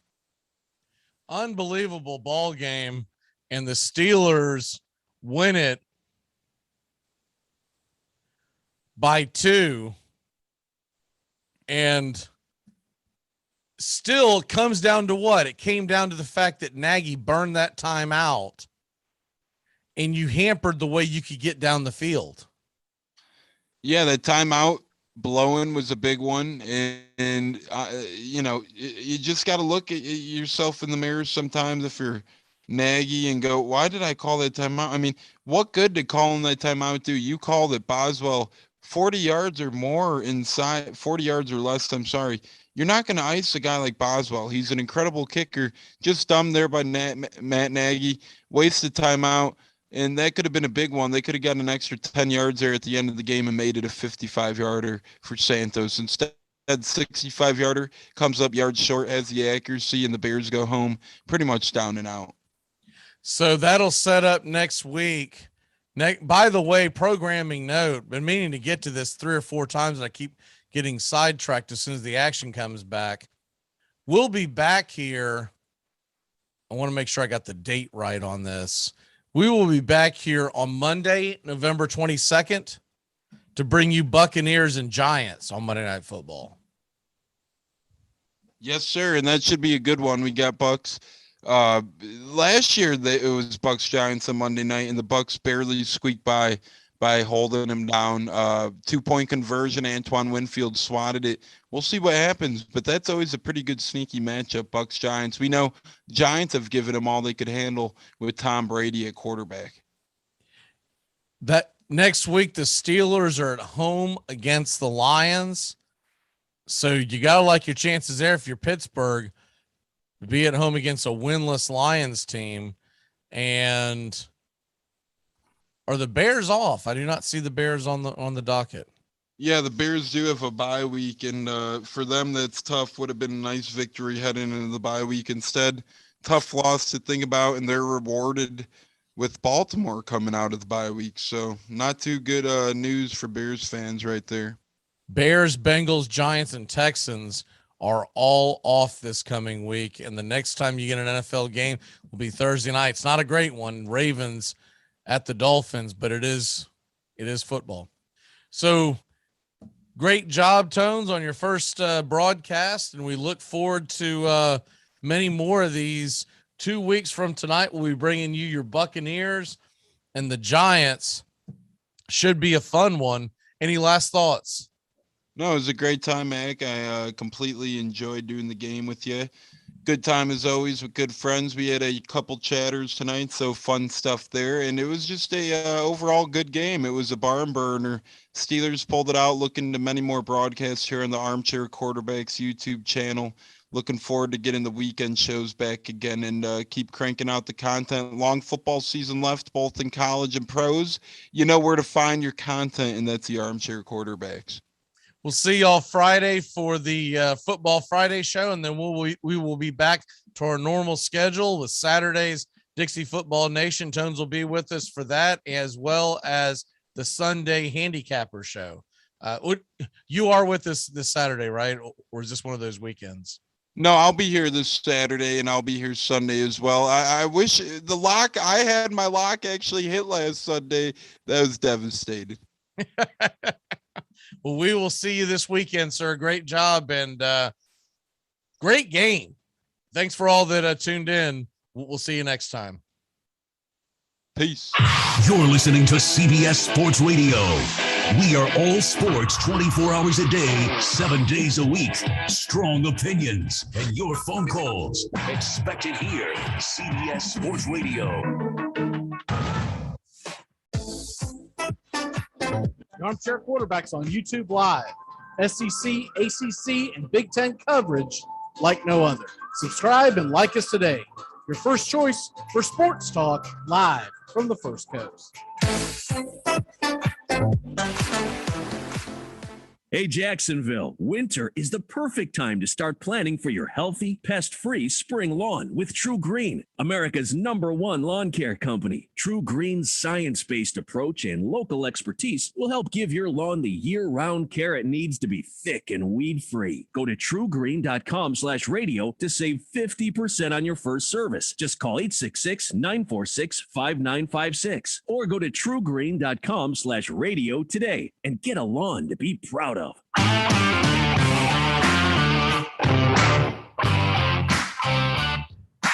Get your Sunday football morning started off right with the Handicappers on Armchair Quarterbacks